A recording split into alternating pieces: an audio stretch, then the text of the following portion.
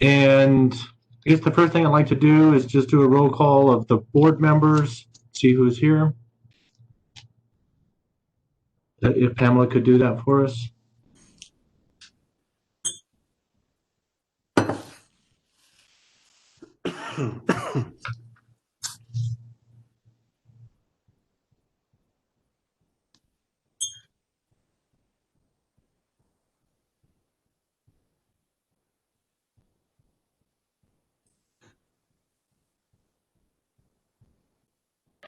Rookie mistake. I was muted. So I'm sorry, everyone. Let's try this again. Member Bitzer? Yes, here. Okay, thank you. Member Cates? Here. Member Duval? Present. Member Garcia? Here. Member Sweeney? Member Sweeney? Okay, we'll loop back. Member Trujillo Davis?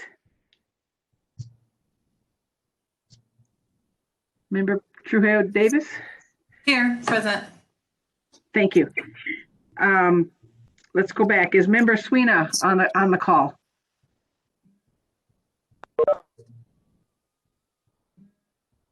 Okay, I'm going to take the silence as a not yet. Chair Volkerding? Here. Okay, so it looks like you've got one member missing. Okay, thank you. Mhm. And then if, I guess, have the councils make sure everyone's here as well.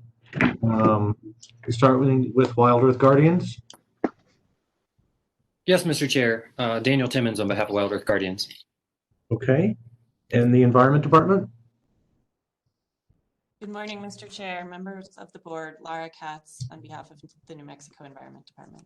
Thank you. Three Bear Energy? Good morning, Mr. Chair and board members. Chris Colclaser representing Three Bear Delaware Operating LLC. Great, thank you. XTO Energy? Thank you, Mr. Chairman. Lewis Rose with Montgomery and Andrews representing XTO. Good morning. And Spur Energy? Good morning, Mr. Chairman and members. Adam Rankin appearing on behalf of Spur Energy Partners LLC, and with me today is my colleague Jill Van Noord. All right, great. So the agenda says that our first item this morning is public comment. I had received an email saying that Anthony Cook was interested in making public comment. I don't know if we have others, but if Anthony is on the line, we will start there. Mr. Chair, this is Kyle Tisdale representing environmental law center, interested party in these proceedings. I apologize for that. Thank you. Okay, now we'll go to Mr. Anthony Cook, if he is on. Okay, I'm not hearing him. We'll double back in a bit. Is there anyone else that is here for public comment? Mr. Bitzer. We had talked yesterday about raising your hand. We had talked yesterday about us having questioning because we were going to do some questions. Yes. Last night. Public comment first. Oh yeah. And then we will go to questions. Switch that on. Thank you. Is there anyone else from the public that would like to make comment? All right. So with that, we will move on to board member questions of the Environment Department. And again, we'll just do alphabetically just to kind of control the flow of discussions. So we'll start with Mr. Bitzer.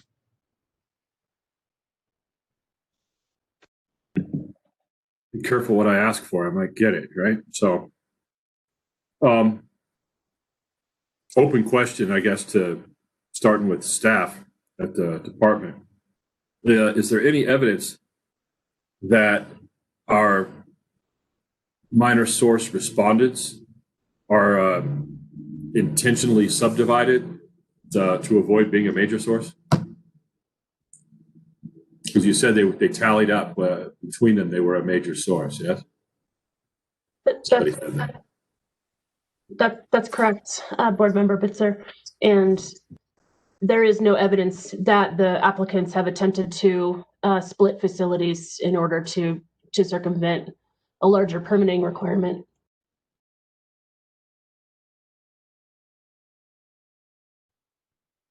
That was my only question.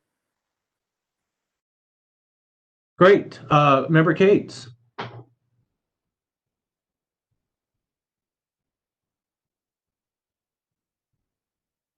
Unmute. Yeah, I'll let somebody else go first. I'm going to drink a little more coffee here. Okay. Member Duval. Yes, I hope this isn't beyond the scope of the issue at hand, but I think it's germane to the overall concern.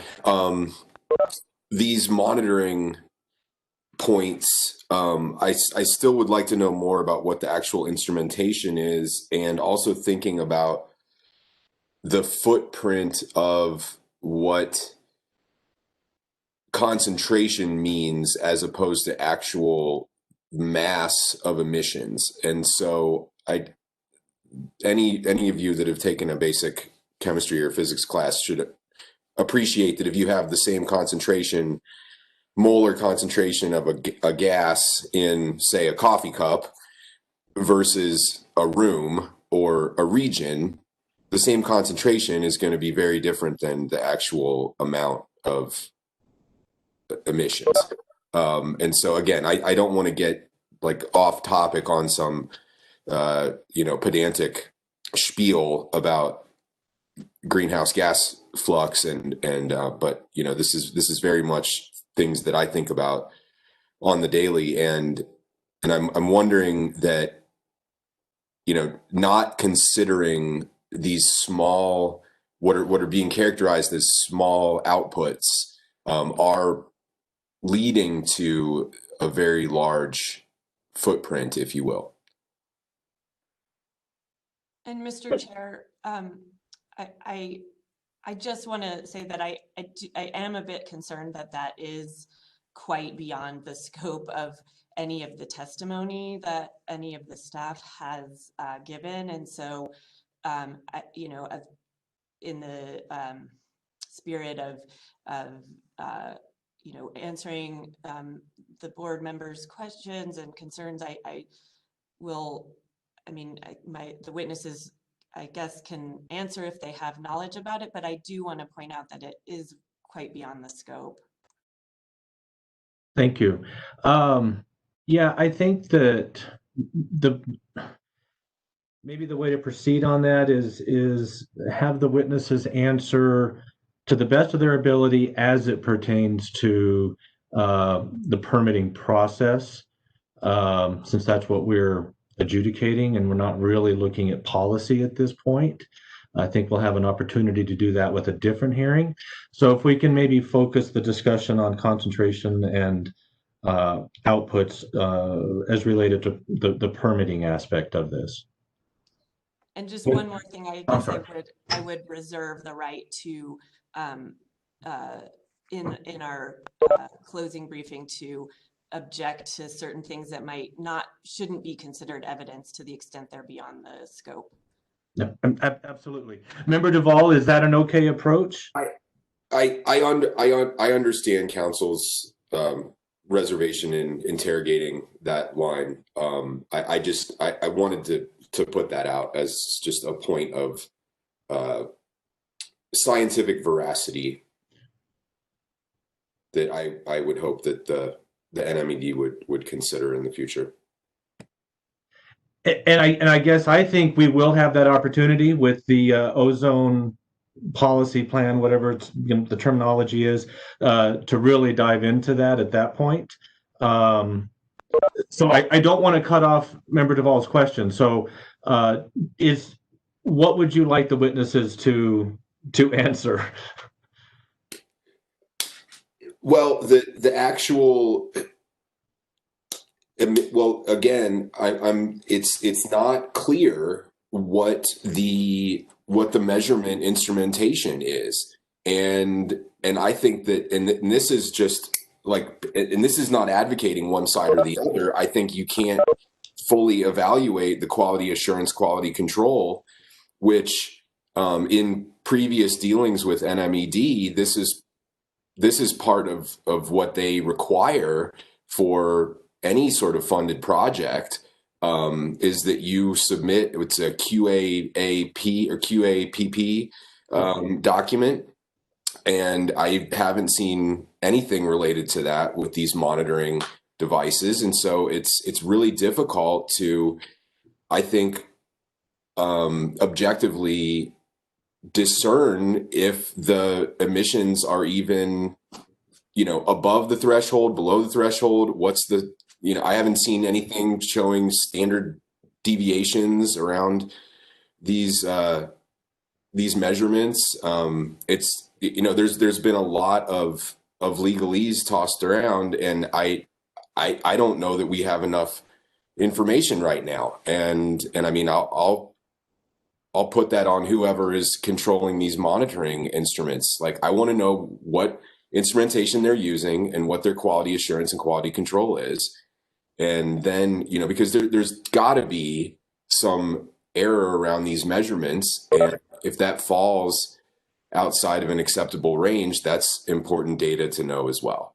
So, I mean, I appreciate Dr. Sahu's presentation showing that these monitoring sites are above the acceptable, from my understanding, legal thresholds, but without having some understanding of what the error is, it's really difficult to evaluate.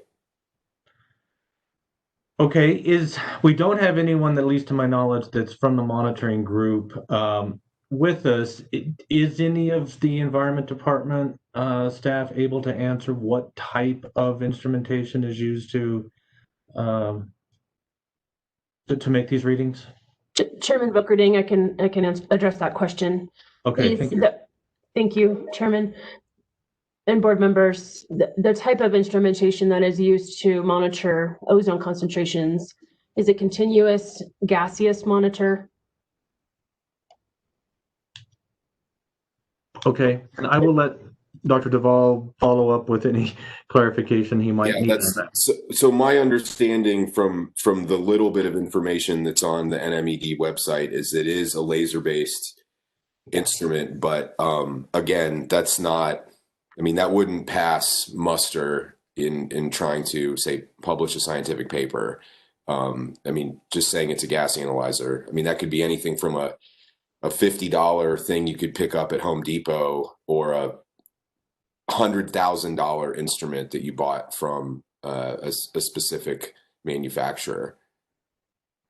I mean, I think that should be public information, like what you're using to measure this. Thank you, Board Member Duvall. And we do publish an annual network review plan annually on our website. And all of our monitors must conform to the federal requirements in 40 CFR 58. Those requirements outline all of the questions and provide answers to all of the questions that you've posed to us today. Okay, I've spent a considerable amount of time trying to look this up. If you could specifically direct me to where that information is, that would be incredibly useful. We will. Yeah, thank you, Chairman, Board Member Duvall, and we'll certainly do that.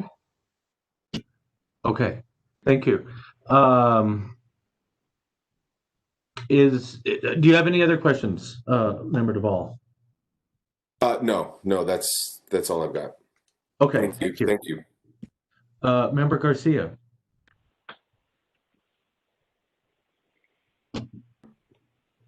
Yes, thank you, Mr. Hearing Officer. I do have several questions, actually. And I'm trying to understand the process for getting a designation of non-attainment for the area we're talking about, the Hobbs Carlsbad area. I understand that EPA is the only one that can designate it officially as non-attainment, even though you've had indications that the ozone levels are above the limit for a few years now. So I'm wondering, I know that there was a designation of non-attainment in the Doña Ana County area and perhaps others in the state. What is the process for asking EPA or petitioning EPA to designate an area as non-attainment? And I'm wondering, is there a time limit after you recognize that an area has exceeded ozone for, the designated values or design values? Is there a time limit for a state to petition EPA for non-attainment designation? I'm wondering, I know it's taken a while for you to do that because of lack of resources and staffing shortages and various other things, but tell me about that process, and is there a time limit that EPA gives a state to petition for non-attainment? Thank you, Chairman. Board Member Garcia. There's a number of things to respond to in those questions. The formal non-attainment area designation process resides solely with the federal EPA, and an EPA can make that request to redesignate an area based on information from air monitors, modeling, or other information at any time. They are not required to do redesignations under the Clean Air Act. That is something that EPA can do without being required to under the Act. They are required to redesignate when a NAAQS is revised or a new NAAQS is promulgated. The governor of any state may at any time petition to have an area brought up for reconsideration to EPA to potentially be redesignated, but the formal redesignation process lies solely with the federal EPA. The Air Quality Control Act contemplates or actually mandates that the state take action to develop a plan, including regulations to bring before the board to attempt to bring ozone precursor emissions to below levels that result in ozone exceedances. Okay, thank you. So when Doña Ana County was designated non-attainment, were you then required to draft regulations, and is that why you have these draft regulations now? Chairman, Board Member Garcia, the non-attainment area designation in Doña Ana County, around Sunland Park rather, was in response to the revised ozone NAAQS that was in 2015. EPA revised the NAAQS from 75 parts per billion down to 70 parts per billion. In doing so, triggers a number of regulatory procedures for states and the federal government. We had the state of New Mexico had 1 year to prepare a request to designate that area as non-attainment, and we did that. And EPA is required to make that formal non-attainment area designation within 1 year of the, within 2 years rather, of the NAAQS being revised. And they did it as well. They did that as well. Based on the type of designation that was made in that area in Sunland Park, that triggered a action for the state to develop a state implementation plan and to submit that state implementation plan to the federal government within 3 years of the area being formally designated as a non-attainment area. And the state has been working on the non-attainment state implementation plan for Sunland Park. Okay. and if I may, I have several more follow-up questions. So the OAI that you're working on, is that required when there's a non-attainment designation, or is that something the state of New Mexico decided was the process to take? I'm wondering, why did you start I know you did the OAI because of the exceedances you were finding on the monitors, and you have to have a plan in the SIP to deal with it. Am I correct or no? Chairman, Board Member Garcia, the Air Quality Control Act mandates that the department develop regulations or plan and include regulations to bring for the board to attempt to control those ozone precursors in an attempt to keep the state in attainment for ozone. Hello, sorry, the court reporter's trying to get your attention. The record is not, she's not able to testimony. If you could pause for a second. Member Garcia, I think if you mute your line while the witnesses are speaking, that will help with the feedback.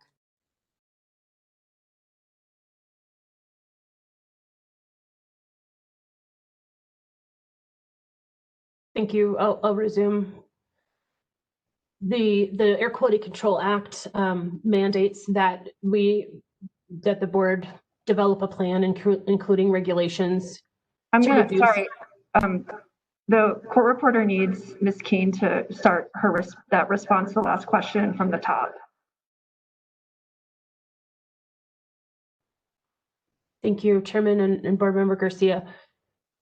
The Air Quality Control Act requires that the board develop a plan, including regulations to reduce ozone precursors to maintain and attain the national ambient air quality standards for ozone. And that effort is triggered when monitors are over 95% of the ozone standard. The formal non-attainment area designation process and the following state implementation plan that we're developing for that small portion of Sunland Park is a separate process. So the OAI is the plan to keep the remainder of the state attaining and maintaining compliance with the ozone standard to keep the area in attainment for ozone. Thank you.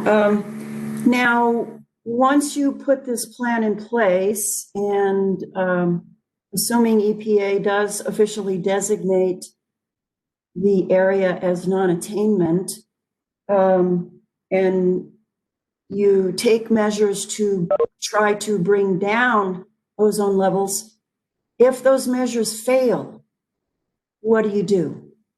How much time do you give it to have the ozone levels lower? Thank you, Chairman and Board Member Garcia. The plan and the regulations that are adopted by the board under the plan are an attempt to lower those emissions to keep the entire state in attainment for the ozone standard. We have proposed sector-wide oil and gas regulations that target ozone precursors from oil and gas emissions.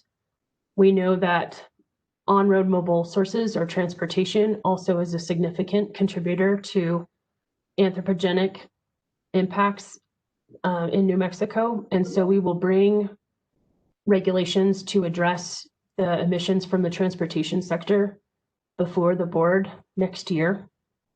It is likely that we will need to develop additional regulations that target power plants or other industrial sectors in order to reduce emissions from those non-oil and gas, non-transportation sector related emissions of ozone precursors.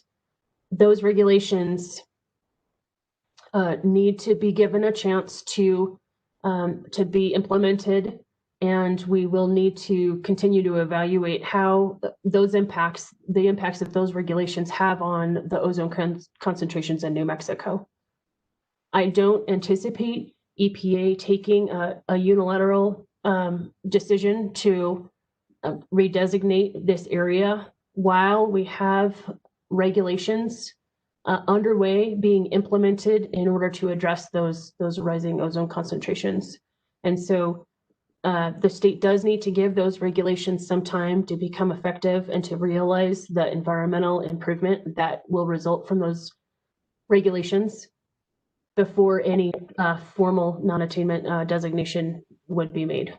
So all that being said, the authority to redesignate the area as a formal non-attainment area resides solely with the EPA. And there is no requirement in the Clean Air Act for them to take certain action within a certain time period to redesignate areas when the NAAQS has been retained for that standard. So the NAAQS is currently set again at 70 parts per billion. EPA just approved the retention of that standard. And so currently there is no proposal by EPA to revise that NAAQS downward. And so this would be, this redesignation would occur under a separate part of the Clean Air Act, and there is no timeline for EPA to take any formal action in the act.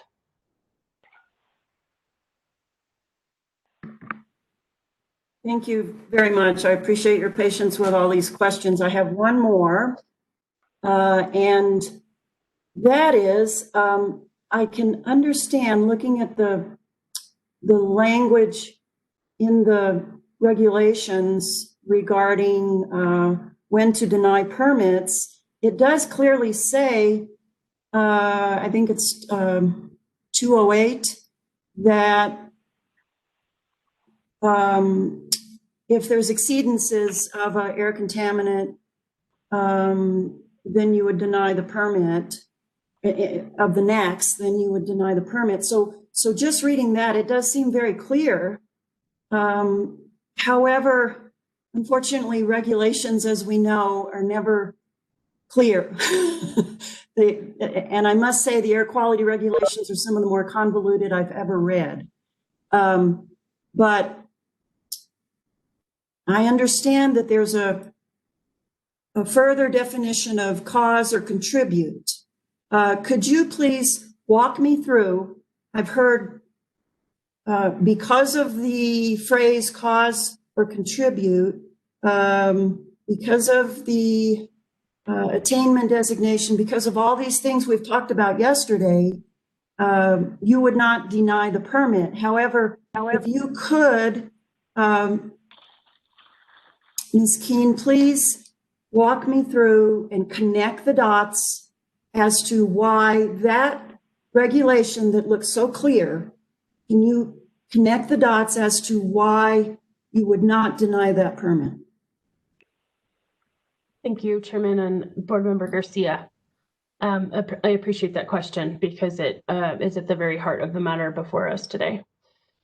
There are emissions that are released from the activity at a facility that are directly emitted from a facility, and there are emissions that are generated outside of the facility's boundaries as a result of complex atmospheric chemistry, and emissions that are often transported for hundreds of miles away that combine in a certain region to form ozone. And that is the pollutant that is at issue today, is ozone, which is a secondary contaminant, and it is formed from complex chemistry in the atmosphere from many, many different sources. And so the demonstration or the analysis that has to go into determining whether a source causes or contributes to a violation is different depending on the type of pollutant that we're discussing. For pollutants that are directly emitted from a facility, it's very easy to analyze those emissions through commonly accepted atmospheric air dispersion modeling tools. And we have a suite of those tools that we use for all of the other criteria, pollutants.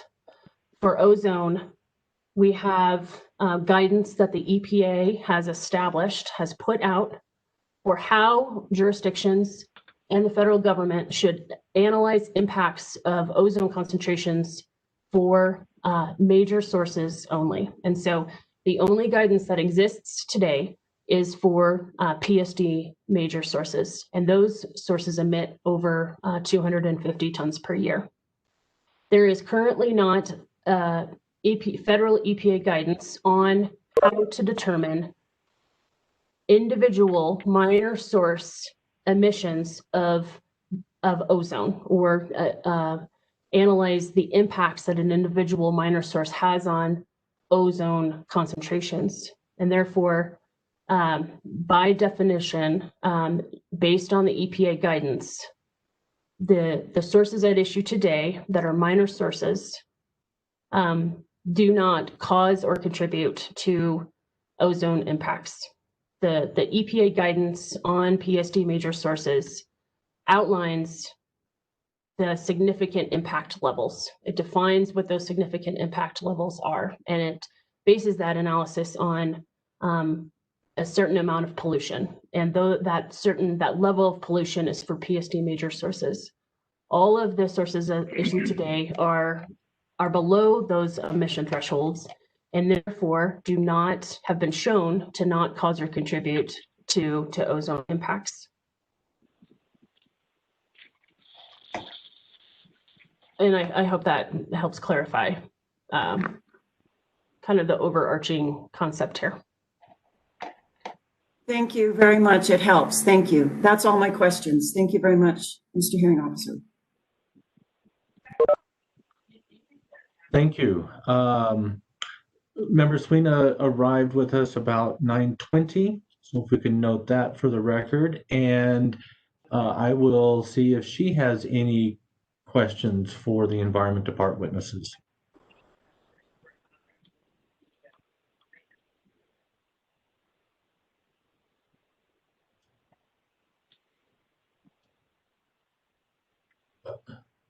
Member Sweeney, I can see you, but I can't hear you. Oh, okay.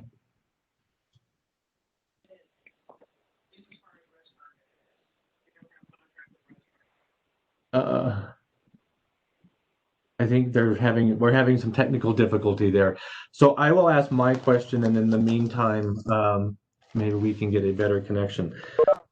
So my question, one of the things that I heard yesterday was a disagreement, I think, between Wild Earth Guardians and the Environment Department on the usage and definition of the term non-attainment area. What I heard, and I could be wrong, but what I gathered was that Wild Earth Guardian looked at the terminology of non-attainment area. Once the monitors show it, then the requirements that would kick in for a non-attainment area kind of automatically or should immediately start kicking in. And what I heard from the Environment Department was that there is a formal process of designating an area non-attainment, and those requirements don't kick in until that process has occurred. And so one of the things I did was look at the regulation in the definition section of non-attainment area to see if that would help me work between those two. And so yesterday, when we talked a lot about the non-attainment area, we didn't seem to read the entire definition. We read the first part that says non-attainment area means for any contaminant, an area which is shown by monitored data or which is calculated by air quality monitoring to exceed any national or New Mexico ambient quality standard for such contaminant. We didn't go to the next sentence, which says, such term includes any areas identified under subparagraphs A through C of Section 107D1 of the Federal Act. So I guess my question is, if in reading that definition, to me, it seems like it's very clear that you have to follow the steps outlined in the federal act before the term non-attainment area comes into play. And so my question for the Environment Department is that a logical flow of thinking, or am I wrong? Thank you, Chairman Bokerding. There are some very important points that you've brought up.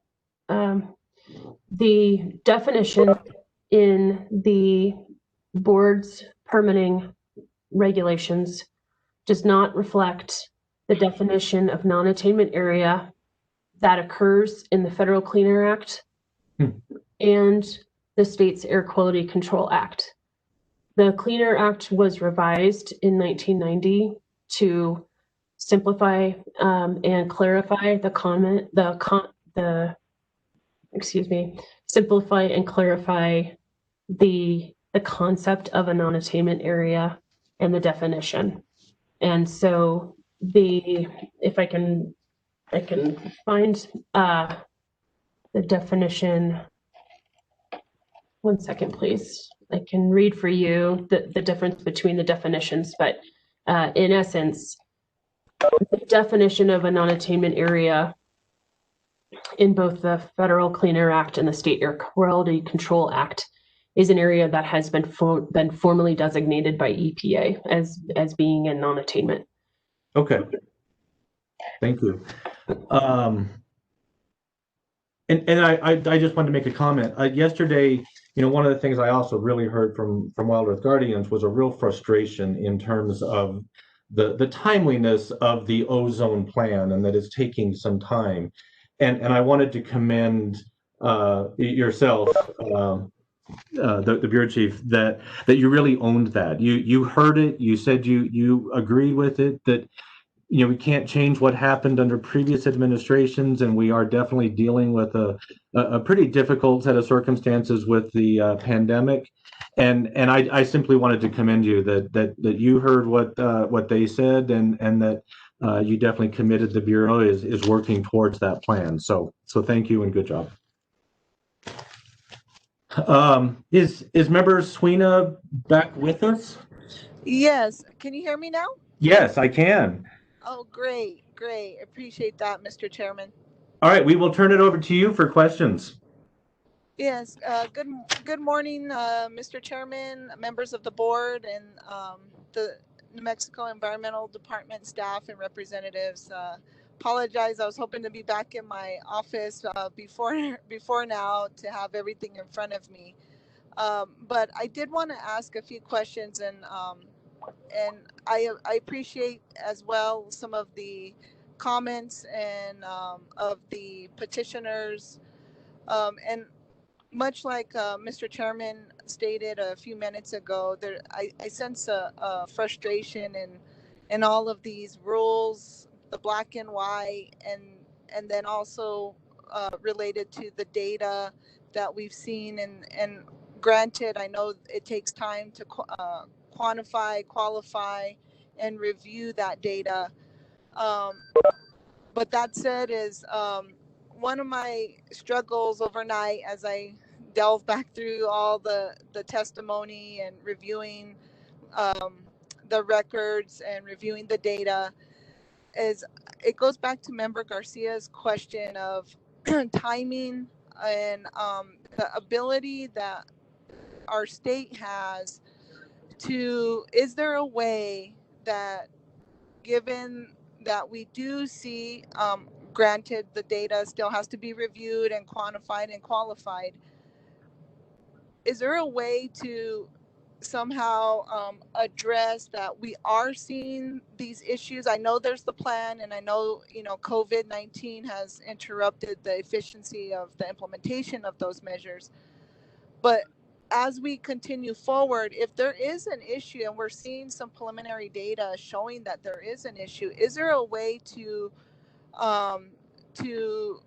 maybe try to figure out how we expedite? I know there's the issue with EPA as the sole decision maker on the attainment area, or attainment versus non-attainment area. But is there a way logistically that we could somehow develop a rule or somehow review more in depth the permit and its potential impacts?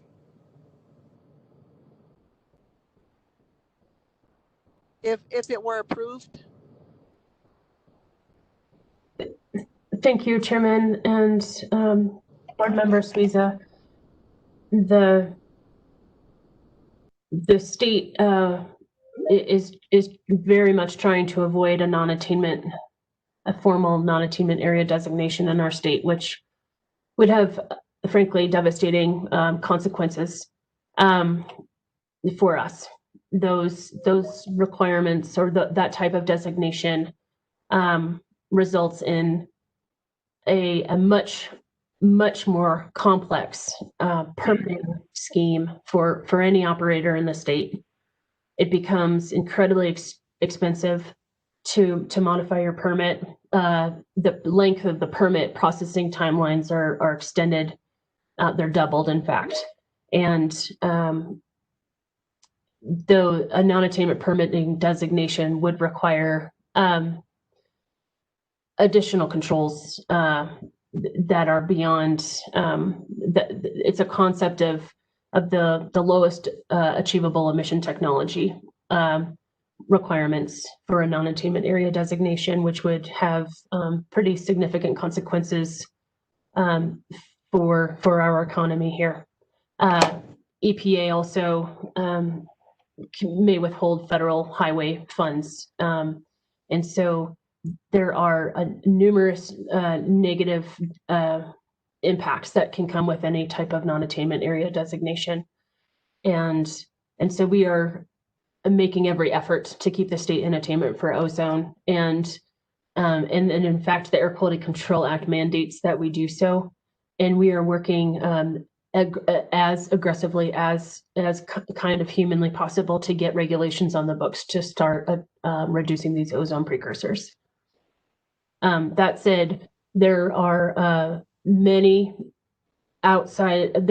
sources of emissions or sectors of emissions that are impacting our ozone monitors that are outside of the state's control. And it may be that despite all of our best efforts and these regulations that we continue to see exceedances at some ozone monitors. As I mentioned in my testimony yesterday, New Mexico should not bear the burden of that regulatory and financial burden of a non-attainment area designation for sectors over which it has no control. And so there are mechanisms under the Clean Air Act to request or to make a redesignation happen, as I just spoke to. I don't believe that EPA would unilaterally make that type of redesignation, knowing that we have regulations that are underway.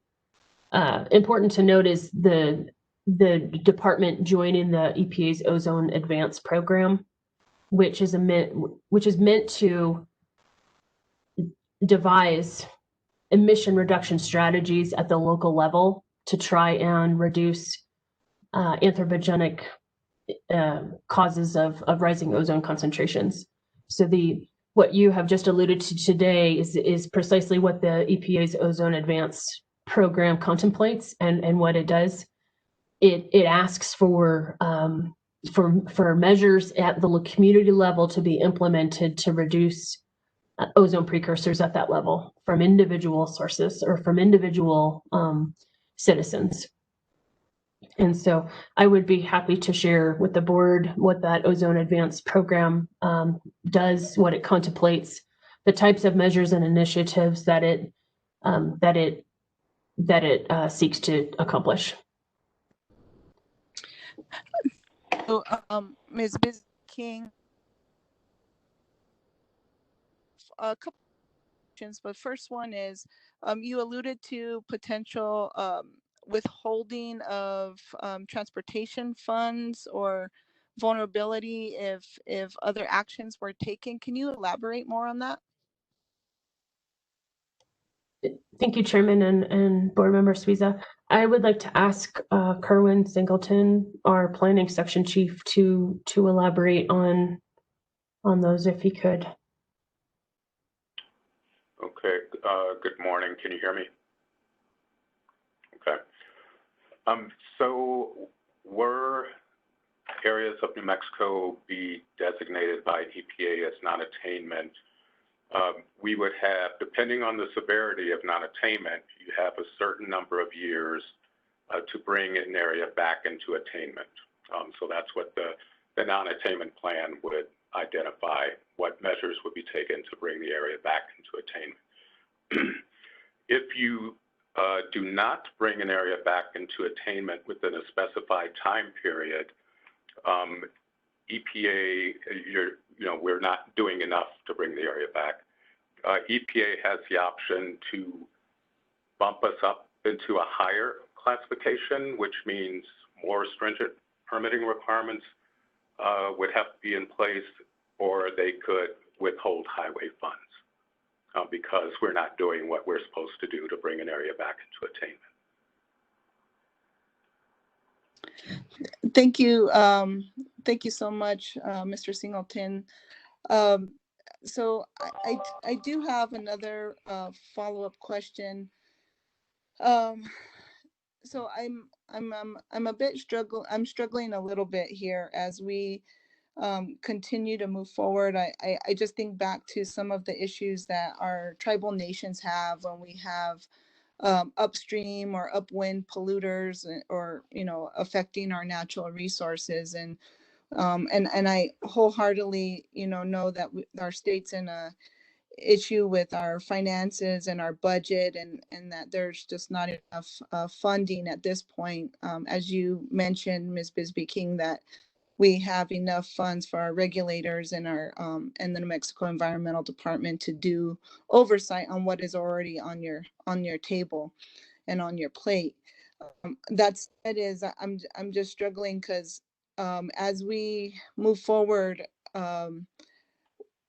in essence, we will have to figure out how we address upstream or downstream or upstream or upwind polluters or folks that or point sources that impact our New Mexico citizens' healthy environment at some point. I'm not saying today, tomorrow, but some point down the line. And so as we do that, I understand the financial burdens that brings. And I'm just, I guess my struggle is, what do we do now given the current regulations? I guess another way I wanted to ask my previous question is there ways that a company or a permitter can do proactive measures willingly? I know it might set a precedent. I understand that, but have you seen that on other permits where permitters are willing and industry is willing to do some proactive or offset measures? Thank you, Chairman, Board Member Suiza. Yes, there are certainly operators out there that have committed to making environmental improvement a byline or a significant part of their social contract to operate within the state, and do take voluntary aggressive steps to minimize leakage of volatile organic compounds and methane, and operate their combustion equipment efficiently and do a very good job in an environmentally responsible way of operating in the state. That is certainly not the case for every operator out there, but there are certainly those good operators that make operating their equipment and adding on voluntary control devices to control emissions and ensuring that they have adequately trained compliant staff out there monitoring their equipment as part of their day-to-day operations. We see that, and that is in fact occurring. As a general matter, the industry as a whole certainly appreciates the the implications of an unattainment area designation and how difficult it would be to operate under that type of regulatory framework. And so that is a motivating factor for businesses to reduce emissions as well. We know that the current federal and state regulatory framework could go further and with reducing those ozone precursors, and that is exactly why we developed the oil and gas emission regulations that we will bring to the board later next year. In terms of other state impacts on our monitors, there are provisions under the Clean Air Act for the state to force or to compel EPA to have those states address those emissions that are impacting our monitors. And so we will certainly contemplate pursuing those options as well with the governor's approval. That has not occurred yet, but that remains a possibility. Thank you, Ms. Bisbee King. And I totally understand that, you know, a measure or an initiative like that would require additional resources, staff resources, and financial resources. So I'm not, like I said in my question, I'm not thinking that's going to happen tomorrow or the next day. I think overall, just again, as I've worked with a number of tribes and pueblos, what I've seen is, you know, that step of looking beyond their, you know, map jurisdictional boundaries and utilizing the ability as treatment as a state to, it's led as a prime example in the water quality arena, where they, you know, they pursued holding Albuquerque accountable for some of the impacts they had to their surface water quality issues. And so I would just encourage maybe continue to look at that, again, knowing that, you know, we're all bound by financial constraints and human resources and staff resources. But I appreciate, Mr. Chairman, the ability to and the opportunity to ask these questions. I think that's all for now. Thank you. Thank you. Have any other questions bubbled up in the minds of, okay, Member Trujillo Davis? I think you forgot me. Oh, I apologize. Maybe I did. That's all right. That's all right.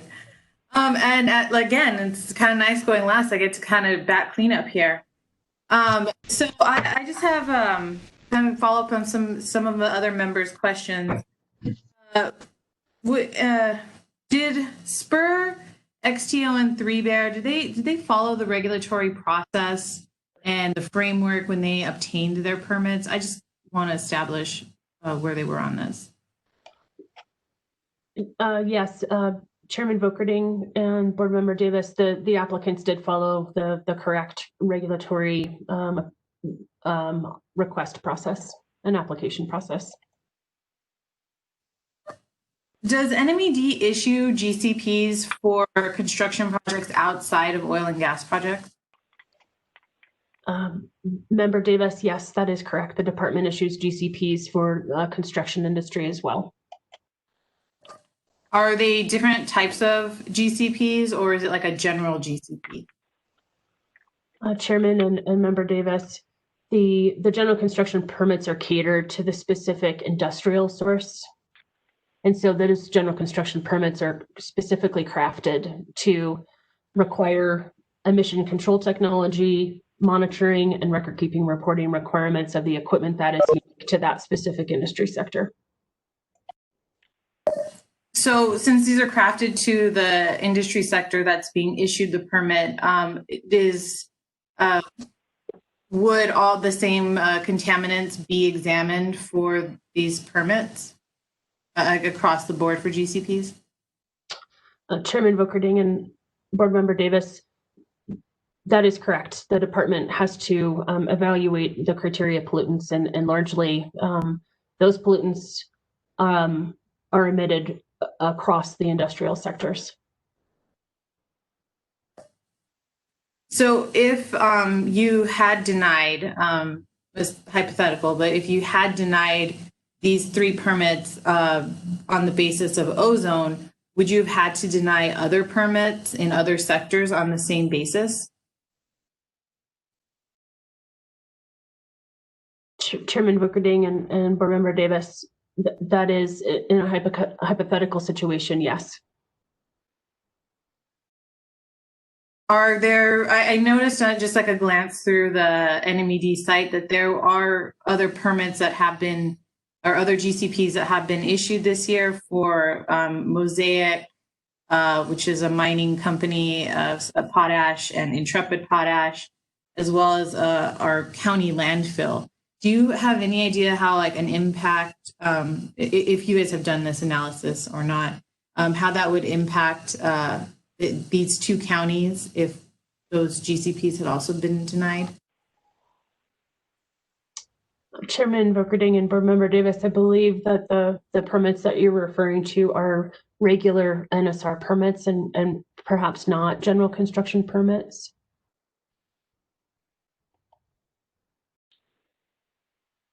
And I think that's oh, and one more question, just for my information. Are there any other counties in New Mexico besides the one we identified, Bernalillo, Sandoval, and Doniana, that would be potentially facing ozone problems? Chairman Bookerding and Board Member Davis, yes, you are correct. The Air Quality Control Act requires us to requires the board to develop a plan and pass regulations to address ozone precursors in areas of the state that are exceeding 95% of the ozone standard. And there are currently 7 counties under your jurisdiction that are exceeding 95% of the ozone standard. And those include San Juan and Rio Arriba, Sandoval, Valencia, Lee, Eddy, and Doña Ana counties. Well, it seems like there would be a lot of activity as far as general construction going on in all of those counties. So am I correct in understanding that this decision could impact 7 counties in New Mexico? Chairman Bookerding and Board Member Davis, you are correct. If the department, yes, the matter before you, if it would affect 7 counties potentially. Well, it's very enlightening. Thank you. Thank you for answering my. Great, thank you. Any other board members have additional questions? Mr. Cates, you had yours up first. It was close. It was close. So just to back us up a moment here, we're looking at a petition, a consolidated position that involves 1 gas processing plant and 3 general build permits. Is that right? Am I have that correct? Chairman Bookerding and Board Member Cates, yes, that is correct. And so what is it? So I understand what the gas processing plant is. It's collecting liquid product, and from 3 different compressors. But what is a general build permit? Is that something you can build a compressor station, you can build a plant, you can build a hub? What does that mean? What is a general build? Chairman Bookerding and Board Member Cates, if I understand your question correctly, you are asking what types of oil and gas facilities could be registered under the GCP oil and gas permit. Is that correct? Yes. Okay. The permit is meant to cover upstream, midstream, and gas processing facilities. And so any facility operating in that upstream production and processing oil and gas value chain can register under the general construction permit. It was written in such a way to accommodate those types of operations because the operations are very similar. The equipment is similar and the emissions are similar as well. Yeah. So and if we're looking at 4 permits in particular here, does anybody know the status of those projects or those permits, where they stand? Board Member Cates and Chairman Bookerding, I am not familiar with where those where the construction of those sources stand. The Libby 3 gas plant was previously constructed. The request was a modification to an existing air permit, and so that facility I know is operating. I can't speak to the other three.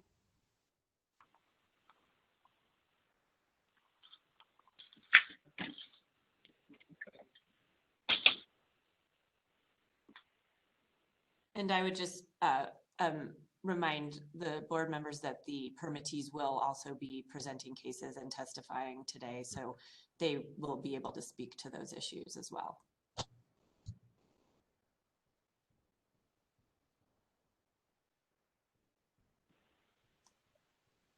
Member Cates, I think you're muted.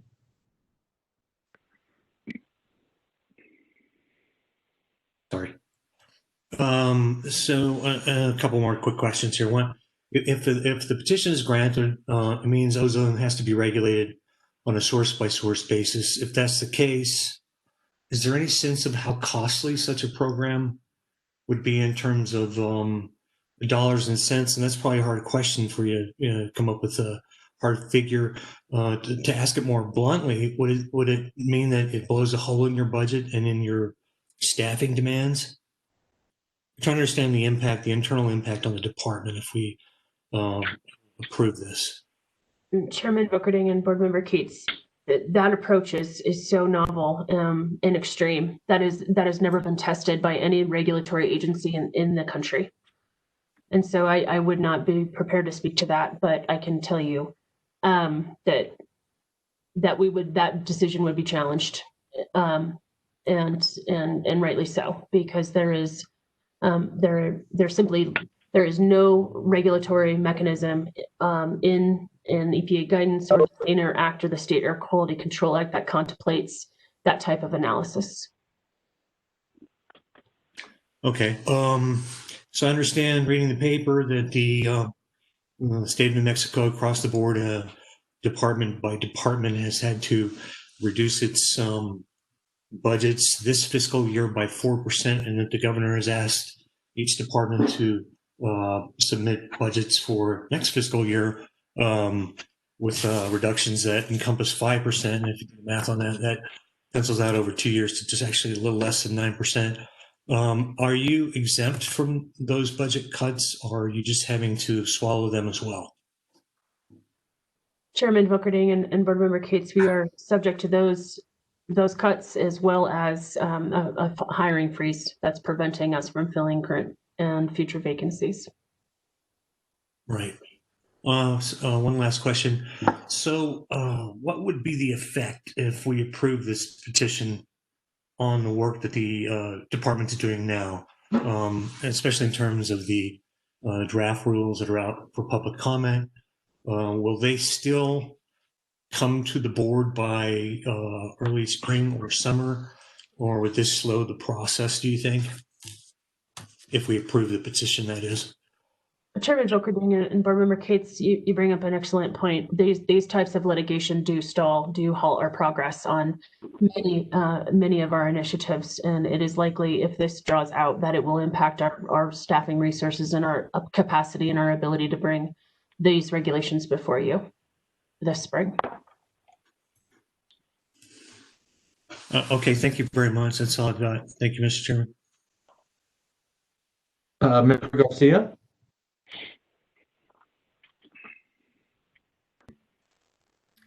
Yes, thank you, Mr. Chairman. One quick question. Because the appellant is concerned about not following the regulation Part 208, could you give an example if you're not going to deny a permit, these permits based on that regulation? Can you give me an example of when you have denied a permit and what were the circumstances? And I'm thinking oil and gas in particular, but under 208, can you give an example of when you would have denied a permit? Chairman Bookerding and Board Member Garcia, there are several subparts or several authorizations under Part 208 that give us the authority to deny applications. And so denials of air permits are typically related to a facility's failure to comply with a state or federal regulation. That is the most typical reason why the department would deny an air permit, because there is a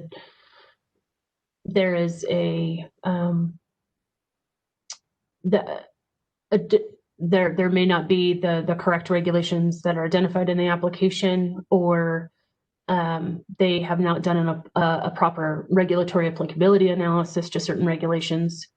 Most of the applications that the department receives meet the standards for approval, and so the department does not typically deny applications because the applications that we receive demonstrate that the facilities are in compliance with state and federal regulations. So we deal with a lot of environmental engineers and scientists that know the state and federal regulations very well.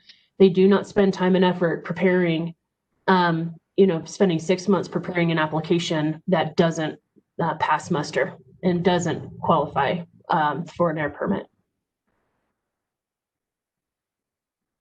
Thank you very much. Appreciate it. That's all.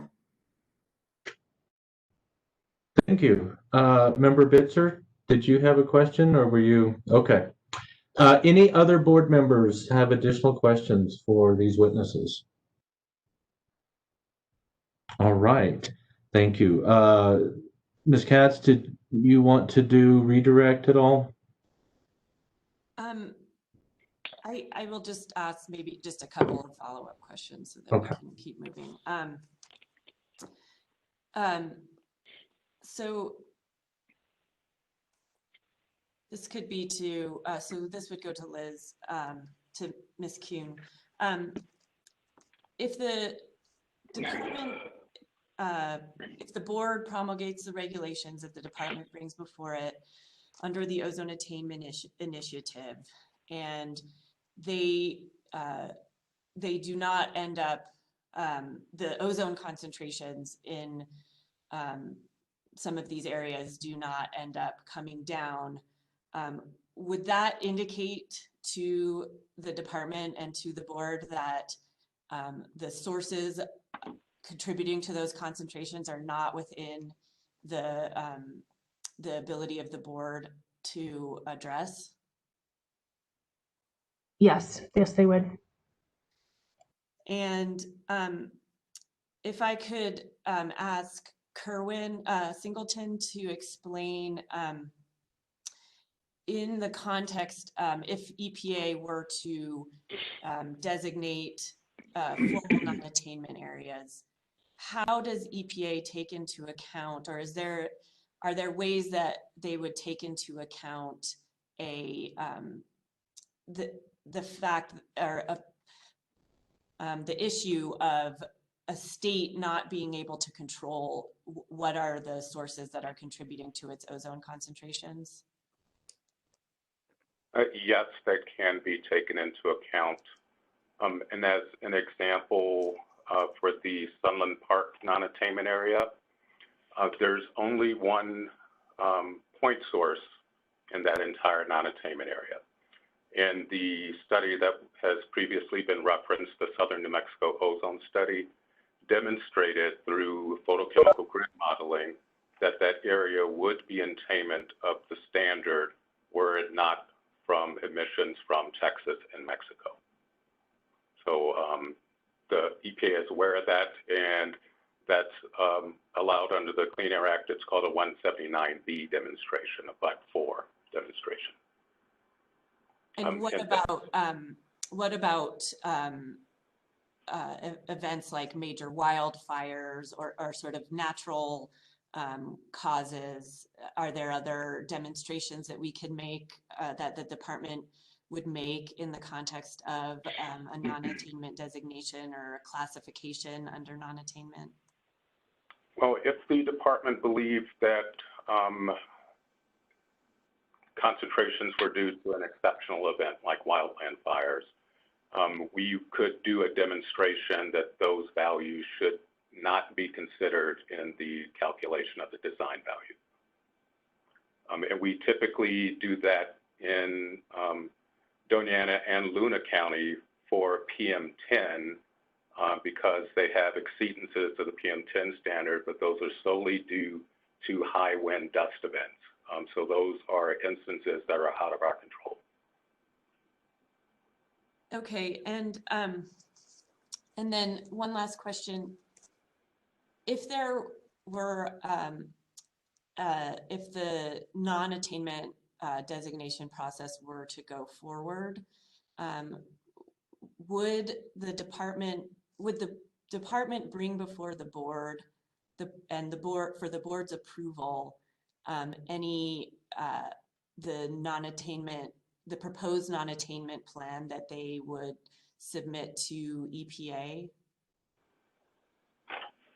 Yes, in these areas of concern, such a designation would likely require new or revised regulations.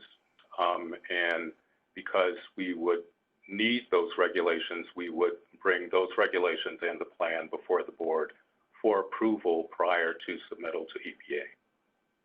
And so all of those issues would come before the board for its consideration in that process. That is correct. And that's all I have. Thank you, Mr. Chair, and thank you, members of the board. Thank you. So next up is Three Bears direct testimony. Is this a good time to take a short break?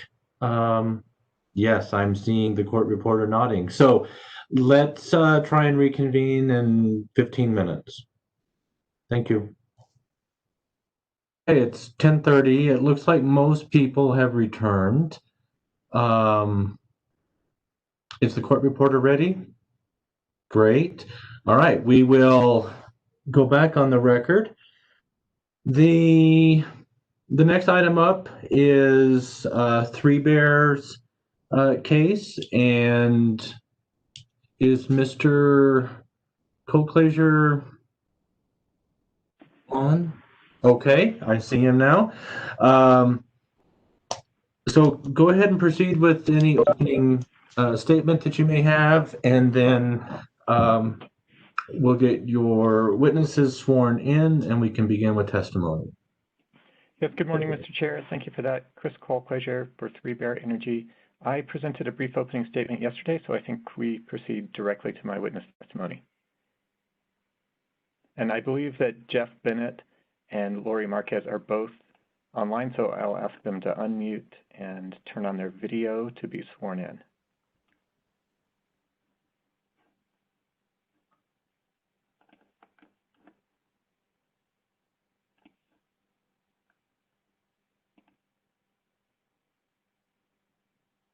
I can't hear the court reporter. I think you're muted.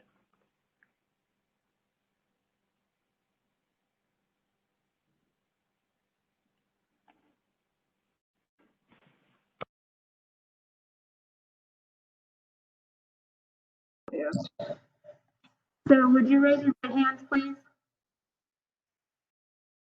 Do you and each of you solemnly swear that the testimony you're about to give will be the truth and the whole truth and nothing but the truth?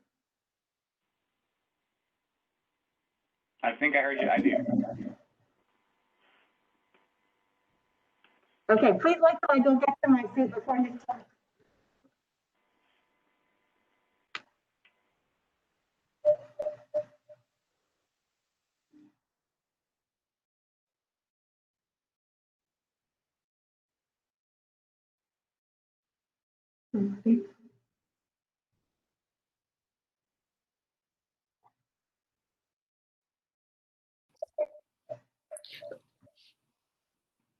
Mr. Chair, just a minor point here. I just want to note for the record that Ms. Marquez was muted at the time of that, although I will consent that based on my lip reading skills, she said, I do.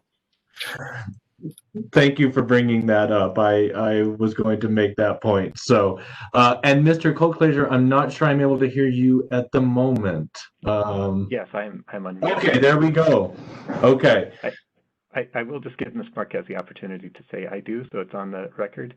Did you Thank hear the you. oath, and do you agree? You're still muted. Boy.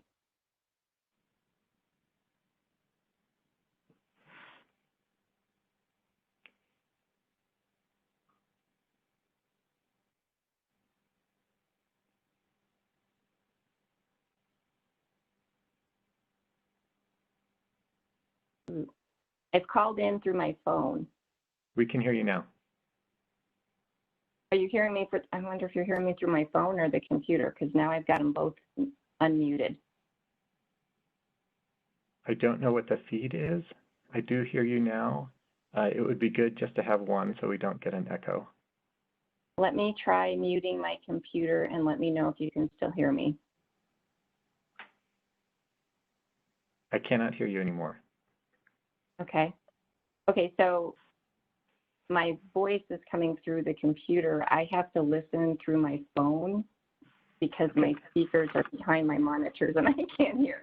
So okay, well, I hear you just fine. I'm going to mute my phone now.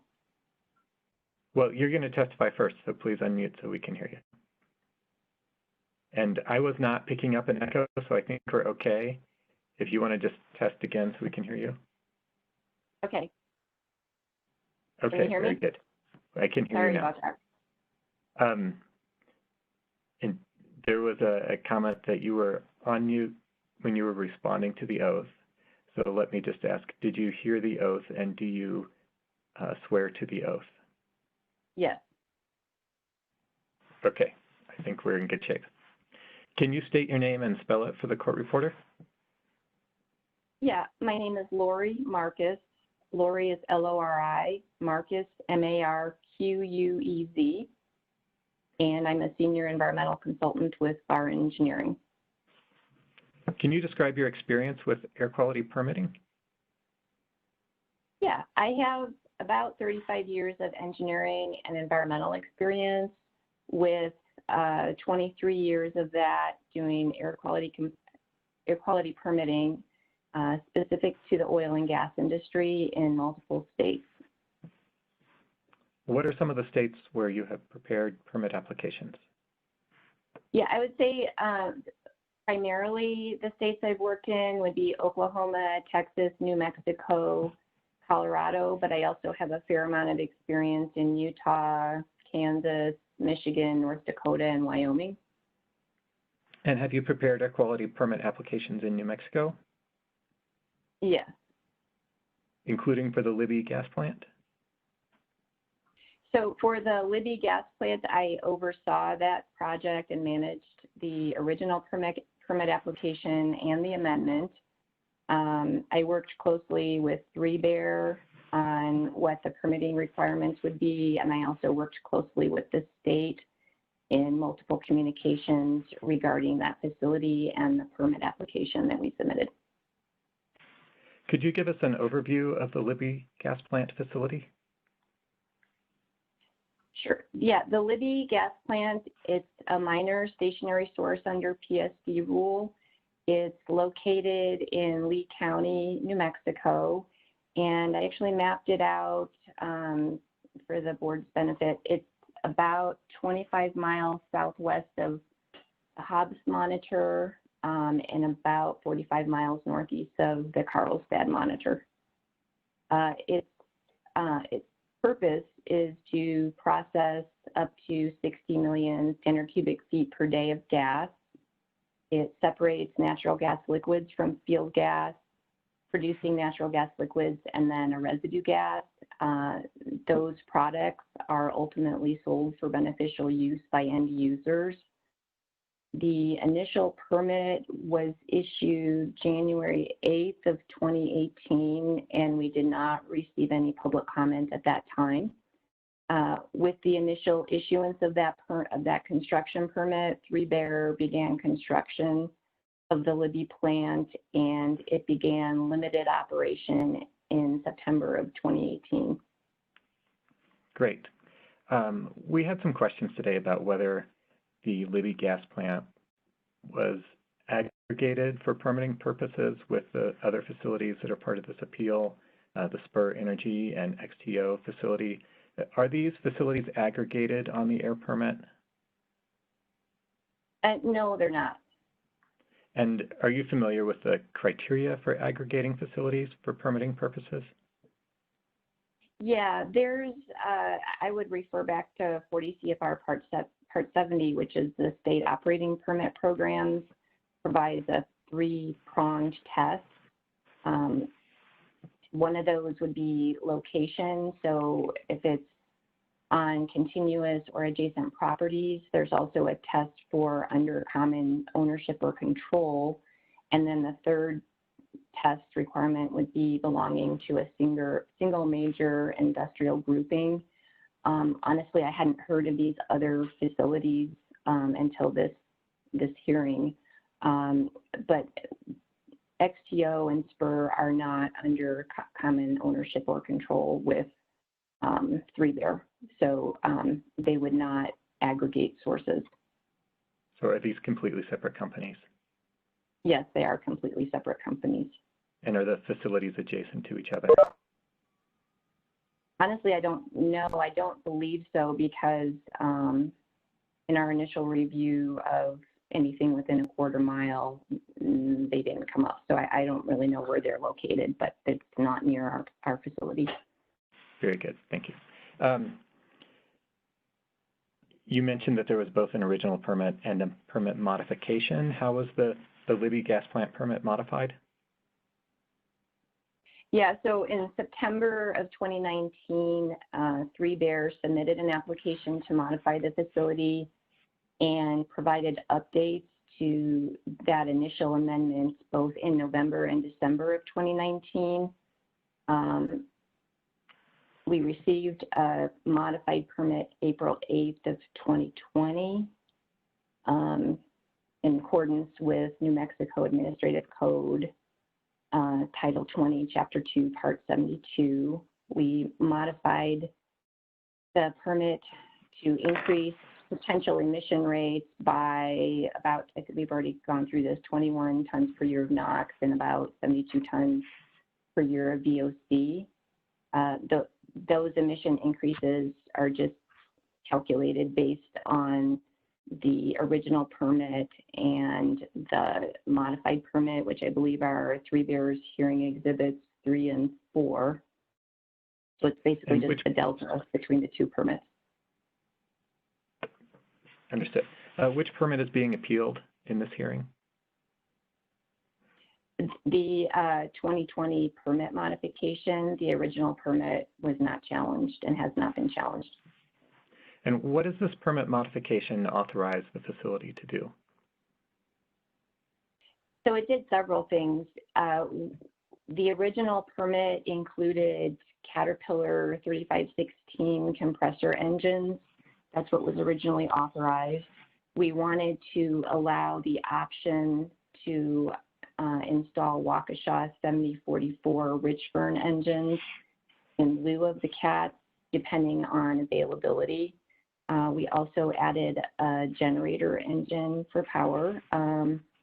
We added some additional blowdown of residue gas to plant flare just for operational flexibility.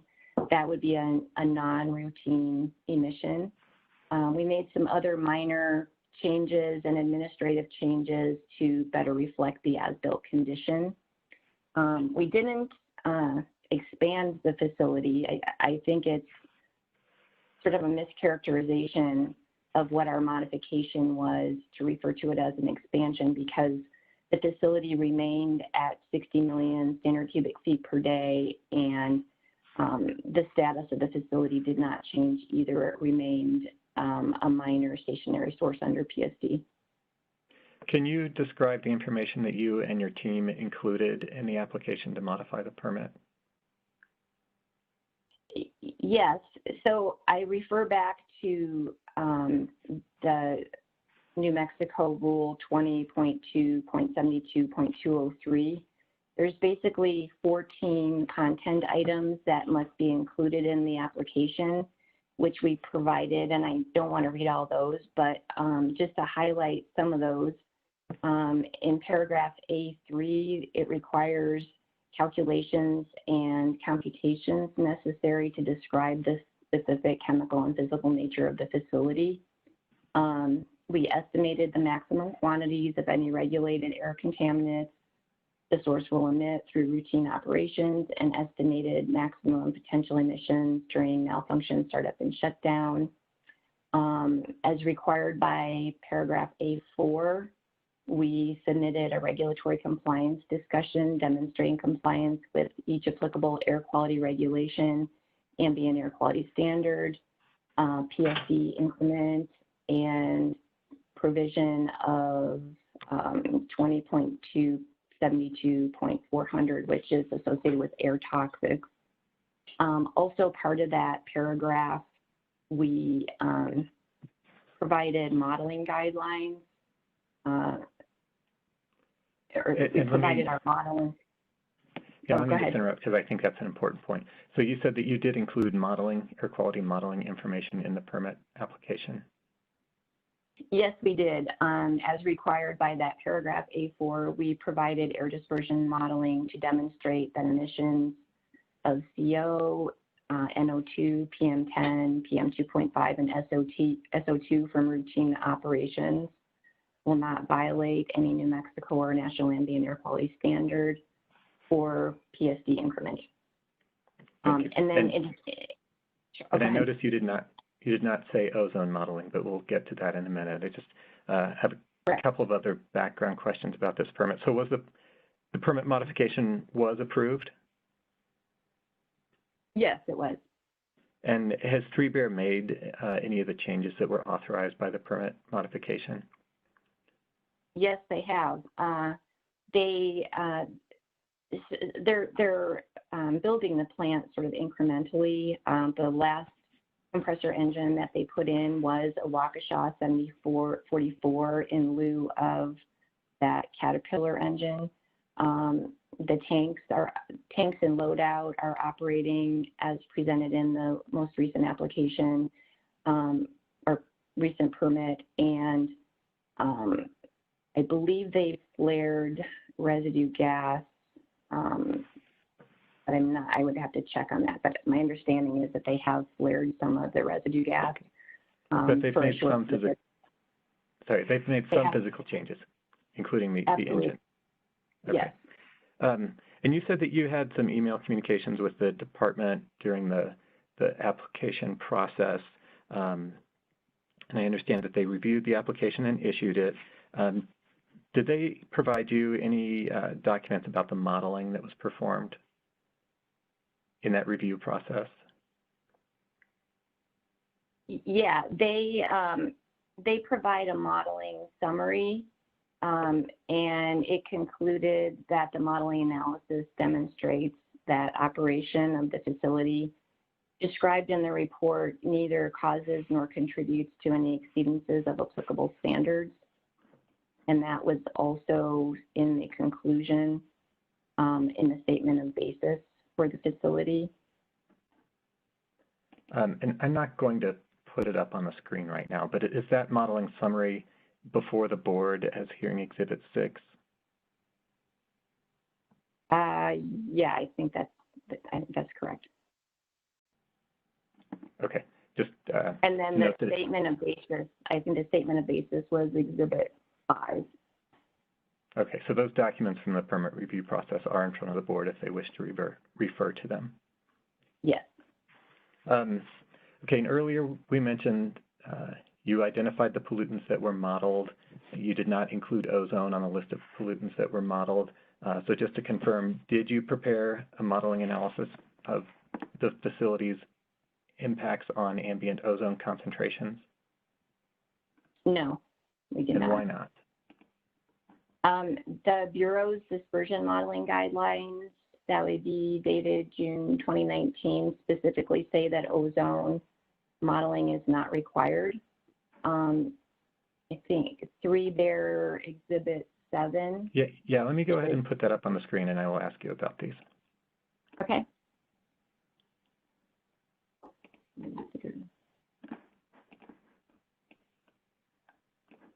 Do you see a cover page for Three Bear Exhibit 7, the air dispersion modeling guidelines? Yeah. I'll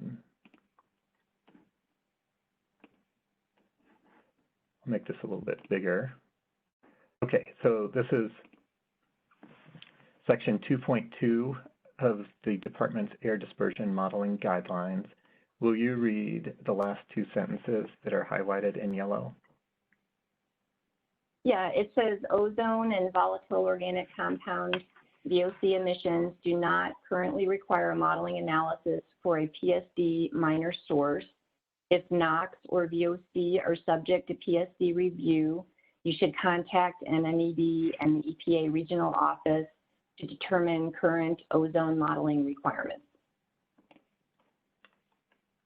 Great, and I am going to move to section 2.6.5.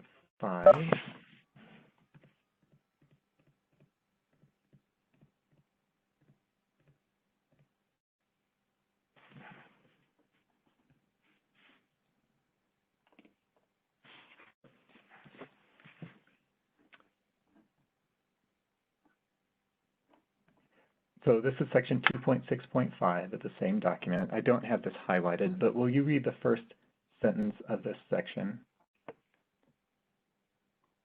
Ozone is normally only modeled for regional compliance demonstrations and does not need to be modeled for air quality permits. Thank you. And can you read this first sentence of this paragraph that is now highlighted in blue? In accordance with this document, NMED performs ozone modeling on a regional scale as need arises rather than requiring permit applications to quantify their contribution to a regional ozone concentration. Okay, thank you. I'm going to stop sharing the screen.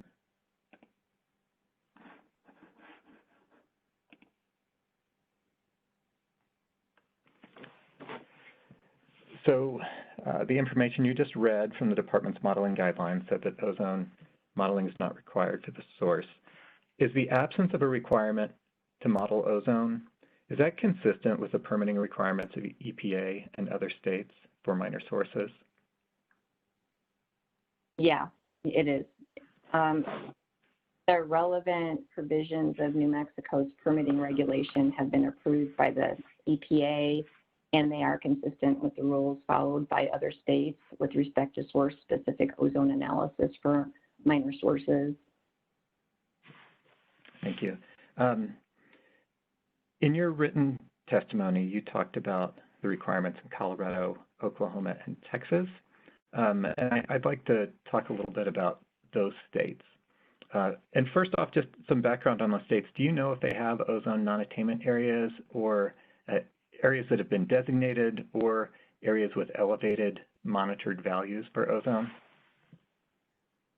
Yes, Colorado and Texas both have designated ozone non-attainment areas. Colorado has the Denver Metro North Front Range ozone non-attainment area. It has been designated as non-attainment under the 1997, the 2008, and 2015 ozone NAAQS. It is currently classified as serious under the 2008 NAAQS. Based on the monitoring values recorded to the state, it is likely to be reclassified as severe. And there's a, okay. Do you know if there is, do you know if there's much oil and gas activity within Colorado's Denver Metro ozone non-attainment area? Yes, there is in the Weld County DJ Basin area. And how about these other states? In Oklahoma, do they have a non-attainment area? They do not, but they have areas of elevated ozone. I went through their most recent data in 2020 and 2019. I didn't see any fourth highs above 70, but in 2018, there were actually 10 monitors with fourth highs over 70. The highest was 76. Those were kind of in and around the Tulsa and Oklahoma City areas where there is a lot of oil and gas in those areas. 2017 had 2 monitors with fourth highs over 70. The highest was 77. One monitor, the Yukon, based on 17 through 19 data, had Fourth highs average of right at the standard of 70. And did you get to look at the design values for the monitors in Oklahoma? I didn't. The only thing I was able to find was the average at Yukon had an average between 17 and 19 of 70. I believe that is the design value. And just to be clear, when I say design value, I'm asking about the 3-year average of the fourth high as opposed to that is the 3 value. That was based. The Yukon is based on 2017 through 2019 fourth highs. Okay. And how about in Texas? Do you know if Texas has non-attainment areas? They actually have 16 ozone non-attainment areas in 8 counties. And does Texas also have significant oil and gas activity? Yes. And Oklahoma? Yes. And is that oil and gas activity located near the areas where these monitors have recorded elevated ozone concentrations? Yes. Do any of these states, Colorado, Oklahoma, and Texas, do they require an analysis of ambient ozone concentration impacts for minor source permits? No, they do not.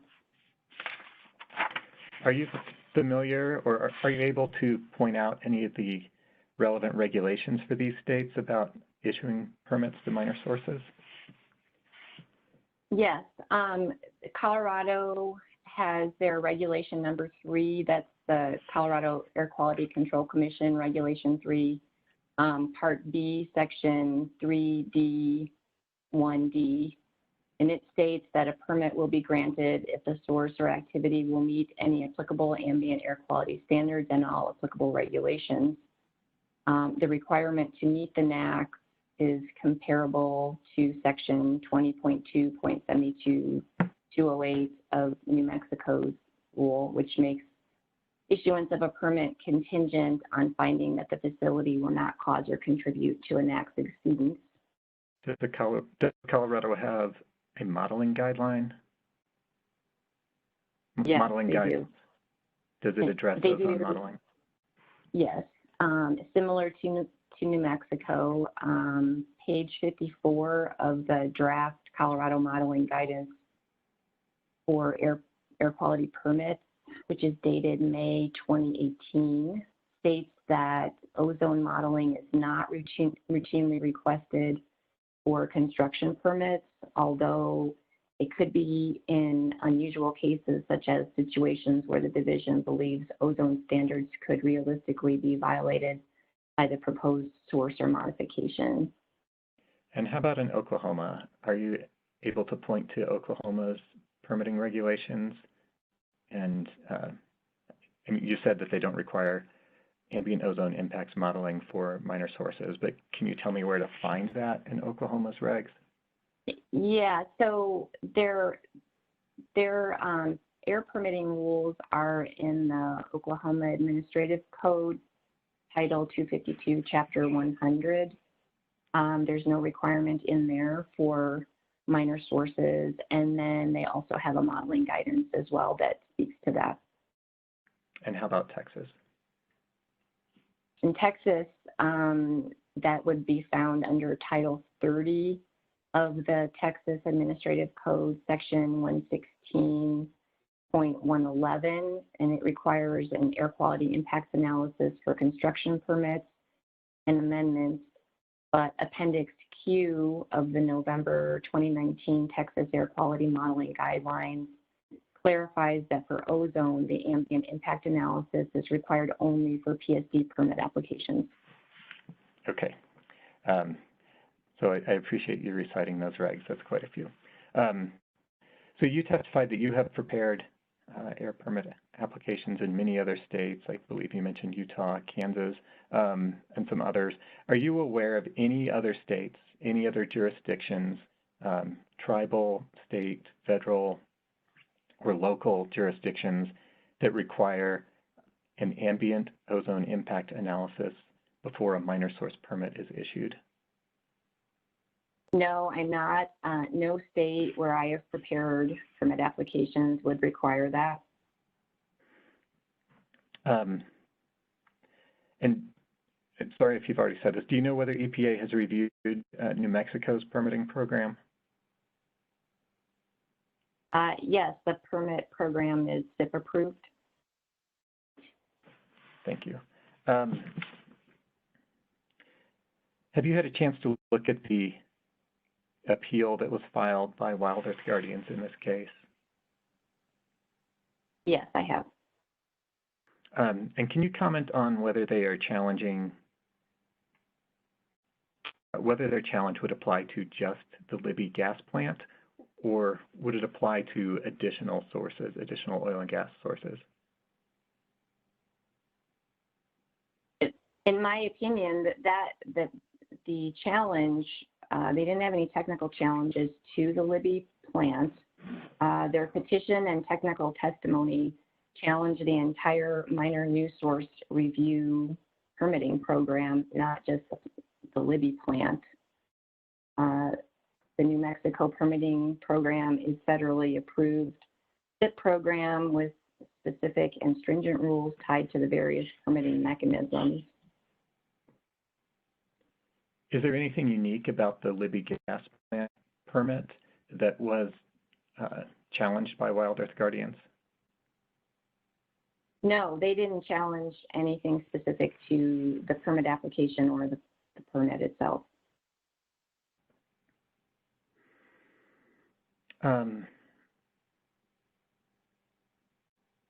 So you've given us quite a bit of background about the permit that was issued to the Libby facility. Can you just summarize your position on the Libby permit?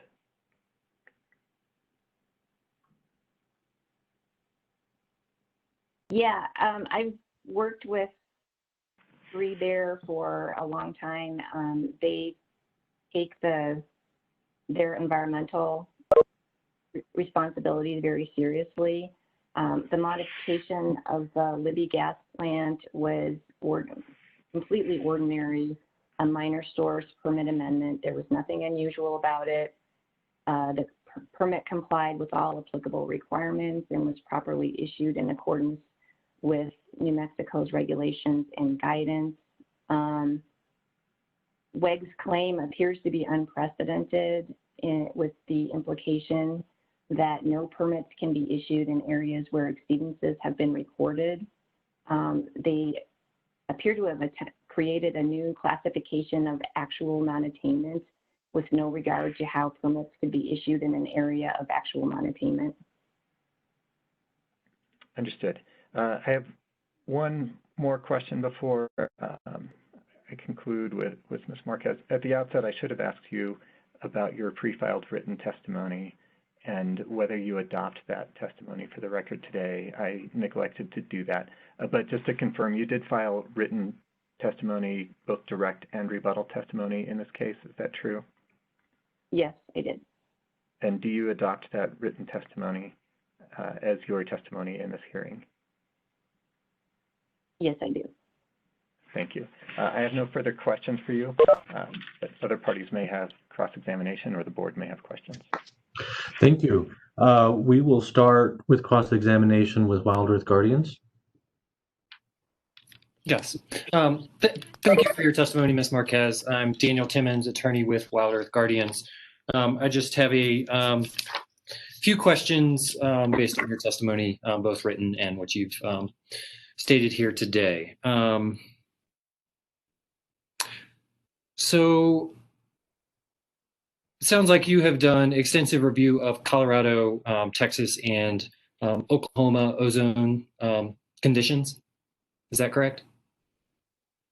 I wouldn't say I've done extensive review of their ozone conditions.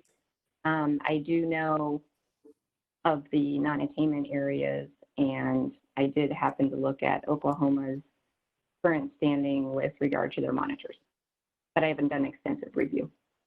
Okay, but in your review of those non-attainment areas, you found elevated ozone levels regularly present in areas with oil and gas activity, correct? Yes. And you looked at, was it the Yukon monitor in Oklahoma that you were discussing? Yes, I did see that. And you said that the design value at that monitor was 70 parts per billion, if I heard you correctly. Yeah, they didn't list it as a design value. They listed it, it looked like an average of 2017 through 2019. But they didn't call it a design value on their website, just to clarify. Understood. I think that there's been previous testimony confirming that that is how the design value is calculated. So we'll assume that that is the design value. How does 3-year average compare with the 3-year average from 2017 to 2019 at the Carlsbad monitor specifically? I'm sorry, you cut out. I couldn't actually hear most of what you said. Oh. The court reporter asked that you repeat the question as well, Mr. Timmons. Okay. If it continues, let me know and I will shut my video off. Will that help? Can you hear me now? Okay. I can hear you now. Okay. Okay. How does that 70 parts per billion 3-year average found at the Oklahoma monitor compare to the equivalent 3-year average at the Carlsbad monitor? I believe the Carlsbad monitor design value is higher. So it actually exceeds the standard, whereas the Yukon is right at the standard. Thank you. So you also noted today that you did not expand the facility's capacity, correct? That's correct. As part of this permit approval process, you did expand the facility's permitted emissions of VOCs and NOx. Is that right? Yes, we increased the potential to emit in that permit, correct.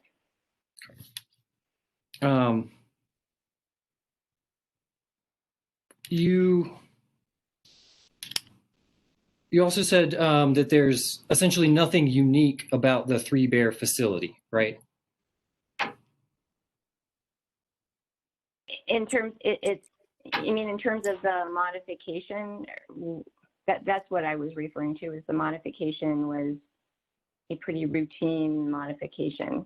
There was nothing extraordinary about it. You also said that there was nothing unique with respect to Guardian's challenge, this permit appeal, correct? Yeah, there was nothing in the appeal that challenged any technical aspect of the permit. The challenge appears to be with regard to oil and gas as a whole, not this particular facility. And as a matter of fact, in Dr. Sehu's testimony, he alludes to that. Let me find that. Page 2 of Dr. Sehu's written direct testimony says that it does not make sense that NNED is continuing to issue general permit registrations and permit approvals for oil and gas sources, of which the 3 registrations and 1 permit modification in the appeals at issue in the current petitions are just examples with allowable and actual NOx and VOC increases. So there wasn't anything that made Libby stand out other than it is being used as an example. You would agree that the Libby plant is located in an area with monitored ozone violations, correct?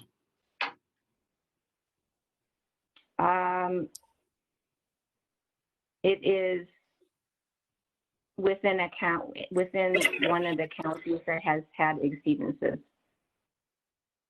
And not all of New Mexico shows those type of ozone levels, correct? That's true. Just a few more questions here. I'm going back to your written direct testimony.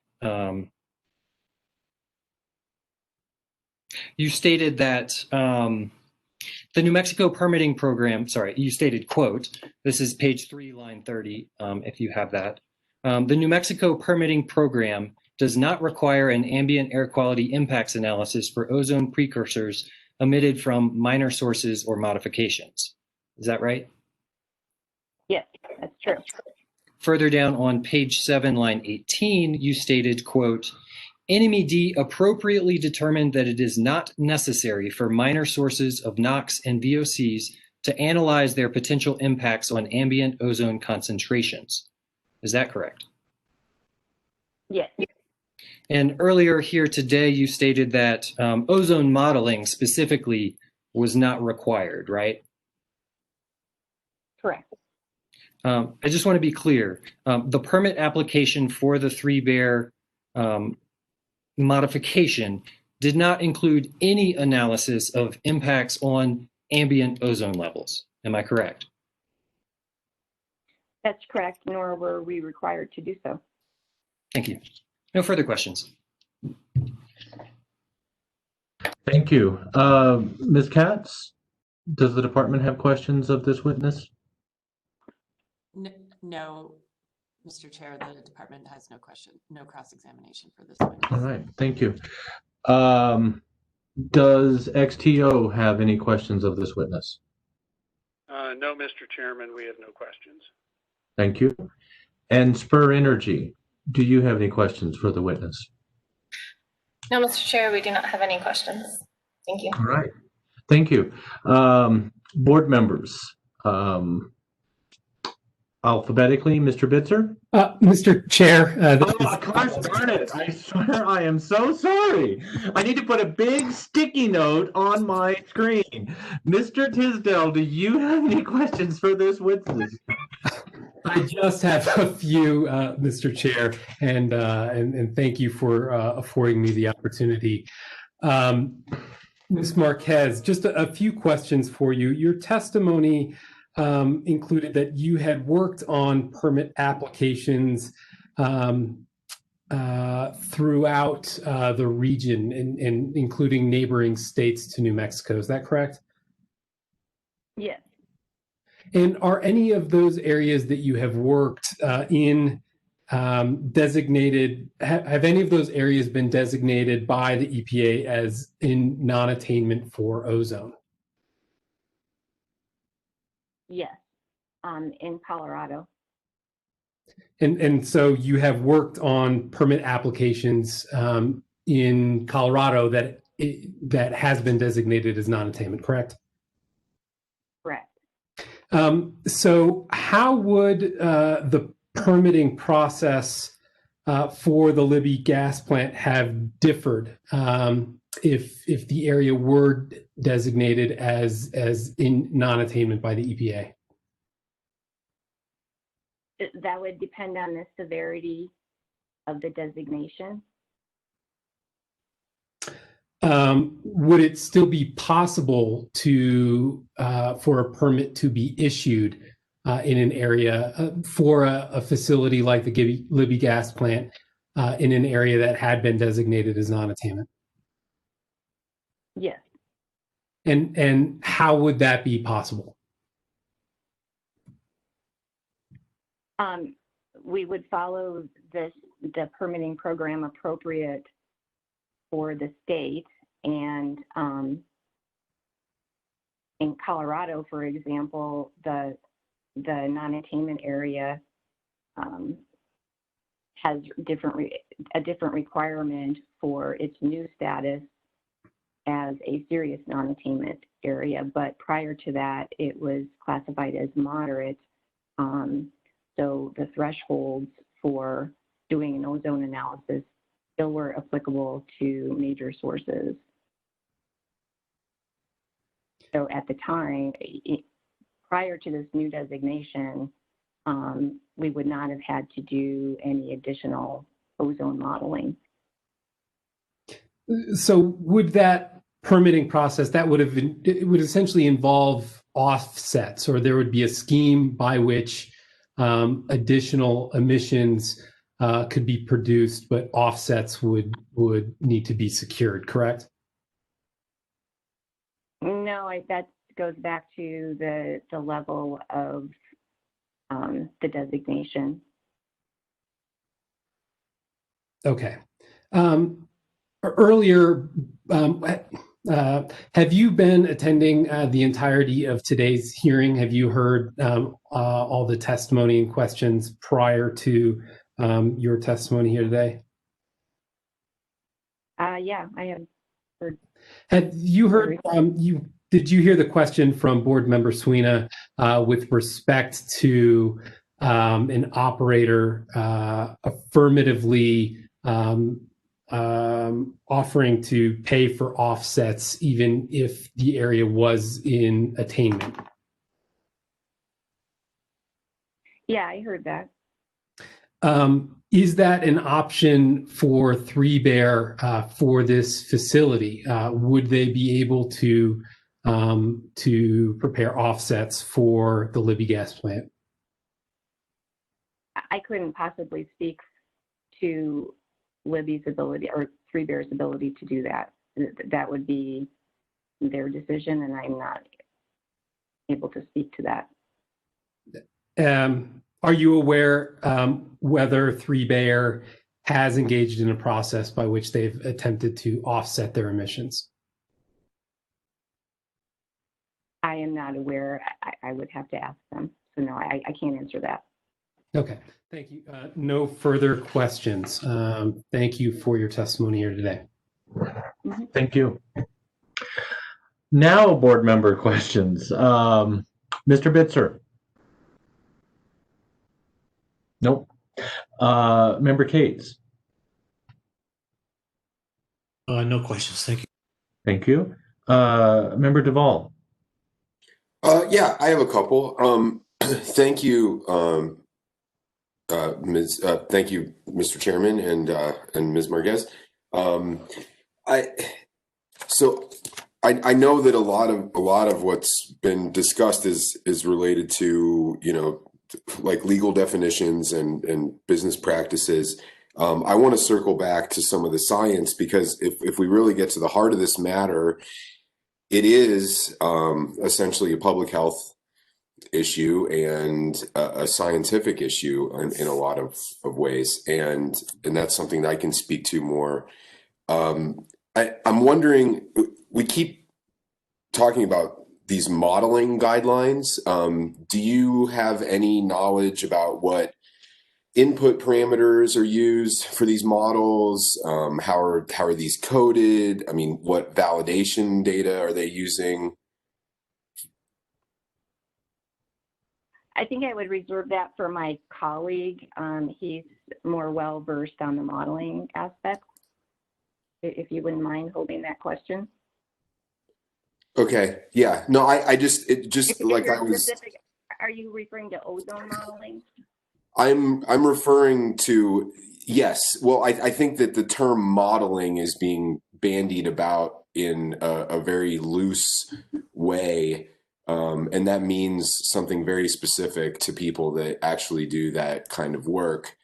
And so I'm curious as to, are you thinking about forecasting potential ozone production given a certain area? Are you just looking at the amount of emissions, precursor emissions? I want to know more. I want to know more about the actual monitoring, and I want to know more about the actual modeling. I think that is absolutely critical to this entire issue.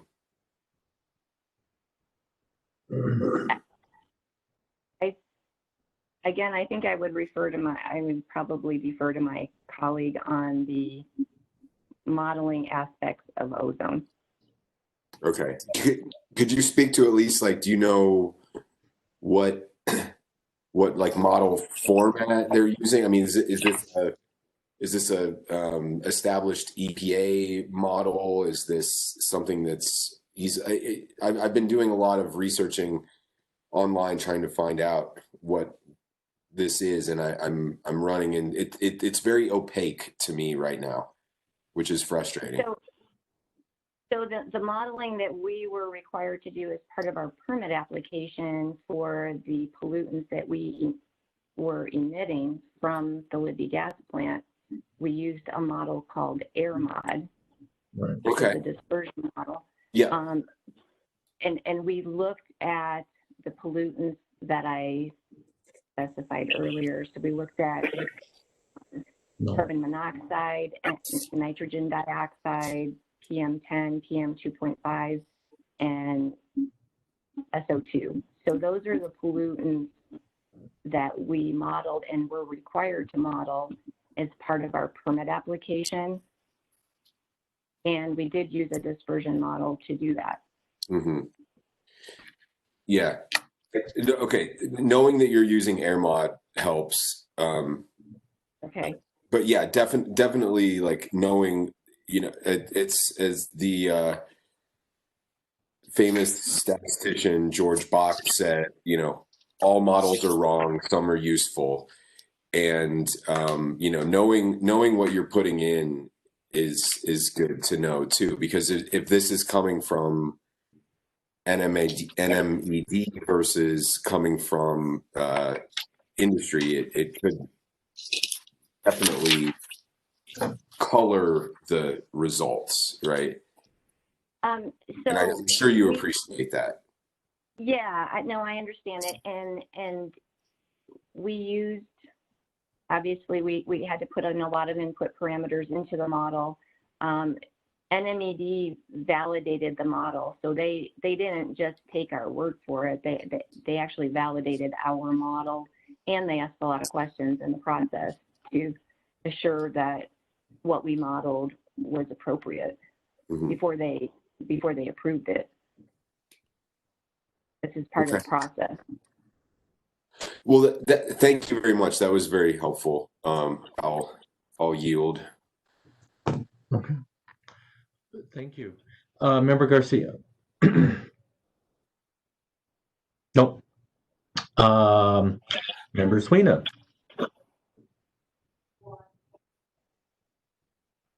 Member Trujillo Davis. No. I had a follow-up question on the model. May make it worse, may make it better. I don't know.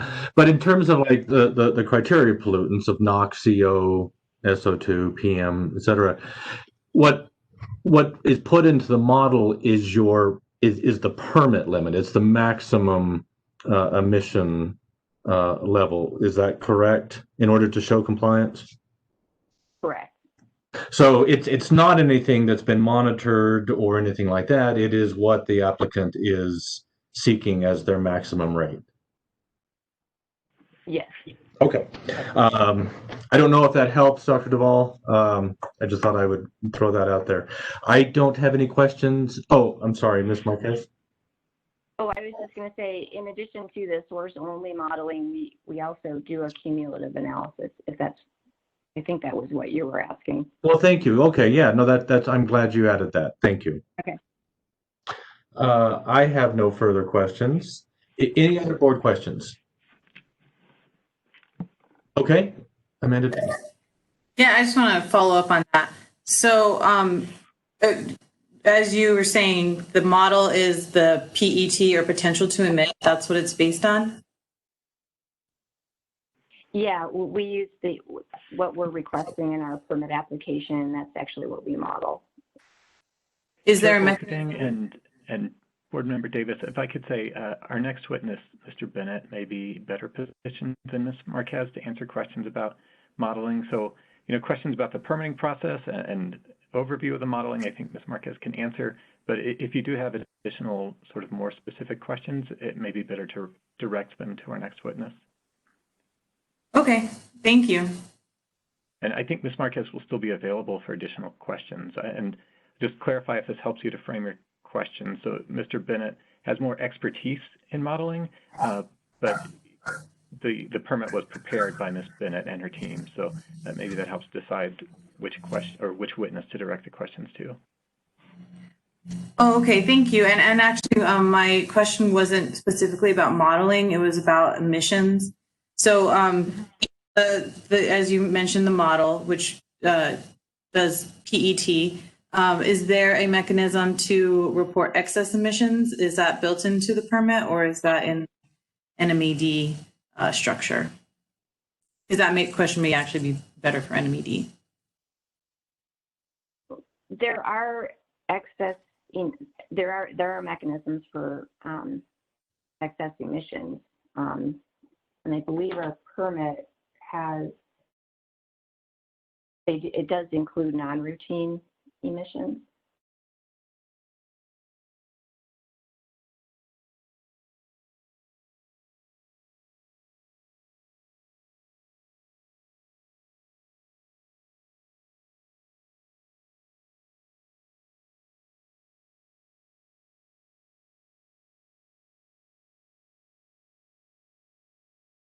The permit includes a small amount of emissions for malfunctions, and it also includes startup, shutdown, and maintenance activities.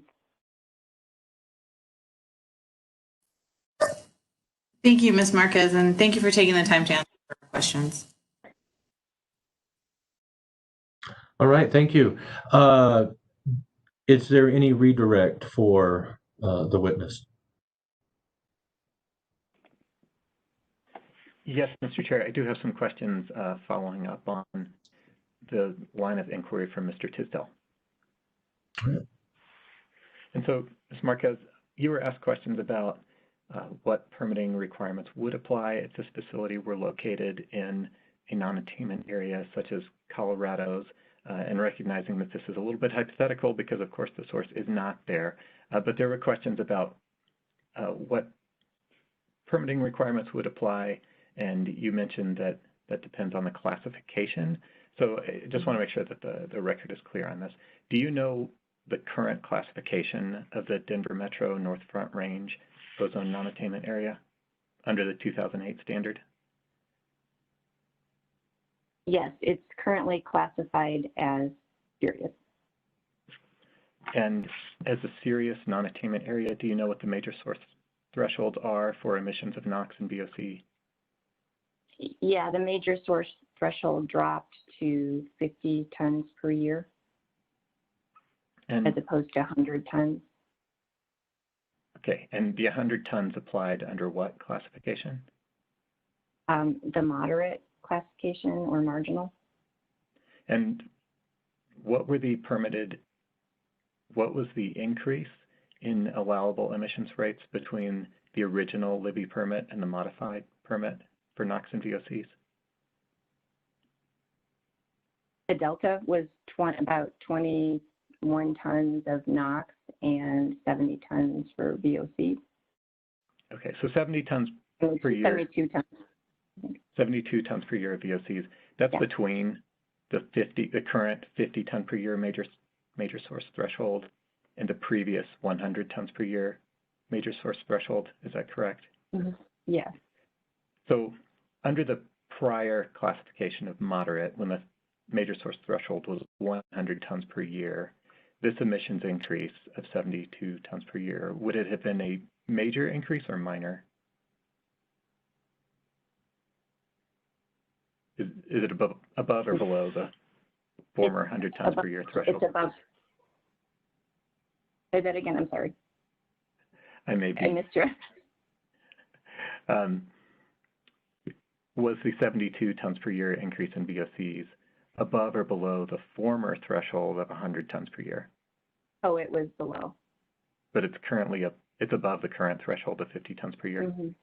So under the current classification of this area, this would have been a major permitting exercise? Yeah.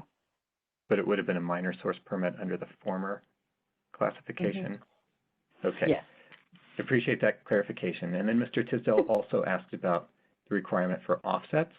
Are you able to speak to whether offsets would have been required for a major source permit versus a minor source permitting action in an ozone non-attainment area? For a major, it would have been required. So if it were done today as a major source permit, emissions offsets Mm-hmm. would be required. Yes. But if it were done under the former classification as a moderate non-attainment area with a higher higher major source threshold of 100 tons per year, would emission offsets have been required for a minor source permitting action? No, they would not have. So even in a moderate non-attainment area, the Clean Air Act would allow a minor source permit to be issued without emissions offsets? Correct. I don't know if you have this information in front of you, but do you know whether southeastern New Mexico, if an area were drawn and if it were designated as non-attainment, do you know what classification it would be subject to based on the monitored ozone values?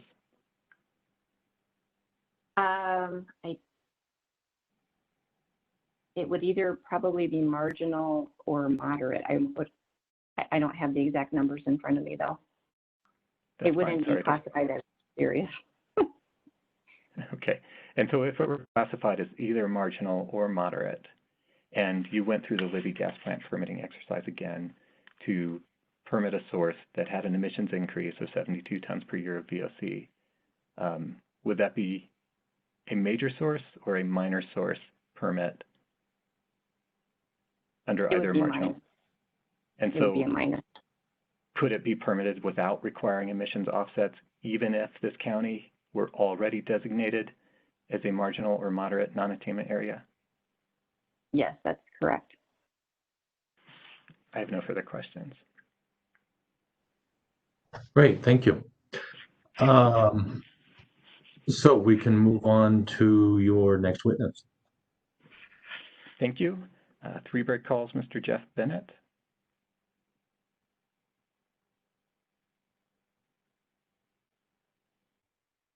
And are you, yes, there you are in video. Mr. Bennett, can you state your name and spell it for the court reporter? Sure can. My name is Jeff Bennett, Jeffbennett. And where are you employed and what is your position? I'm a senior air quality engineer at Barr Engineering Company. Have you submitted written testimony in this case? I sure have. And you submitted 2 documents, both direct and rebuttal written testimony? That's correct. Do you adopt your written testimony as your testimony today? I do. Can you give me a summary of your background and your qualifications to testify?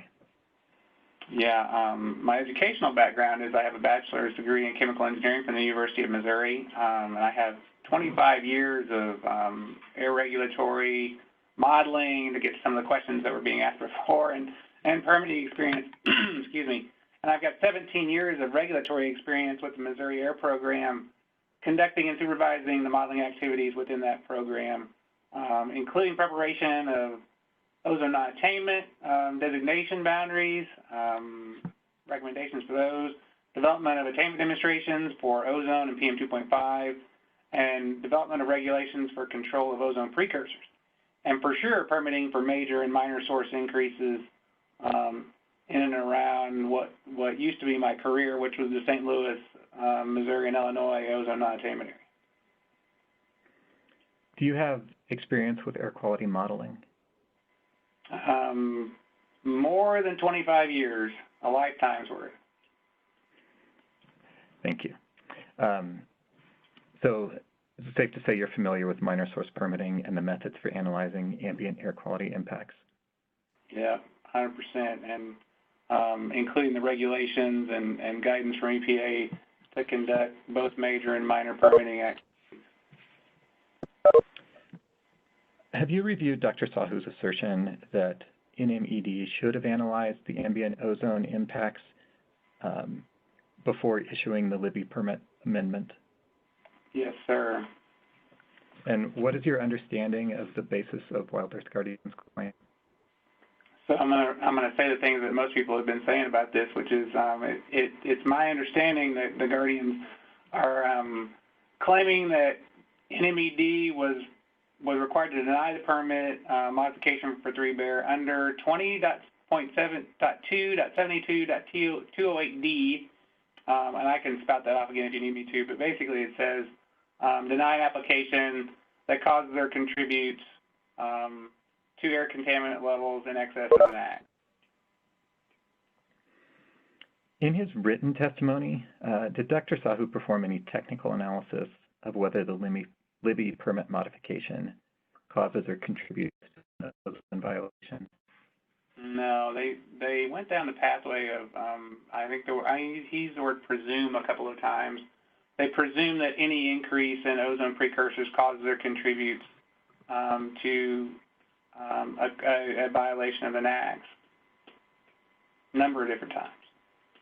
Did he set any sort of threshold for an emissions increase that would cause or contribute to a violation of the NAAQS?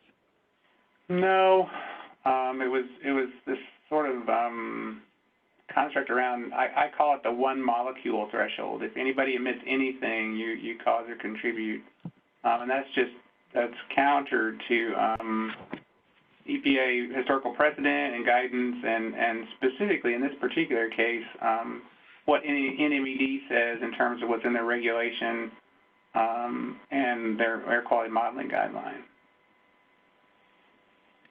So we've heard a fair amount of testimony already about the term cause or contribute. Can you help the board understand what it means, what that term cause or contribute means in the context of permitting sources of air emissions? And maybe to start with, where does that term originate from? Well, I mean, it's long before I started. We've already talked a little bit, a couple of folks have already talked about the Clean Air Act and the Prevention of Significant Deterioration regulations based on that act, but Section 173A3, which is also usually, I mean, in legal parlance, is Section 7475A3 of the Clean Air Act. It talks about. I'm gonna one read. Second. I'm gonna put this on the screen. There we go. I know it's in one of our exhibits. I think it's Exhibit 8. Am I remembering that right, Chris? Okay, I am showing Exhibit 8 on the screen. Do you see the cover page, Exhibit 8? Yes, sir. Do you recognize this document? I recognize it. I can barely read it. Let me make it bigger.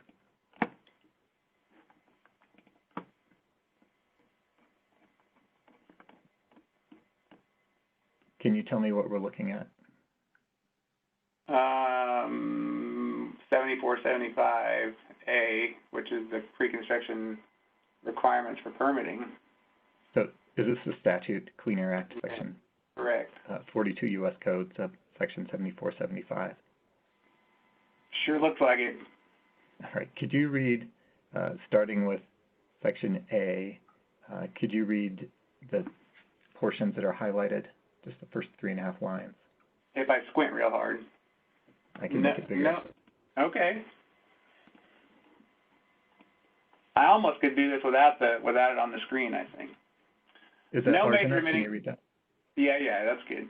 No major emitting facility on which construction is commenced after August 7th of 77, may be constructed in any area to which this part applies unless, okay, I'm going to stop you there. And so there are some sub-paragraphs, right? Unless number 1, number 2, or number 3. So there's a couple of different things that unless could refer to.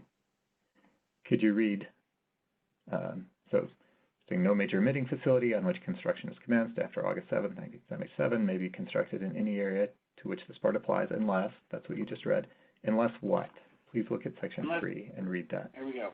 The owner or operator of such facility demonstrates as required pursuant to section 7410J of this title that emissions from construction or operation of such facility will not cause or contribute to any air pollution in excess of any, and B is the National Ambient Air Quality Standard. Okay, so B, I'll switch to the next page. Can you continue reading? National Ambient Air Quality Standard in any air quality control region. Okay, I'm going to stop sharing. So is that statute the source of this term, cause or contribute? It is one of the very first times I've ever seen it.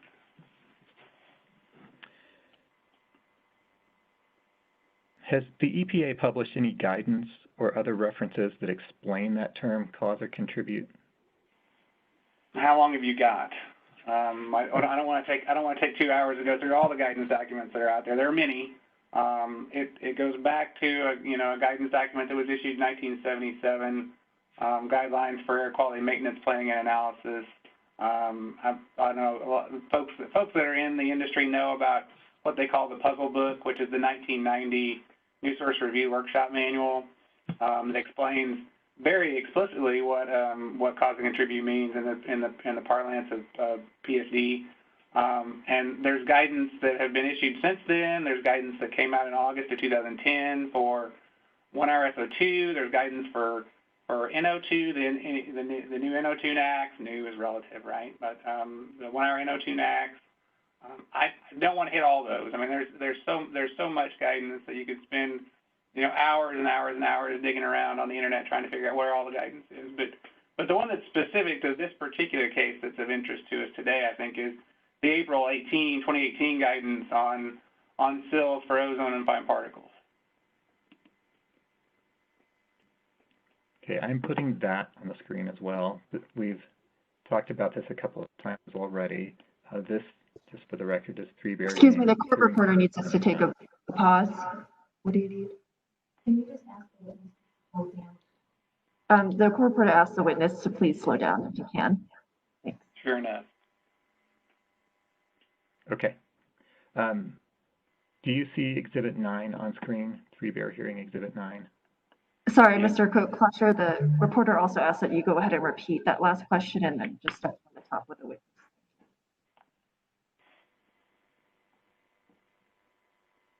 Can you hear me speaking? Okay. Do you see, I believe the last question I asked was, do you see 3 Bear Hearing Exhibit 9 on the screen? Yes, sir. And we've talked about this document a couple of times, but do you recognize this document? Yes, sir. It's the guidance for development and explanation of how to use the sills for ozone and fine particles. And is this the one you were just describing? Yes, sir.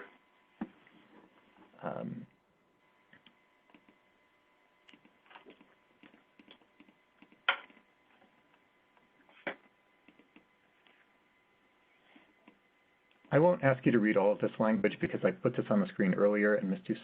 Sahu has already read this language about the use of the term significant impact in this guidance. But I will just ask, is this guidance about the need to use a significant impact threshold when interpreting the phrase cause or contribute? Is this consistent with all of the other guidance that you just referred to? Yes, it is.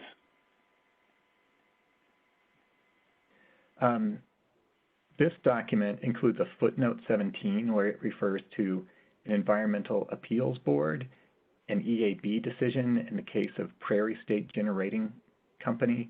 Have you had a chance to follow that footnote and look at the environmental appeals board decision? I have, but not before that and more lately, yes.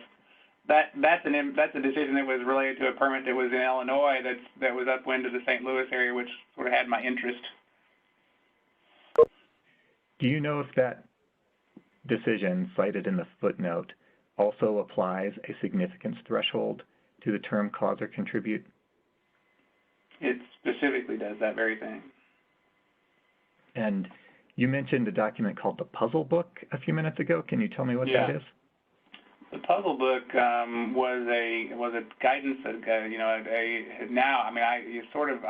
people refer to it in air quality management permitting as sort of the Bible for PSD. It was a document that was developed back in 1990. They had a workshop, and this manual was developed as part of that workshop, and it goes into a number of different things about all the permitting requirements that are under the PSD program backed, and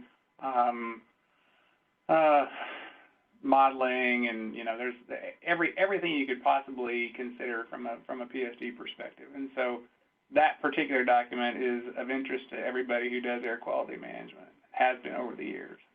And does that document, the puzzle book of the 1990 guidance, does that describe the term cause or contribute?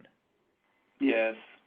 And it really sort of begins the definition of a significant impact level for the purposes of defining what cause or contribute means.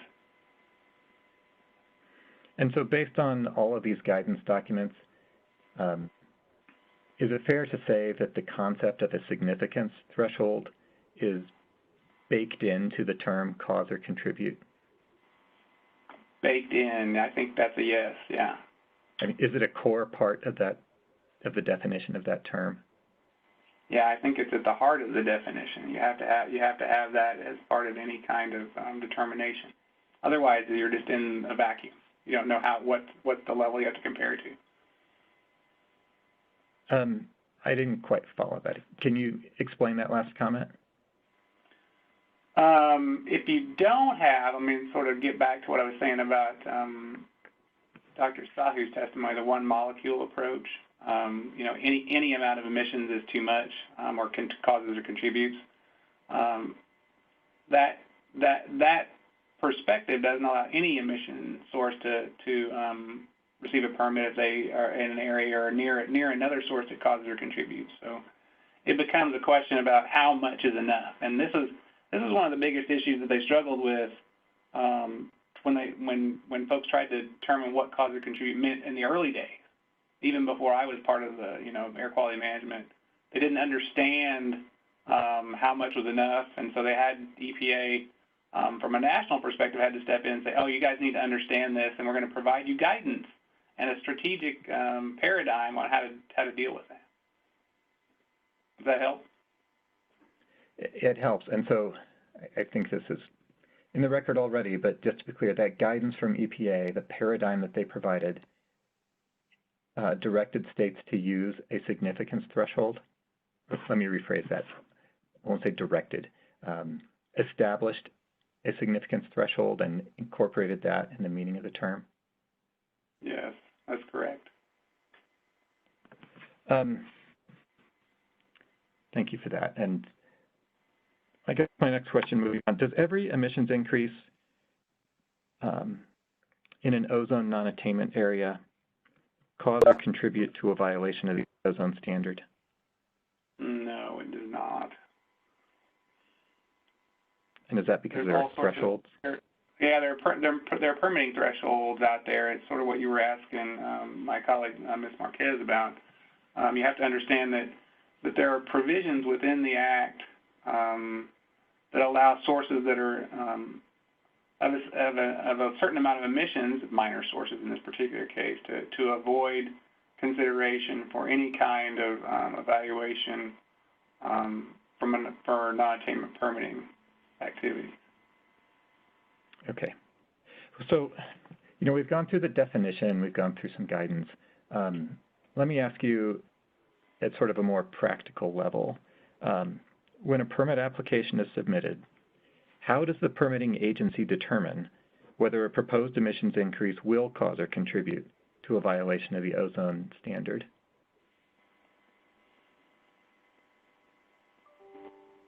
It depends. It depends on what level of permitting they're having to go through, minor or major. Okay, let's start with minor sources. How does an agency determine if a minor source will cause or contribute to a violation of the ozone standard? Well, I'm gonna suggest I'm gonna give you the same answer that you got from the department, and that answer is we're not required to do any analysis for ozone for minor sources. It's not required as part of the EPA guidance. It's not part of the NMED modeling guidelines. It's not part of the NMED regulations at this point. So it's a question about what should you have to do from a minor source perspective. You're not required to do anything functionally. What about for major sources?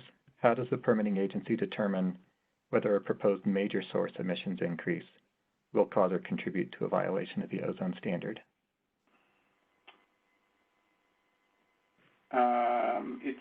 It's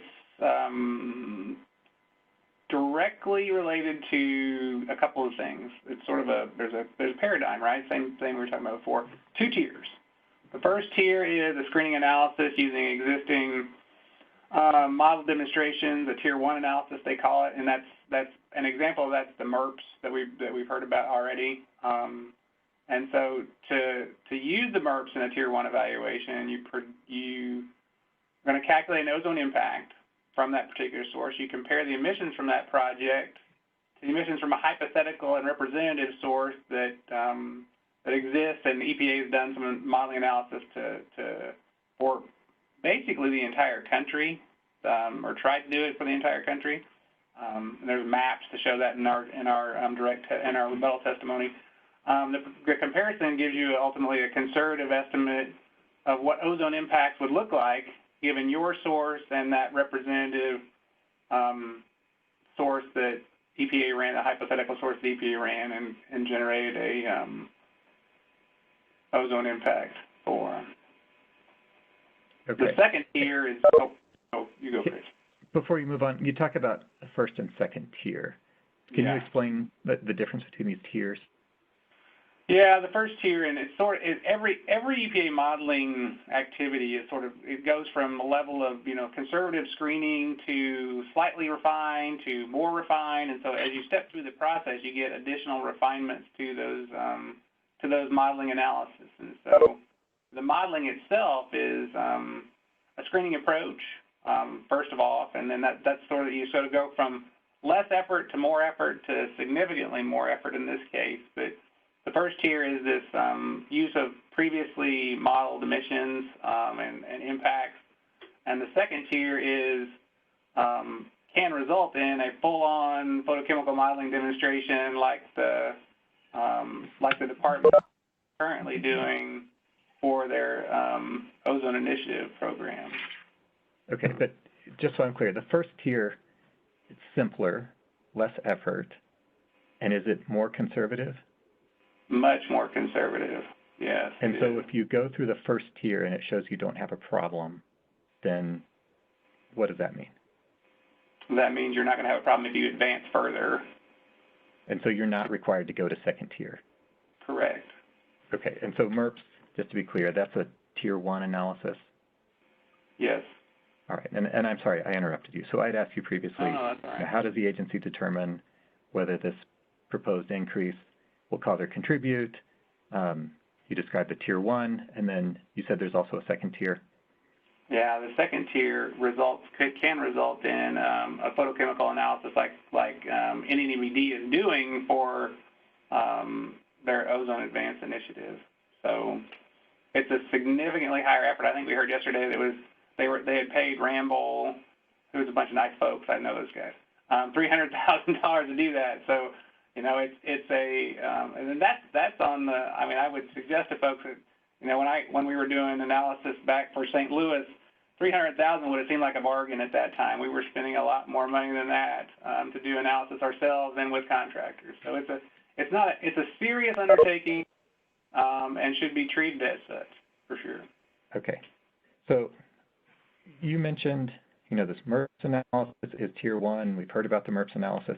So I'm going to ask you, without getting into math or describing the calculations, how is the MERPS analysis used? So, and we saw a picture of this the other day. It's a proportional calculation. You take the well, let me start by saying the MERPS analysis are designed as a screening approach like we were talking about. But it uses a proportional calculation. So you take the amount of emissions that your project has, and you divide that by the hypothetically modeled sources emissions. So it's a ratio of those two numbers. Multiply that by the modeled impact from that particular hypothetical source that was representative for your particular source. So you have to pick something that's specific to your area, that's representative of your area, or you can pick something that's much more conservative. EPA in their original guidance in 16, which is in the New Mexico modeling guideline, they kicked out a number for the entire western United States. That's, if you remember yesterday, and I don't know if we bring it up again, but there's a number of 184 in there for NOx emissions that they say was the MERP for in the New Mexico guideline, so 184 tons. That number resulted from a modeled source in Morton County, North Dakota, which seems a little bit afield to me, but okay. And the VOC number that was in that guideline, is for Moreau County, Oregon. So that's not terribly representative, but it's conservative. So it's another conservative step that you could take. Okay, let me back up a little bit. Yeah. Just to try to clarify that. So I want to make sure that everyone understands how the MERPS analysis is used. And this is going to be a very layman's approach, but would it be fair to say that you look at a representative source to compare the project that's under review, you compare the emissions from that project to a representative source? I see you nodding. And if that representative source had, hypothetically, 100 tons per year emissions increase, and that resulted in a 1 part per billion ozone increase, and your project source only had a 50 tons per year emission increase, so half as much, you would assume that your project had half the ozone impact, so half a part per billion impact. Is that essentially, you're looking at sort of just a proportional comparison of your source to a representative source? That's correct. And that's one of the reasons why it's conservative. Okay. So if you do the MERPS analysis and the predicted impacts under this, tier 1, the screening, if the MERPS shows that the predicted impacts are below the significance level, does that mean that, according to this guidance, the source is not considered to cause or contribute to an ozone violation? Yep, that's exactly what I mean. Okay. And just to clarify, we've talked quite a bit about the PSD permitting guidance, like that's where this MERPS analysis comes from. What type of sources does the PSD program apply to? Major what type source. of permitting actions? Major. I lost the sound on that. Can you repeat that?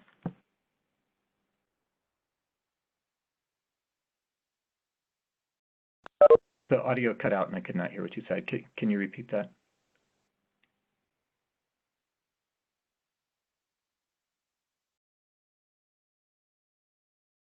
All right, I'm not sure if you're hearing me at this point. Can you repeat your answer? Yeah, the question is, what type of permitting actions does the PSD guidance apply to?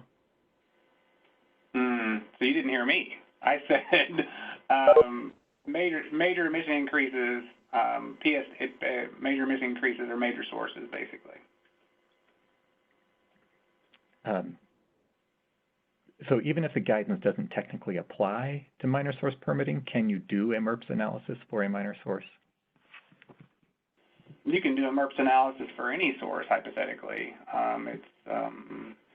It's not required because what you would find is that minor sources are not going to contribute to the level of the significant impact level, and that's what we heard from New Mexico ED, that sort of automatically that sources that are minor emission increases would not trigger a significant impact on ozone. Okay. And I agree with that. Thank you. So we've talked a lot about significance levels. What is the significance level for ozone in southeastern New Mexico? It's the same as it is in every other place. I mean, that I've dealt with, which is 1 part per billion. And that's called what out. do you base? Oh, you go. Yeah, where is that from? What do you base that on? That's from the April 17, 2018 guidance that was Exhibit 9 that we just looked at. That's the bill.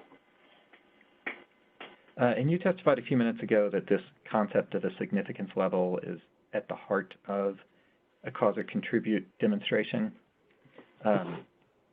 Does the EPA ever apply the cause or contribute standard to permitting decisions without using a significance level? Not that I'm aware of.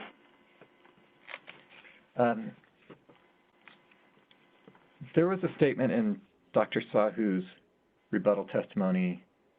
Tell me if you remember. If it's helpful, I can put it on screen. But do you remember his statement that the standard at issue in this proceeding is whether the sources contribute to violations, not whether the sources significantly contribute? Do you remember that statement? Yeah, I remember.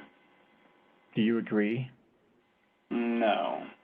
It's the statement I made before about you have to have a threshold to be able to cross if you're going to know that you have a cause or contribute impact.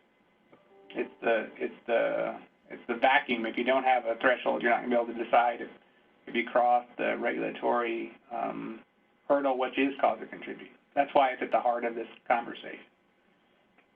And the significance threshold also applies to minor sources in New Mexico? It does. That's part of their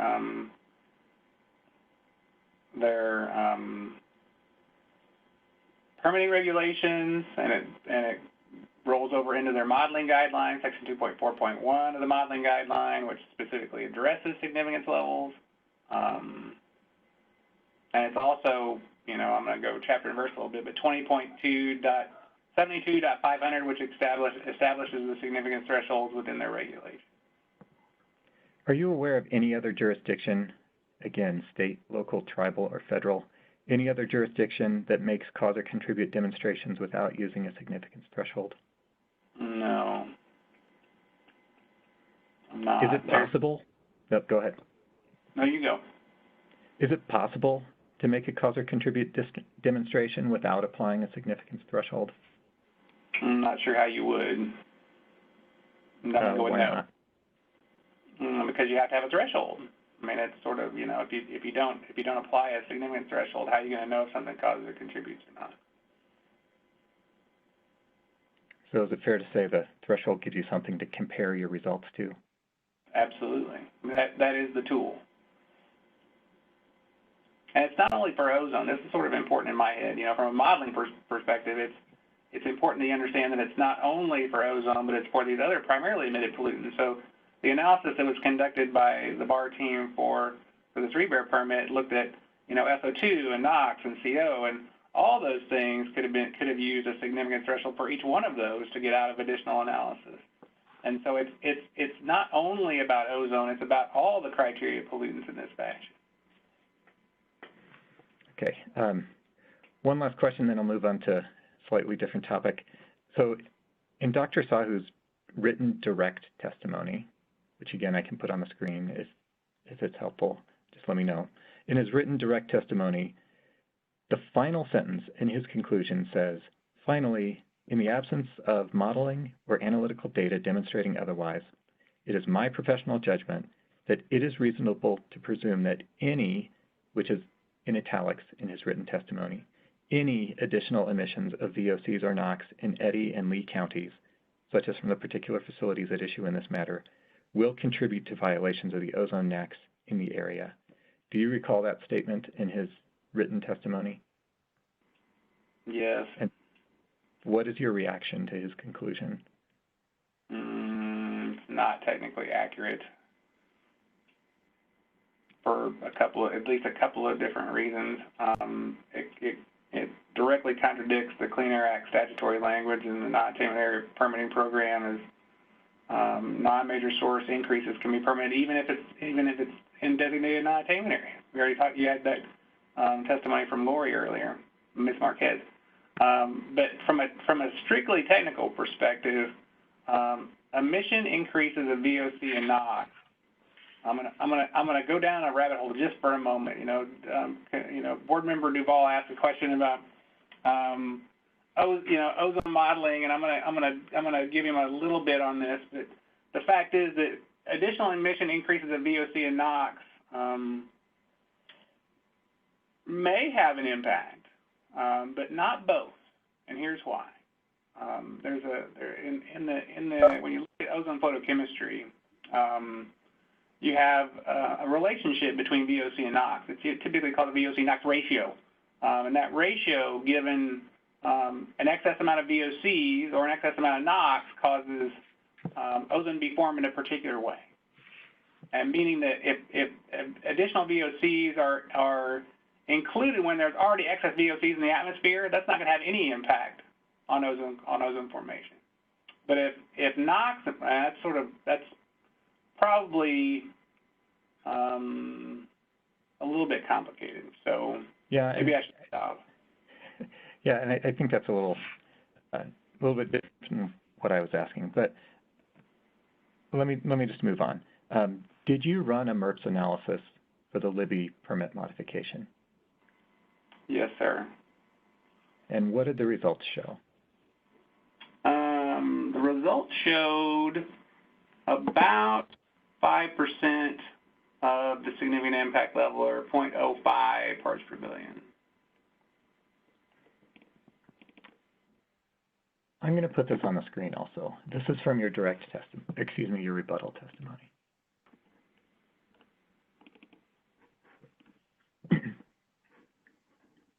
Do you see the cover page, Exhibit 2? Yes, sir. And is this your rebuttal testimony that was filed in this case? Sure looks like it.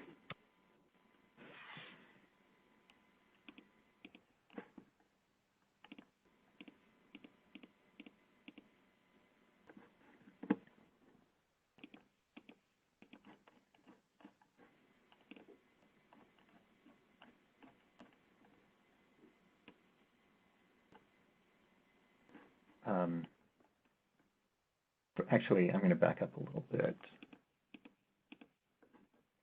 In your rebuttal testimony, you have this figure 3-2, and it's a map of the United States with some symbols. Can you tell me what this map shows and where it's from? That's the map from EPA's MERP guidance document, and it shows the sources that were modeled as part of their MERPS evaluation to generate those numbers we were talking about. Okay. And are there any facilities that are near southeastern New Mexico? Well, there's obviously a couple. Okay.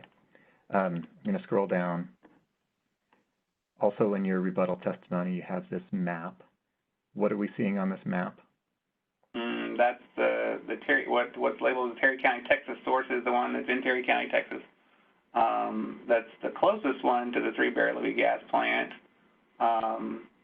And by my recollection, my expert opinion is that it's the most representative of the sources that were modeled by EPA. And just to be clear, is there actually a facility right there on the map where it says Terry County, Texas source? Almost assuredly not, because they might have got sued for that. So there's a pretty good chance that they didn't actually model anything that was real. So this is a hypothetical source that EPA located in Terry County, Texas. Correct. And everywhere else in the country that was on the map. Yep, you're right. And then you have some equations in your rebuttal testimony. I'm not going to ask you to read through all these equations. I do just want to point out where they are in the record. So we're looking again at Three Bear Hearing Exhibit number 2. You've got your calculations. What are these calculations showing us?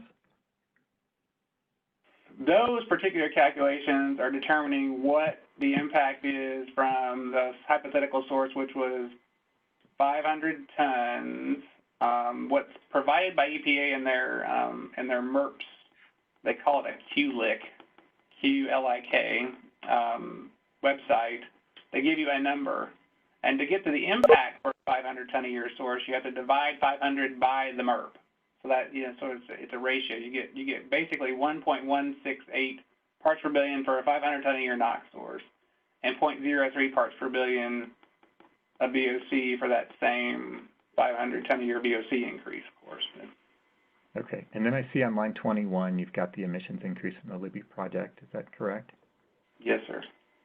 And then on the next page, have you calculated, using this Tier 1 MERPS screening analysis, have you estimated the ambient ozone impact concentrations from the Libby permit modification? That's what that shows. And what are your results? The sum total of all those emission increases using that hypothetically representative source are around 0.05 parts per billion, 5% of the significance level, a small fraction of the significance level. Understood.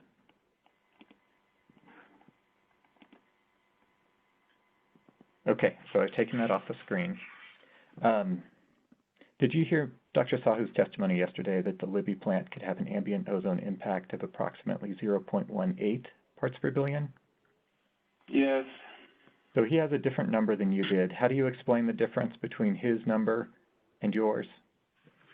The number he calculated was from the NMED modeling guideline, and it's those sources I was telling you about. The Western United States conservative source, 184 tons of NOx, and 1,049, I think, is the number for VOC. So you just do the math. The math is the same, but the source that was selected is completely different.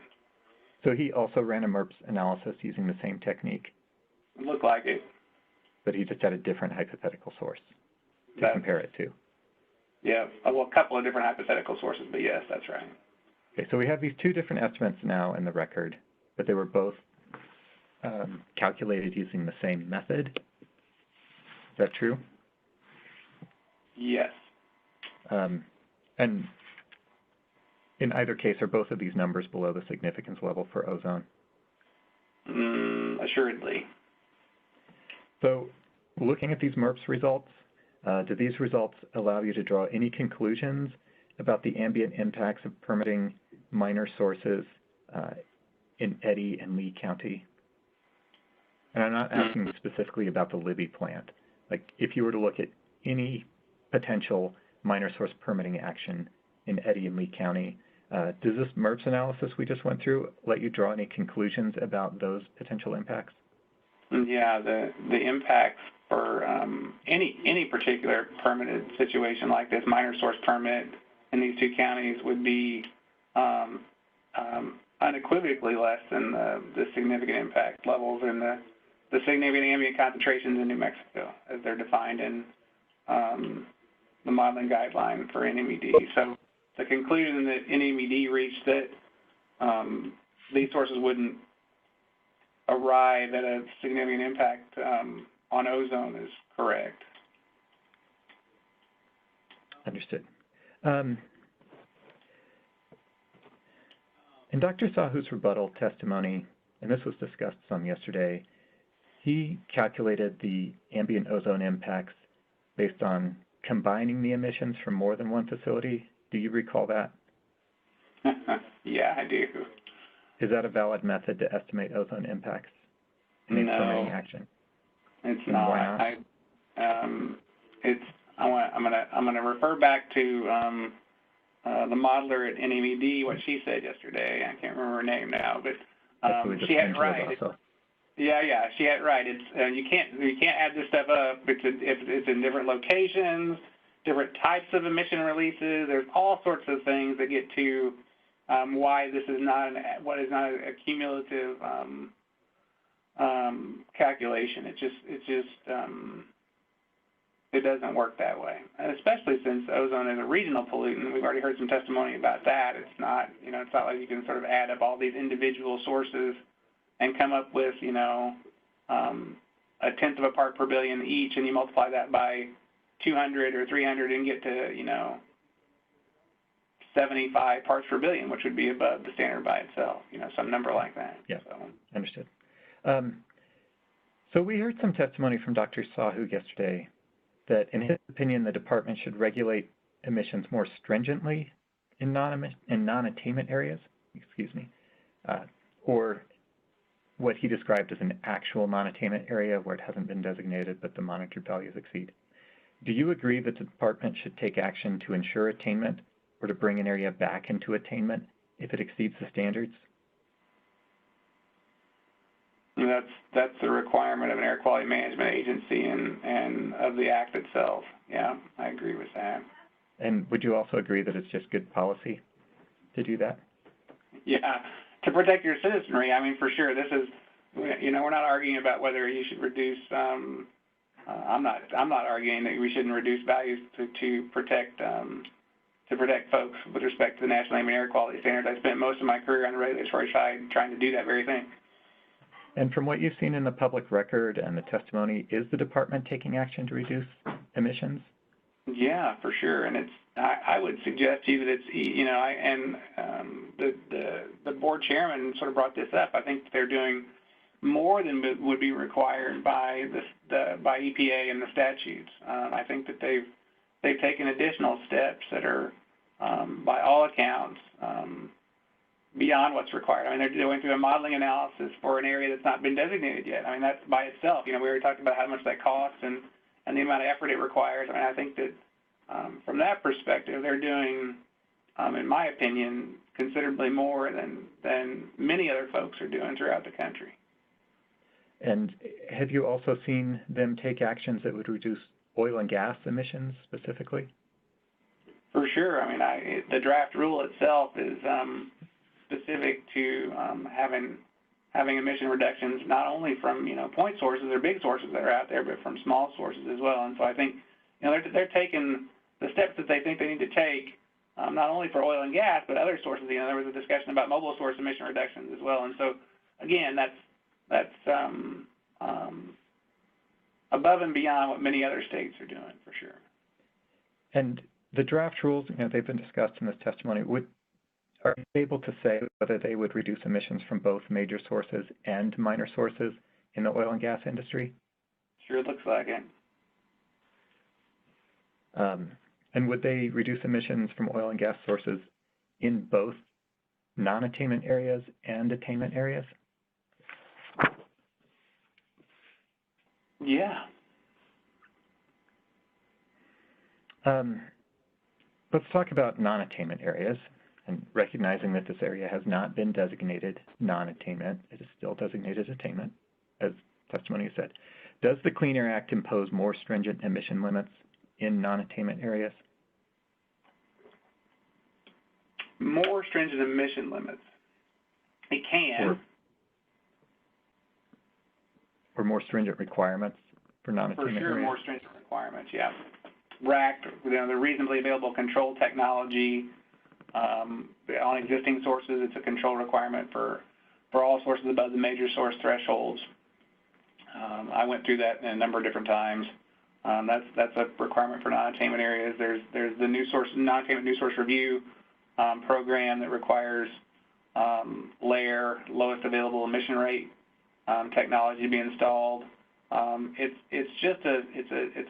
a significant step beyond permitting in attainment areas, for sure. And you just mentioned several different requirements. How do those come into effect for an ozone non-attainment area? How do they come into effect? They're triggered when you get designated. Is that where you're going? Yeah. And then does the state adopt a plan that includes those requirements? Sure does. I mean, that's they have to develop a SIP, not only to incorporate all of those things, but to fulfill the other statutory and regulatory requirements for a state implementation. SIP is a state implementation plan that requires you to demonstrate functionally that you're going to be able to attain and maintain the NAAQS. And is the plan required, do federal regulations about SIPs require states to include an emissions offset program in the SIP? Yes. What types of sources are subject to emission offset requirements under the federal SIP regulations? It's the major sources that have major permit emission increases is the answer to that question. Do the federal ozone SIP regulations require that emissions offsets be applied to minor source permitting actions? Absolutely not. And this is even for designated non-attainment areas where emissions are regulated more stringently? That's correct.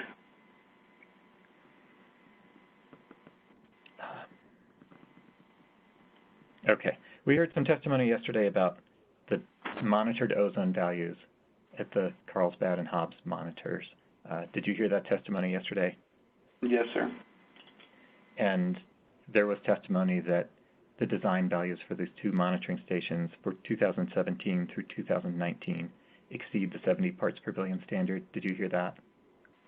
Yep. Have you had a chance to look at the 2020 data for the Hobbs monitor? I have. And before we get into this, is this final data for 2020? No, it's raw data, and the director yesterday said, it has to be quality assured and verified and submitted to EPA, and all those things are true. But it's data that's publicly available. They stick it on their website to make sure people understand what the ozone values are from day to day, which is great. Public participation is always a good idea to make sure people understand what's going on from an air quality perspective. I've been tracking it for a while. And the next question, I guess, is what I find out. What does the data show, the 2020 data for the Hobbs monitor? That's a great question. Right now, it shows, it's good news, right? The Hobbs monitor has got a fourth highest daily concentration year to date. I looked this morning, as a matter of fact, year to date at 58 parts per billion.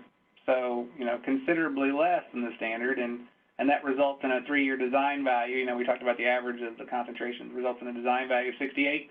The year's not over yet, but that's encouraging, and it sort of shows that one thing I found about ozone over the years is ozone values change a lot year to year, heck, even day to day. But because of the complex photochemistry, because of any number of different things, the weather in particular. But the idea is that the design value right now, and ozone concentrations go down as the year closes out. It may be that the Hobbs monitor, all the quality assurance happens, would be less than the ozone max at the end of 2020. So, what levels would it have to be? What values would have to be recorded at the Hobbs monitor for the 3-year design value, the average covering 2018 through 2020, for that to exceed 70 parts per billion and violate the standard? What values would it have to record? The answer to that is it has to have 4 values of 66 or higher. So it's because it's the 4th highest maximum 8-hour daily concentration. So you'd have to go down 4 values, and the highest single concentration right now to date on an 8-hour basis is 60. So we have at 0 values, raw data, 0 values above the threshold. When we used to track this, when I was at the state of Missouri, we used to have a chart. Hang on, let me just ask this. We look at these values on a full calendar year basis. Is that the monitoring period? Yes, sir. So it's your testimony there would have to be 4 values above 66 before the end of the monitoring period. Does that mean by the end of December in order to? The end of December. Have you had a chance to look at historic monitored values in September, October, November, December at the Hobbs monitor? Yeah, the last 5 years worth of data. Have you seen values above 66 during that season? One day out of 5 years. Above 66, yeah. Okay. We also heard testimony yesterday that there were some data gaps at the Hobbs monitor. Did you have a chance to look at the number of days where values were recorded or where there are gaps? I had been tracking that already, but yes. And before I ask you the number, does EPA have a standard for how many data gaps or how many days you're allowed to miss during a year? It's a percentage basis. It's in 40 CFR Part 50, Appendix U. The completeness criteria for ozone is 75% complete in any one given year and 90% complete over the 3-year average. So what does that mean when you say 75% complete? Means that you have to have valid data for 75% of the days out of 366 in 2020. Do you know what % of days in 2020 have recorded valid data at the Hobbs monitor? Based on that raw data, it's 95%. So well above the 75% standard. And well above the 90% for the 3-year average. Okay. My last question, are you aware of any jurisdictions that issue permits in the manner Dr. Sahu described? Or in other words, any jurisdictions that review permit applications differently for facilities located in areas of, quote, actual non-attainment? No, there aren't any as far as I know. I mean, it feels like that's impractical because you'd have to set up a separate set of regulations for areas that are not designated. So attainment areas that are designated attainment areas that are now held to a standard that looks a lot like non-attainment permitting, actual non-attainment. And it would be difficult, especially for circumstances where you've got monitoring that can oscillate in and out of the standard. You know, so if the Hobbs monitor is in, it's out, it's in, it's out. You have to switch back and forth. So it makes it extraordinarily difficult to understand, not only from a regulatory perspective on the department side, but from a permittee perspective, how you're going to be able to plan for ever-changing permit requirements. I have no further questions for this witness. Okay, thank you. I think this is a good time for a break for lunch. Is 30 minutes long enough, Cheryl? Okay, then we will reconvene. How about 1 o'clock? Thank you.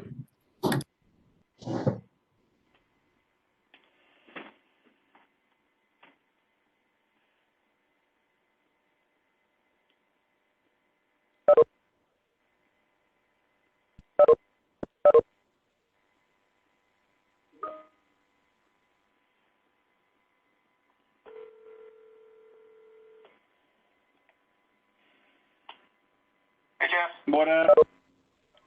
Great job. Thanks, brother.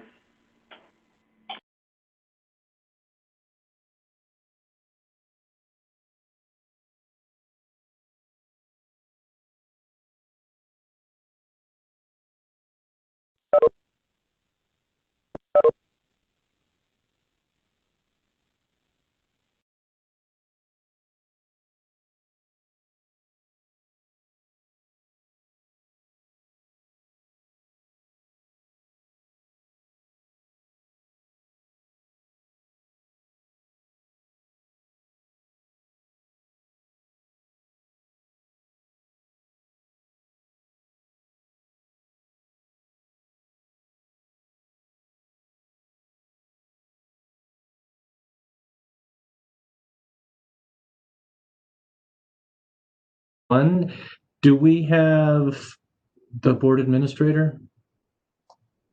Yes, Mr. Chair, I'm here. Okay, I just didn't see your video, so I wanted to make sure. How about we do a roll call for the board members? Call a roll? Yes, please. Okay. That will be on the record. I apologize, Cheryl. We'll go ahead and go on the record. Okay, I have 1:04 on the clock. We'll start with Member Bitzer. Are you here? Member Bitzer? I see him waving. Hey, okay, God, should look up, I guess. Okay. I was clicking in the wrong spot. Member Cates? Okay. Member Duval? Present. Gotcha. Member Garcia? Here. Thank you. Member Sweeney? Present. I see you. Member Trujillo Davis? There she is. Present. Okay, and Chair Volkerding?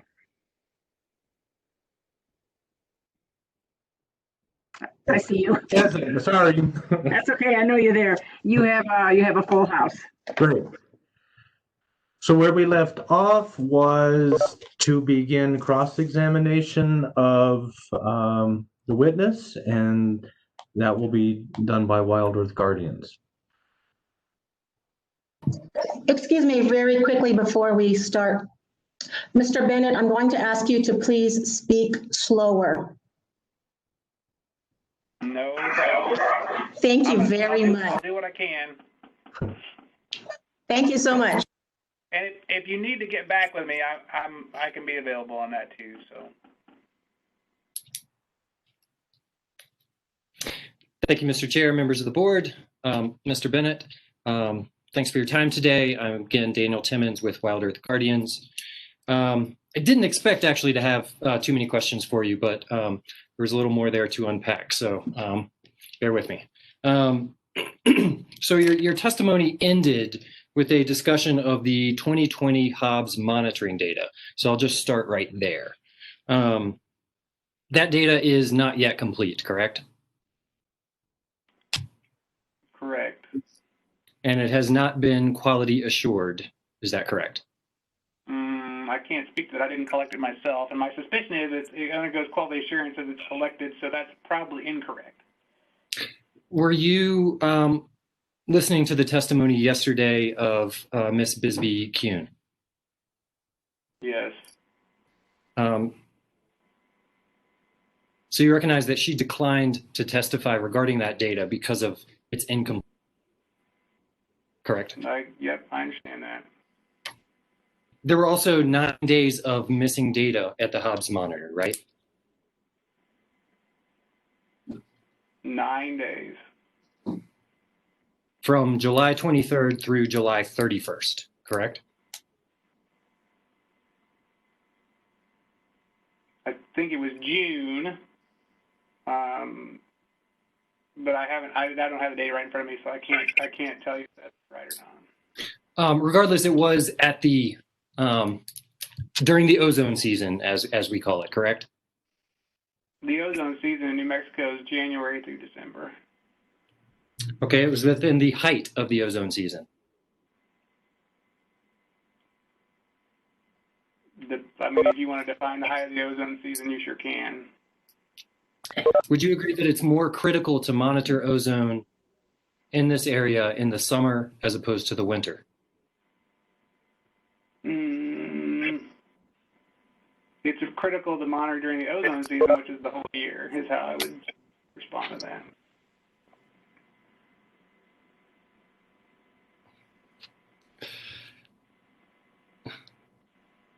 All right. Did you also look at the Carlsbad monitors data from 2020?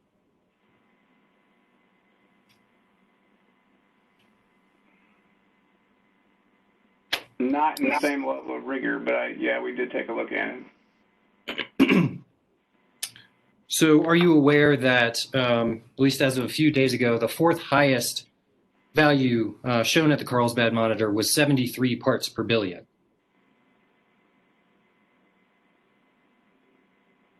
Are you aware of that? Probably not. Are you aware of the 26-day data gap at the Carlsbad monitor this year?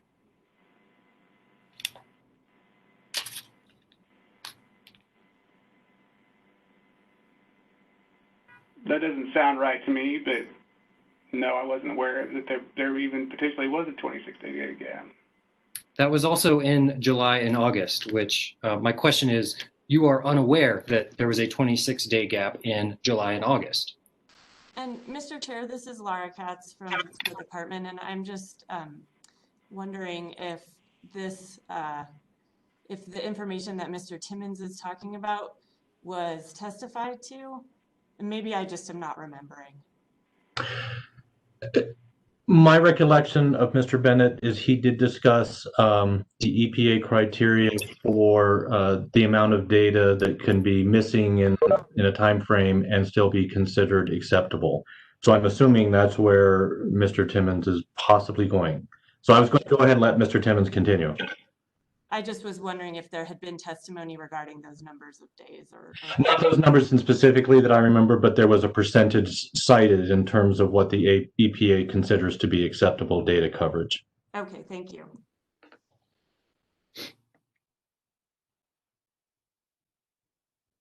So you are unaware of a data gap at the Carlsbad monitor. Is that your testimony? Well, let me ask you a different question. I'm going to respond in a different way. So you're telling me there is a 26-day data gap at the Carlsbad monitor? Yes. Based on your analysis or someone else's analysis or the department's own data?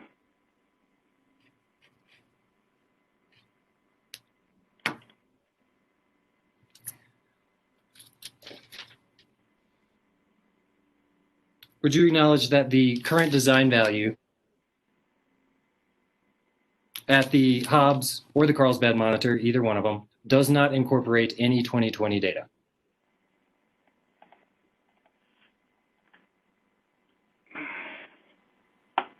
The 2017 through 2019 design value data does not. By the very definition of the design value, 2018 to 2020 would have to include that data. But that data does not yet currently exist, correct? Oh, it does exist, but only through year to date. It's not like you can turn a blind eye. It wouldn't be unavailable if it was January 1st of 2020. So moving on, you started your testimony by stating that Dr. Sahu provided no technical analysis regarding 3Bear's contribution to ozone levels. Am I stating that correctly? That's correct. You later acknowledged that he did actually calculate 3Bear's ambient ozone impacts based on the equation provided in NMED's modeling guidelines. Is that correct? Can you rephrase that? Dr. Sahu calculated 3Bear's ambient ozone impacts based on the equation provided in NMED's modeling guidelines, correct? Yes. And that guidance equation is based on the same MERP analysis, or MERP technique, I should say, that you also discussed. Technique, yes, but it's not representative of what's going on in New Mexico.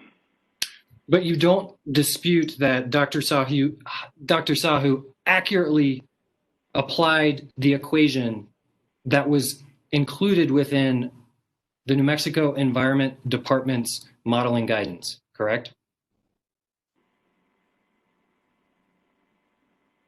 Did he do the math right? Yeah, it looks like it.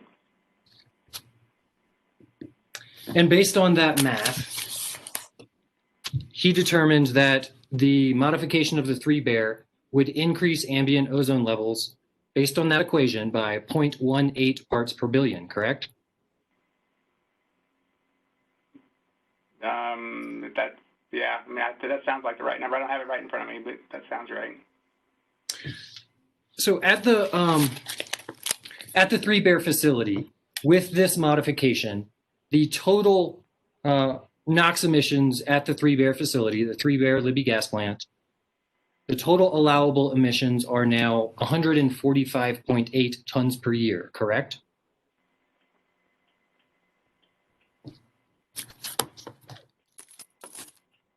Was that part of our testimony? That is from your testimony on page 3. There's a table. Direct or rebuttal? Direct. 1 second.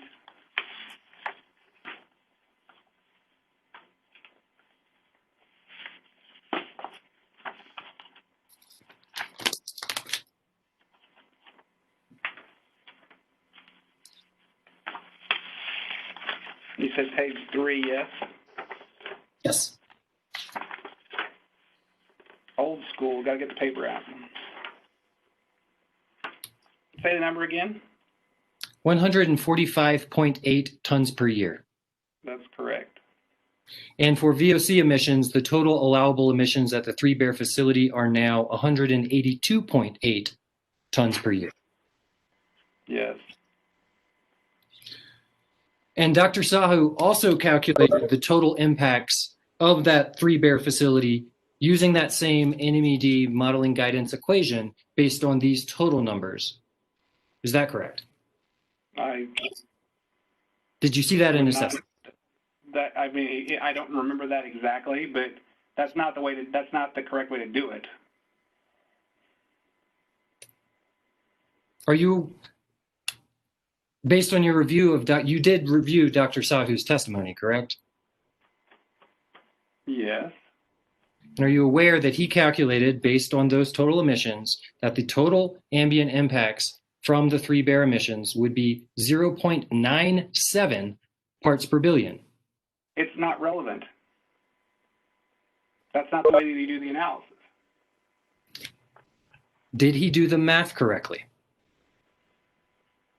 I didn't look at it at that point because it's not the appropriate way to do the analysis. I have no idea if that's the right math or not, to be honest. Okay.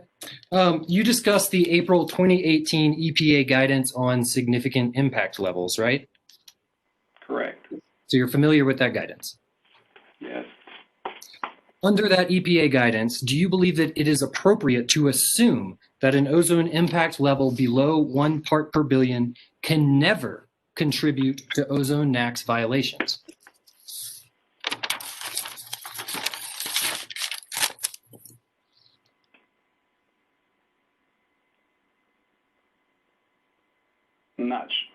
Can you say that again, please? Under the EPA guidance, Yes.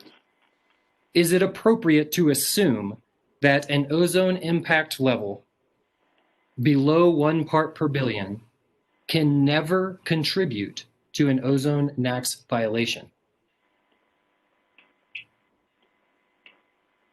Yes.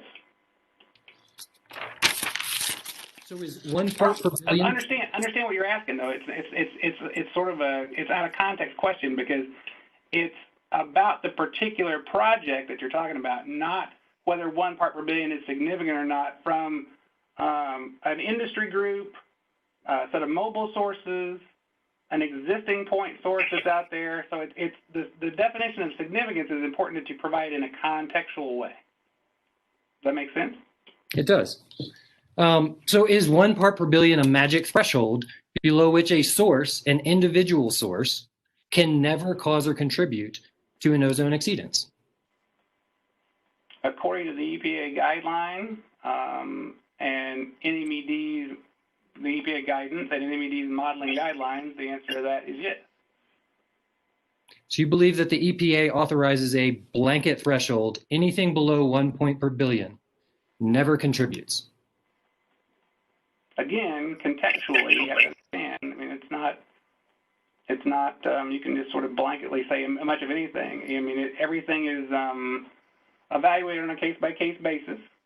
But in using the guidance and the fashion that they did, and giving the current regulations and guidelines that New Mexico has,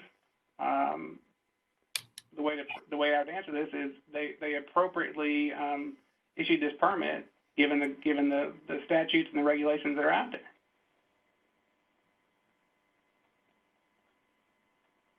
So I'm not sure I followed the answer. Is 1 part per billion a magic threshold below which a source can never, an individual source, can never cause or contribute to an ozone exceedance?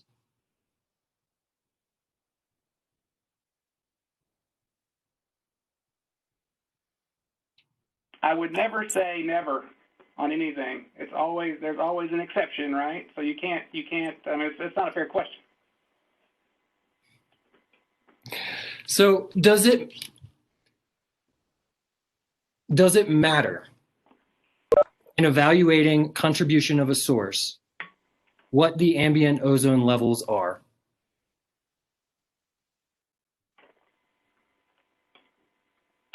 I have no idea where you're going with that. So can you try again? Does the determination whether an individual source contributes to an ozone violation, is that analysis affected by air quality data showing existing violations of the ozone NAAQS? It depends on if the area is designated or not. I mean, you're asking in an attainment area. I think you're asking in an attainment area, does it matter? And I think the answer to that is it depends on whether the area is designated or not. I mean, that's the bottom line. Is it appropriate to apply a significance impact level of 1 part per billion in a designated non-attainment area? You wouldn't need to do that. There are thresholds in place from an emissions perspective that would allow you to determine that you wouldn't need to go through an analysis at all. And in a situation like the one we're in now, where there is demonstrably exceedance of the ozone necks, does that air quality matter? In what way? In evaluating whether or not an individual source contributes to additional ozone exceedances.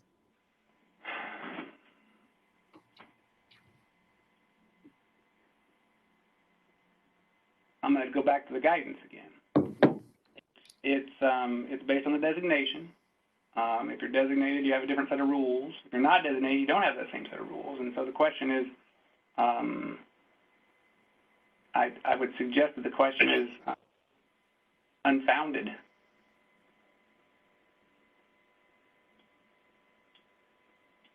You referenced the 1990 NSR manual regarding cause or contribute, correct? Yes.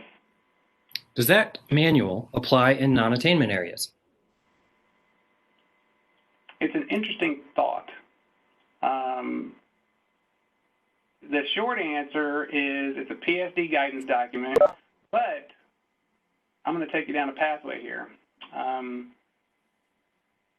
predicted non-attainment situation happens. Before you take me down the pathway, would you mind answering my question? Well, I'm going to answer the question as I take you down the pathway. In a model circumstance for a primarily emitted pollutant, like let's say PM10,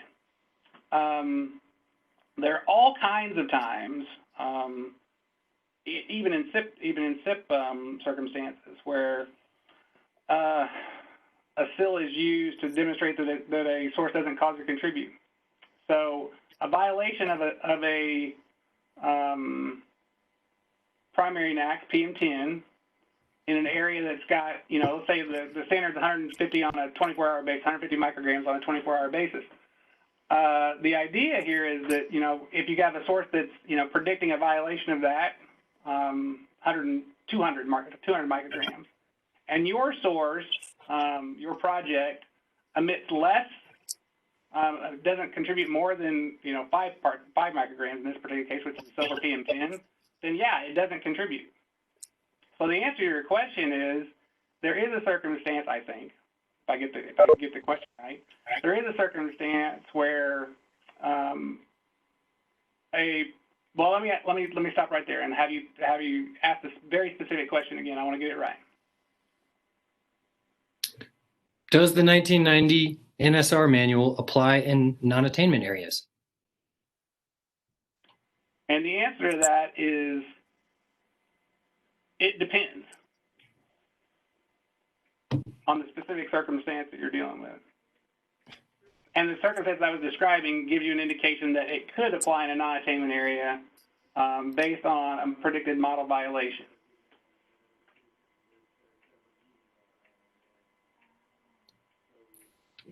Okay. I think you lost me with that one, but that's all right. You also referenced it was NMAC 20.2.72.500. It was table 1. And this is the, do you recognize that reference? And that is the table you described as establishing significant ambient concentrations under the board's regulations, correct? Does that table provide a significant ambient concentration for ozone? No, it does not, but the guideline does. Thank you. No further questions. All right, thank you. Ms. Katz, does the department have questions for this witness? No, the department does not have any questions for this witness. Thank you. XTO, any questions for this witness? No questions, Mr. Hangosser. Thank you. And Spur Energy, questions for this witness? No, we have no questions for this witness. Okay. Mr. Tisdale? No questions, Mr. Chair. Thank you. All right, thank you. Questions from members of the board? Mr. Bitzer.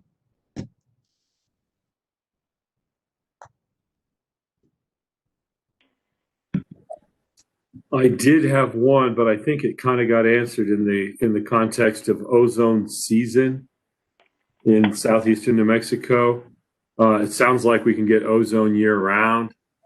But my experience with it here is in Albuquerque is that it seems to be more of a summer, fall, early fall type of thing. Maybe is that true in southeastern New Mexico perhaps as well? I'm sure it is, and that was the testimony that I gave just a few minutes ago. I mean, before the cross, it's we looked at the evaluation of days after September 20th or so, and there's been one day that's had a value over 60 parts per billion in the last 5 years. So yeah, I think your statement's accurate. It's potentially higher during the summertime for sure, but it's interesting because ozone seasons are set up based on historical data, and the fact that ozone season in New Mexico is January through December could indicate, that there's a possibility of higher ozone values throughout the year. It's just historically there's a little bit of a higher stance, and I think I even saw some exceedances that happened back in March in a couple of the years, and so it varies, and that's the whole point. It's sort of it's dependent on the weather, and the fact that it is dependent on the weather. It sort of oscillates pretty widely from day to day, from year to year.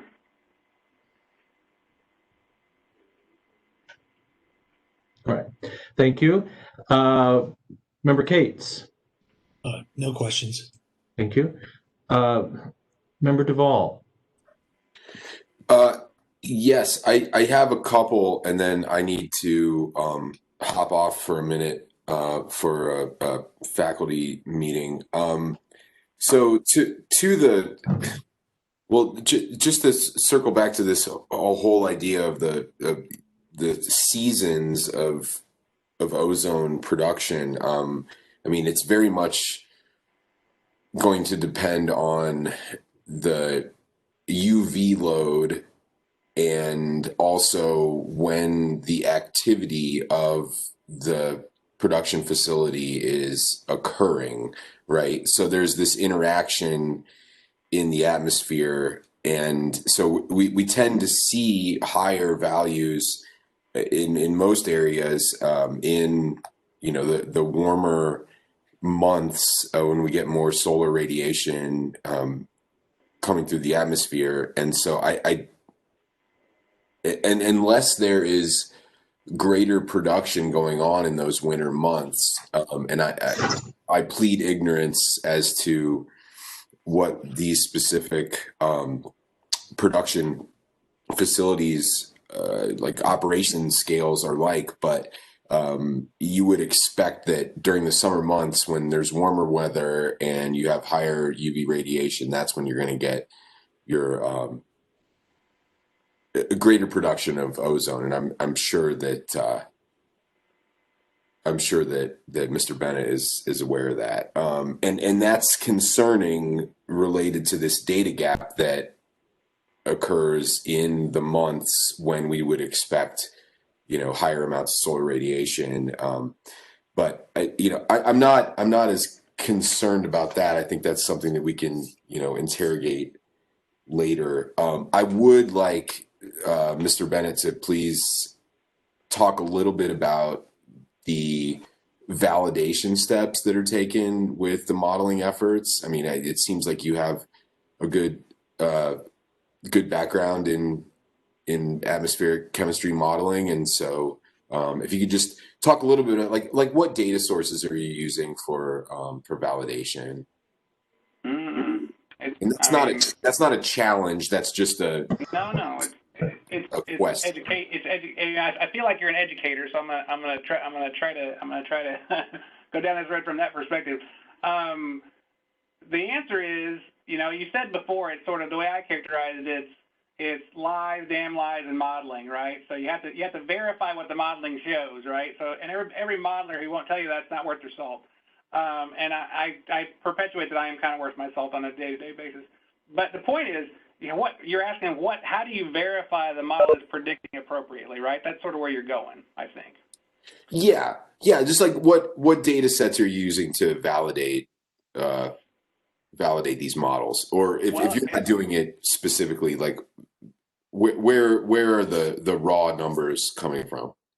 Yeah, that's the right question. And so I've done this myself, and I don't want to talk about the specifics of what New Mexico is doing, but I can give you the general concepts because I'm not familiar with what Rambo is doing for them exactly or what the department's doing, but generally you take a set of emissions data and a set of meteorological data for likely a calendar year. I'm not sure exactly what they're doing, but they're modeling some set of ozone producing months likely, and you run that in a grid model.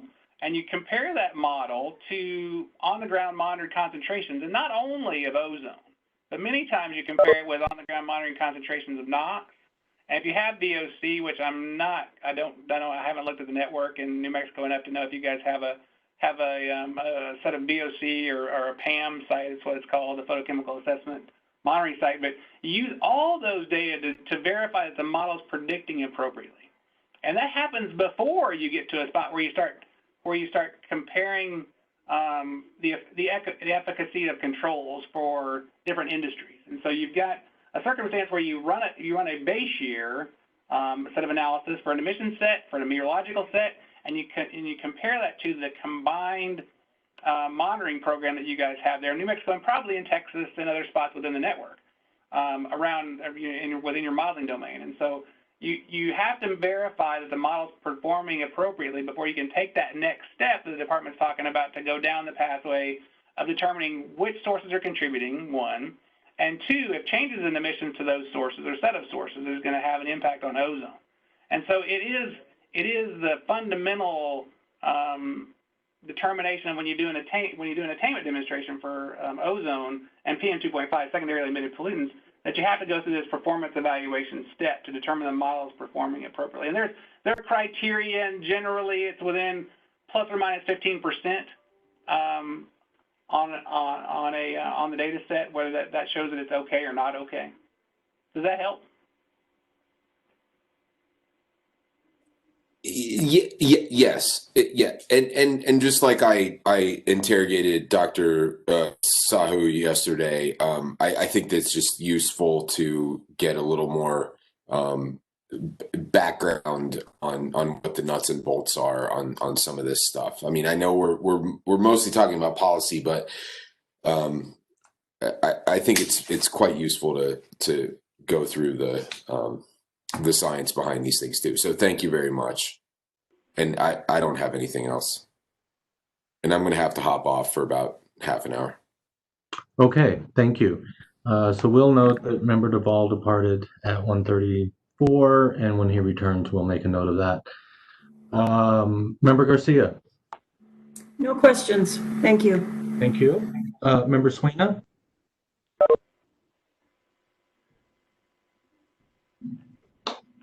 Member Trujillo Davis. Thank you. I know you talked about this a lot, and there was quite a bit of cross on it. And I really just asking this question for the education of myself and maybe the rest of the board members. But can you can give me just a quick little summary, on cause and contribute? How does that determined again? So, cause and contribute, historically, I mean, there's chapter and verse on all this stuff, and I think you guys are learning some of that today, and we'll probably continue to learn some of that. Cause and contribute is a threshold. It's an air quality impact, right?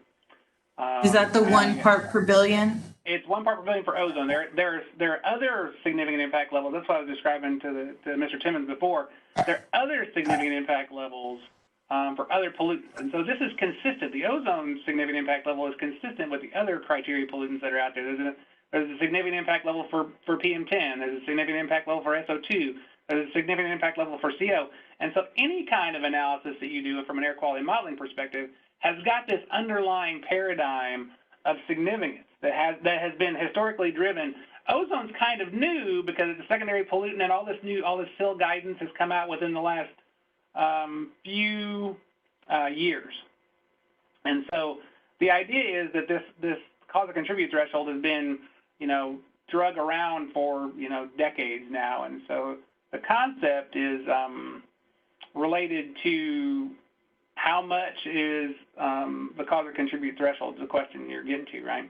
And so each one of those pollutants has a particular number. And that threshold is, I don't know, I don't want to use Mr. Timmons' words, but it's not a magic threshold. It's just a threshold that convinces folks that you don't have to do any additional analysis, or you don't have this cause or contribute evaluation. And so the idea is that it's an off-ramp, is the way I usually phrase it. You're going through a modeled evaluation for SO2, and your impacts are less than the significant impact level. And so if you're less than the significant impact level, you're off the off-ramp. That's the first set of analysis that a project does, is you do a conservative evaluation of that project's impact and compare it to those significant impact levels. And that determines whether you're above or below that cause or contribute threshold. Does that make sense? Yes, I believe so. So if I'm understanding you correctly, if it's under that, the cause and contribute threshold, then conceptually it's not supposed to contribute, that source is not supposed to contribute any further. But if it's above that, then it makes a significant impact. It does, but that's only the first step, right? So the first step is, and this is the same way it is with ozone, the first step is a screening step where you're in or you're out for additional analysis. The second step is, if you're above the significant impact level, you move down the pathway to do a cumulative impact. And so that includes all the other sources, background concentrations, the whole 9 yards. And so once you get to that threshold, you can still use the significant impact level to say that you don't cause or contribute. So if a source that's downwind of you, that's really big, and it's causing a predicted violation of a NAAQS, I was using the example for PM10 before, and your contribution to that is less than the significant impact level, you still don't have to do anything from your project's perspective. If you're less than the significant impact level, it allows you to say we've done enough. That other source, in New Mexico or any other state, would have to go out and potentially address that other source's impacts, but your particular project can move forward because you don't cause or contribute. It's a multi-step process.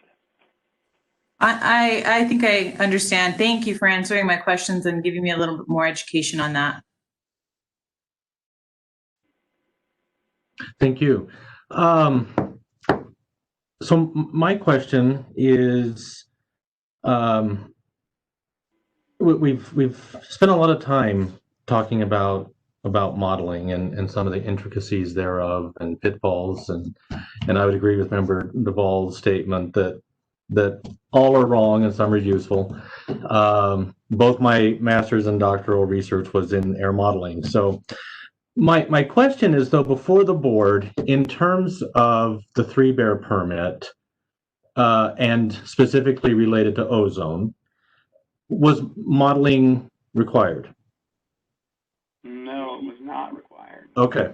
So we spent a lot of time talking about some of these things with modeling, but it seems that that's a bit of a red herring, if I could say that, in that it seems to be confusing a bit of what the issue is before the board, in that the decision for the board is whether the department issued the permit correctly. And so I'll ask again. So in terms of ozone modeling, did the department need to consider ozone modeling when they issued the permit?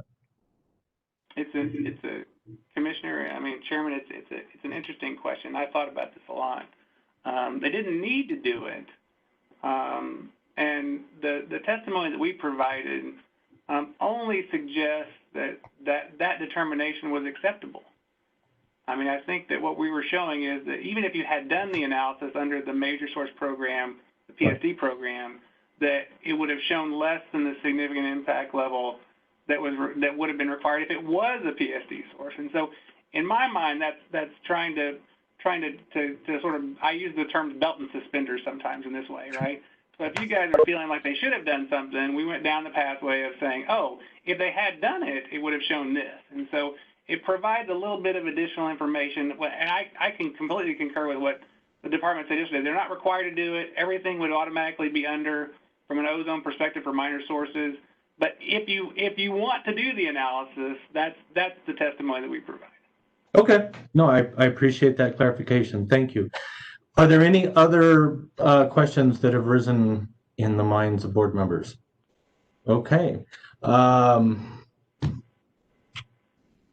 Redirect. Mr. Coakley. Thank you. I have no questions. All right.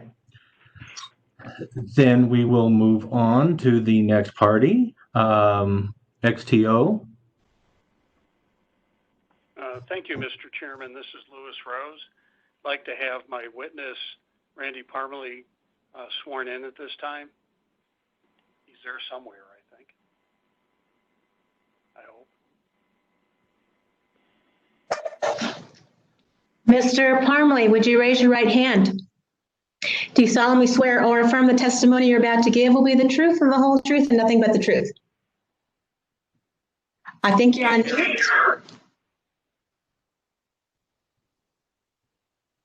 I can see your lips, but I can't hear your voice.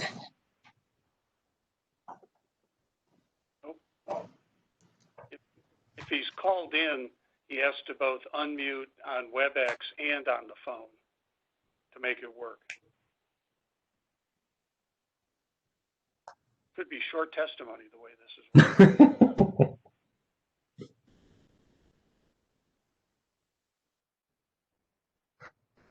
So he's going to call in, it looks like.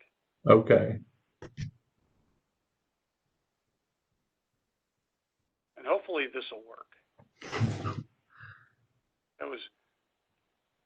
That was my problem yesterday morning, so maybe I've infected him so that he's got the problem today.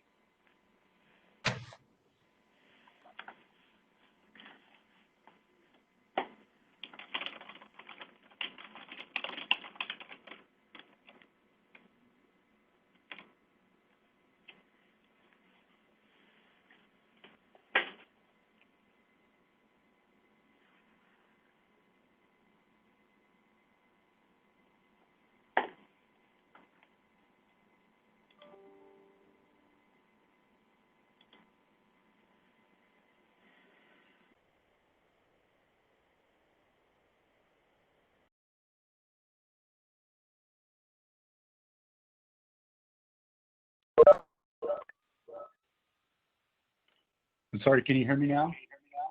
Yes. Now we've got feedback.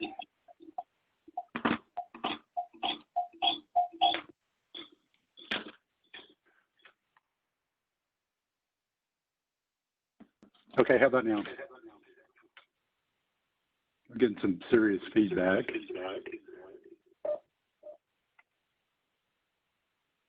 If you're on both WebEx and the phone, you're going to end up with feedback. So you have to get off one or the other on the audio.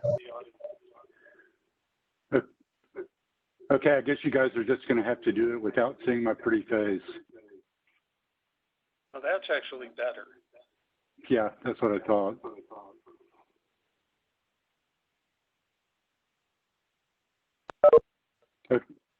Okay, how about now? That works. Okay. Sorry, I tested everything and it seemed to be working. Okay.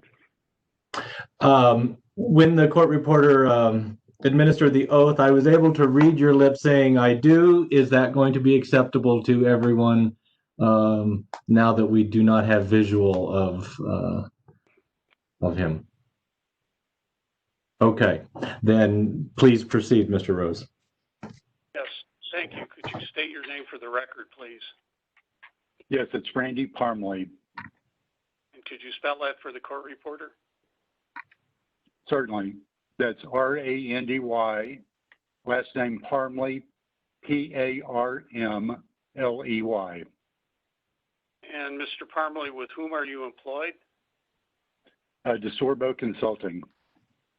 And in what capacity are you employed by DeSorbo? I'm the Vice President, Principal Engineer. And could you give us a brief description of your education and work background? Yeah, sure. I hold degrees in natural science and chemistry and also in engineering from the University of Texas at Austin. I'm a registered professional engineer in Texas, and I've worked in air quality consulting for well over 35 years now, and that's all air quality.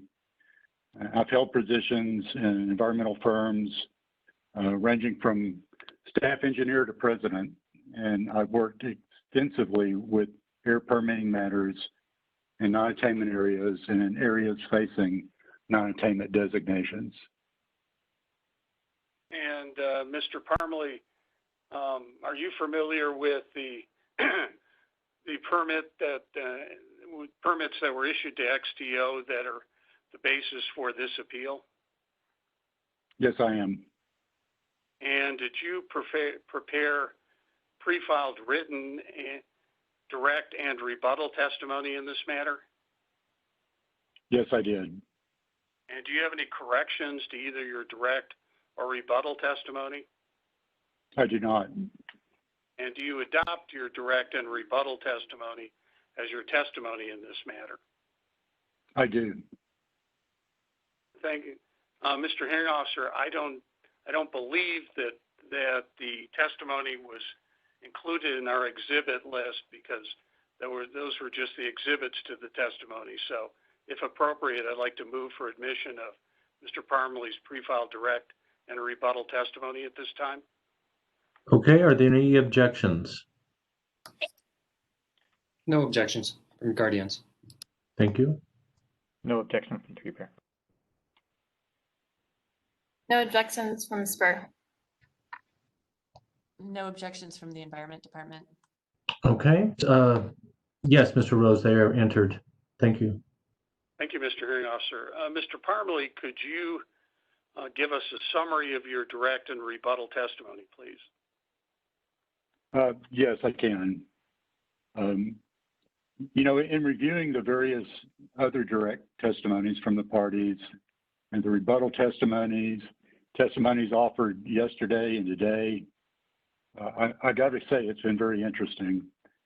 You know, the complexities of ozone formation and the modeling we just discussed, conclusions on past studies for the southern New Mexico region, you know, the programs being conducted now to evaluate, reduce the ozone ambient concentrations. All of these provide a big picture perspective of the challenges and choices facing New Mexico going forward.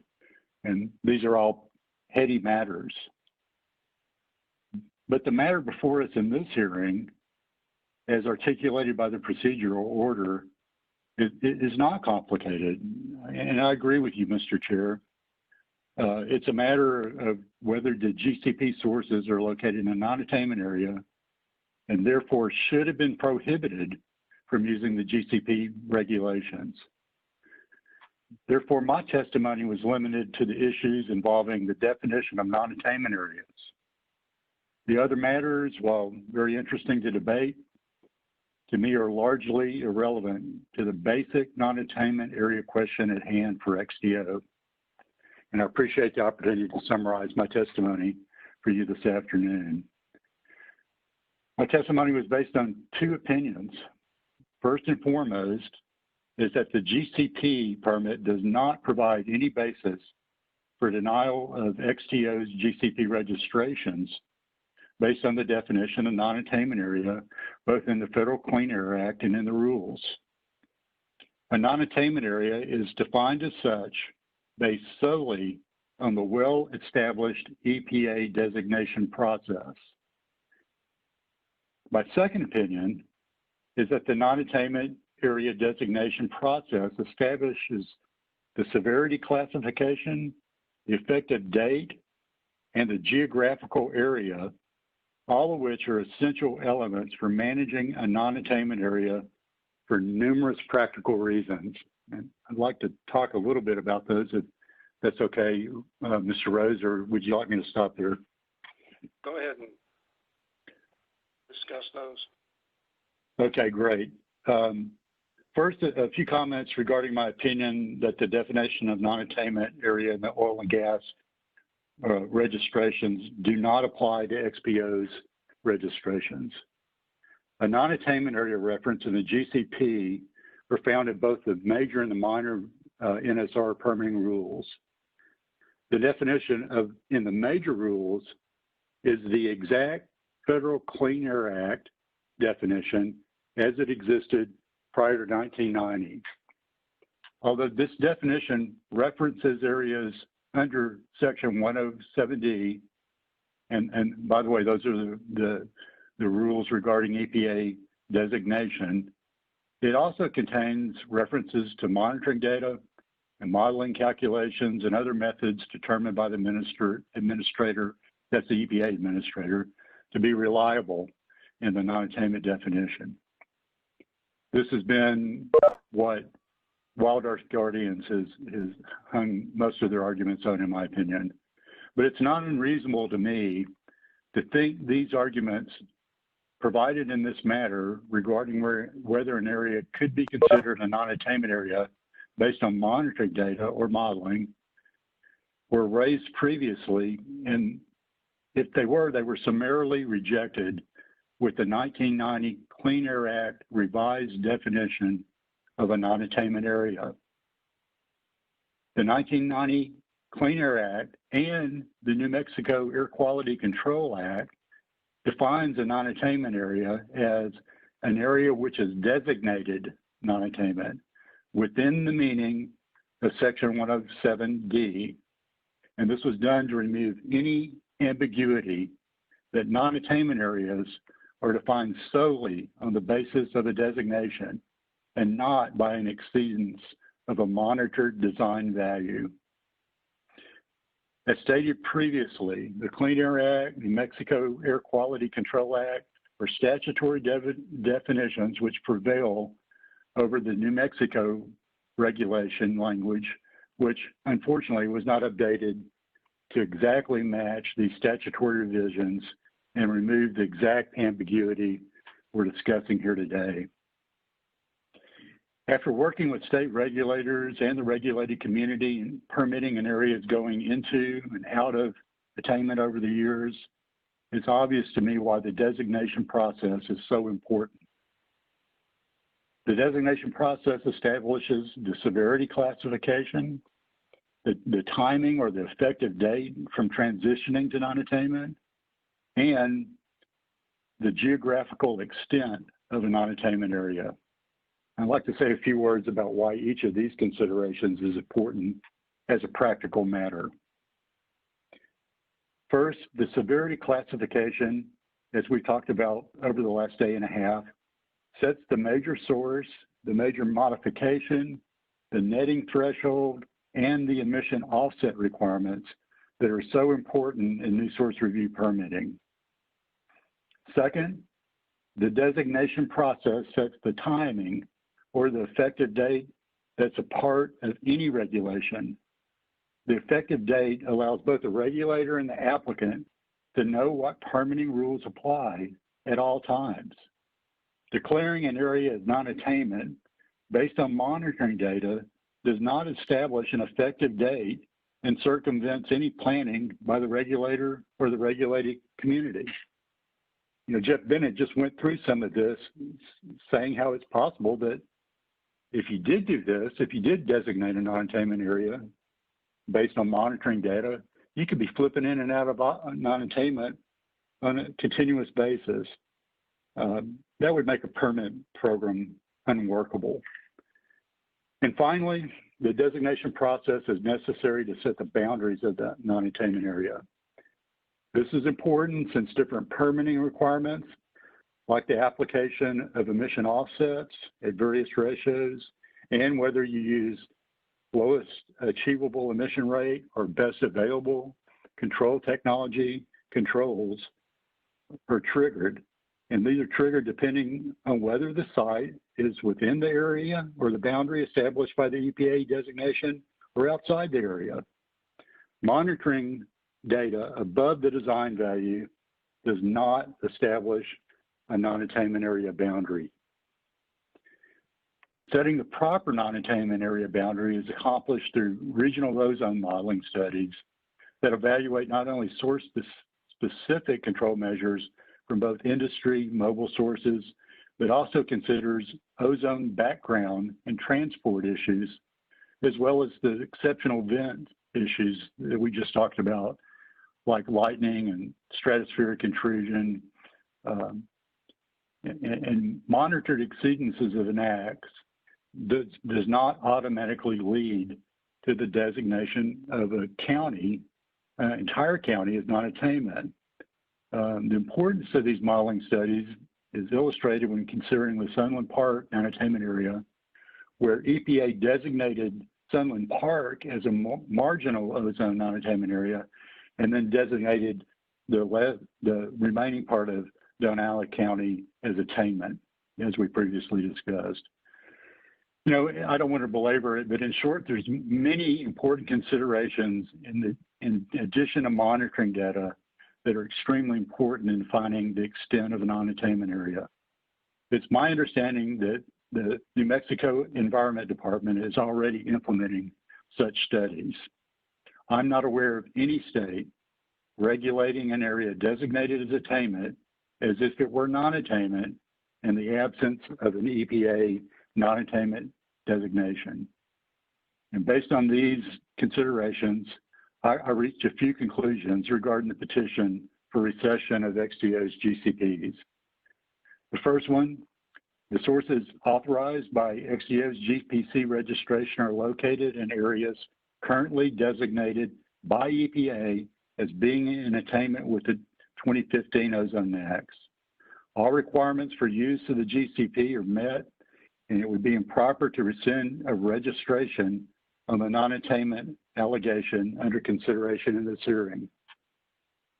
The established process and programs that implement measures to maintain ambient concentrations below the NAC should be allowed to continue rather than making arbitrary decisions aimed at specific GCPs. And finally, the New Mexico Environmental Department should not deny or rescind a GCP based on anything less than a final non-attainment designation by EPA. Thanks for allowing me to summarize some of these key points in my direct and my rebuttal testimony. Mr. Parmalee, were you present during, or did you hear the testimony, both direct and cross, from Dr. Sahu? Yes, I did. And were you also present during the direct and cross-examination of the department's witnesses? Yes, I was.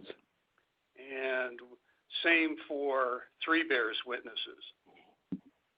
Yes, I was present for those as well. Was any of that testimony, or did any of that testimony change your opinion as to the approvability of the XTO permit applications in this matter? Absolutely not. Thank you, Mr. Hearing Officer. We have no further questions. Thank you. Wild Earth Guardians, would you like to cross-examine? Yes, Mr. Chair. Don't have a lot of questions, but we do have a few. A little awkward that I can't see you, Mr. Parmalee, but nice to meet you. I'm Daniel Timmons, attorney with Wild Earth Guardians. Thank you for your time today. Thank you. Yeah, I apologize for the technical difficulty. It's understandable. I think we're all doing the best that we can here. Is it your opinion that the Clean Air Act requires states to make general permits available for oil and gas facilities? No, I think the EPA gives considerable latitude for minor NSR permitting programs. Could the department amend the geographic applicability of the GCP? Yes, I suppose so. I think they would have to, go through public notice and the other rules. Understandable. I was shaking my head. I realized you can't see me. So if it can amend the department can amend the geographical applicability, could the department amend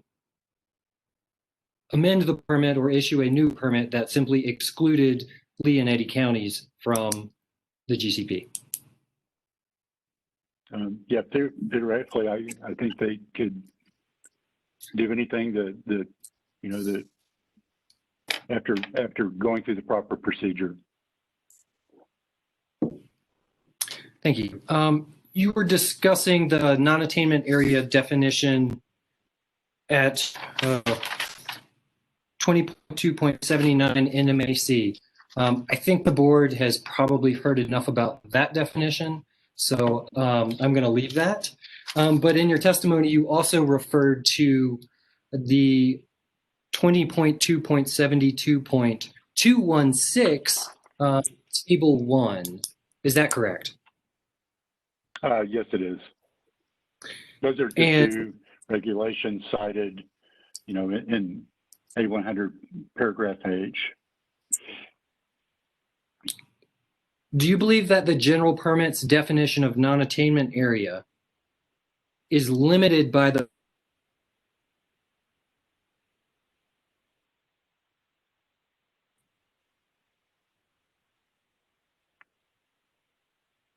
I'm sorry, you were cutting out. Could you repeat that question? Yes, sir. Do you believe that general permit's definition of non-attainment area is limited by the pollutants which are listed in Table 1 at Part 500? Well, it would certainly seem as though the New Mexico Environment Department chosen to eliminate ozone from their determination of significant ambient concentrations by looking at Table 1. Based on your understanding there, would that mean that even if the car area were formally designated as non-attainment for ozone, that general permit registrations would still be available in that designated non-attainment area? No, I think once a designation is in place, the way the GCP rules are written now, they would not be available in that area, in a designated non-attainment area.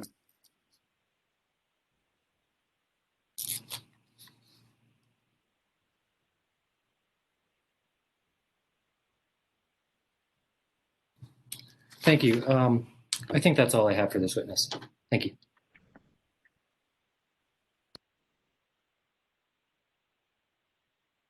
Sorry, it took me a minute to unmute. Are there questions from the Environment Department? Mr. Chair, I just had one thing that maybe I might have missed what Mr. Parmley was talking about. When you were just discussing Table 1 now, was that from the regulations, the permitting regulations? Yes, that was from the minor source permitting regulations. Okay, and I just wanted to clarify that you had referred to them as it's the department's Table 1, and I would just clarify you're aware that those are the board's regulations? Yeah, I'm sorry about that. Thank you. That's all I have. All right, thank you. Does Three Bear have questions for this witness?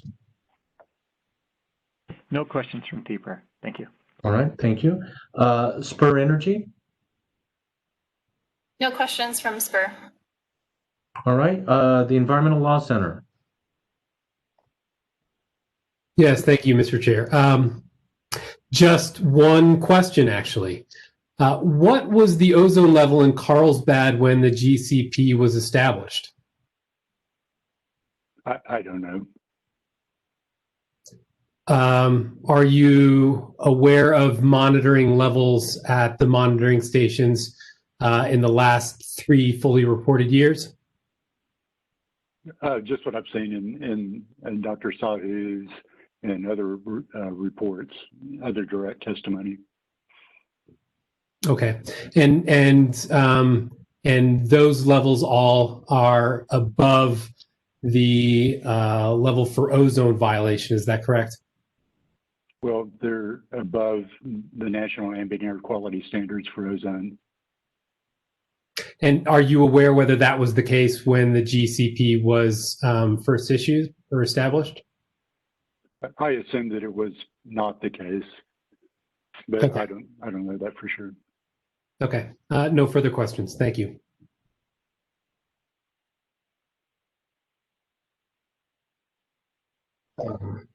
Questions from members of the board? Member Garcia.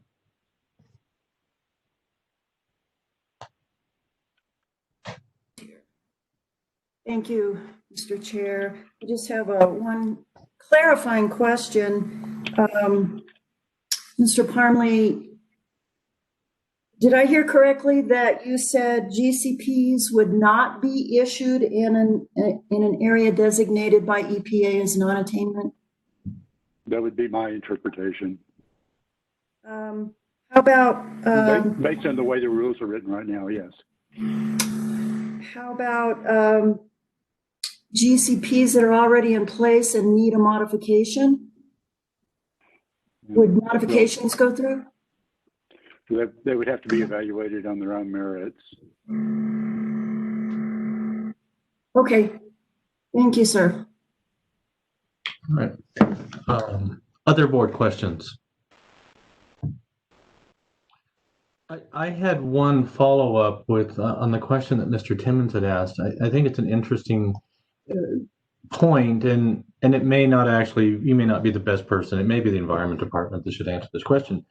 But in Table 1 at 20.2.72.500, ozone is not listed as a significant ambient concentration issue. And so I guess in your mind, in order to not issue GCPs, would that regulation need to be modified? Or I guess, do you have an opinion? Again, this is kind of more of a department question, but it was a follow-up to one that was asked to you. Yeah, I mean, I think probably the New Mexico Environment Department should be the definitive source on answering that question. You know, my opinion is that these rules are the minor NSR rules. They're, you know, so you have to read them in that context. So, you know, I think this table is, by deleting ozone, is consistent with everything that I think I've heard, other than Dr. Sahu's testimony, that for a minor source permit, an ozone significance evaluation is not required. No, I apologize. I'm looking more to the future in the event that the area does become designated non-attainment by EPA. Would then, in your opinion, and again, since you're not with the department, it's maybe not an unfair question. Would it need to be updated? I would think not, but I mean, I would leave that to better legal minds, because you know, it basically, the paragraph H says that you must deny registration to facilities located in a non-attainment area. Okay, fair enough. That should do it. All right. Thank you. I appreciate it. Mr. Rose, do you have any redirect? I do not, Mr. Hearing Officer. All right. Thank you. Oh, Mr. Cates. Yeah, Mr. Chief, I have a question for Mr. Parmley here. Sir, I was remembering about a month or so ago, XTO pulled its GCP permit for some stuff in Eddy County. I'm looking at it right here. The Husky gas plant, and for the central delivery point. That's not a plant, it's a hub. But So that headlines, because one of the reasons it made headlines is because people wonder why you did it. And at the time, the petitioner, Wild Earth Guardians, said it was probably because out of concern for compliance with emission controls. Does that sound about right to you? No, I couldn't comment on that. I'm not, monitoring XTO's day-to-day operations. I know generally what they're doing, but those are all business decisions, I think, that are beyond any review capacity I've had with XTO. And so you wouldn't know whether they pulled that permit out of concern for emission compliance? Yeah, I would have no idea. And Mr. Chair, this is Laura Katz with the Environment Department. I just want to make sure that, just to be sure that we're only considering the permits that are actually at issue here, and documents that are actually in evidence and that have been provided testimony on. I just get concerned if we're bringing other things in. Sure. Thank you for bringing that up. But that's why I asked, because it wasn't real clear. So, thank you. Okay, so do you have your question answered then? All right, thank you. So our next item is Spur's testimony. I wanted to check with the court reporter if she would like to take a 10-minute break or so. Yes. Okay, so let's come back at 2:25. Thank you.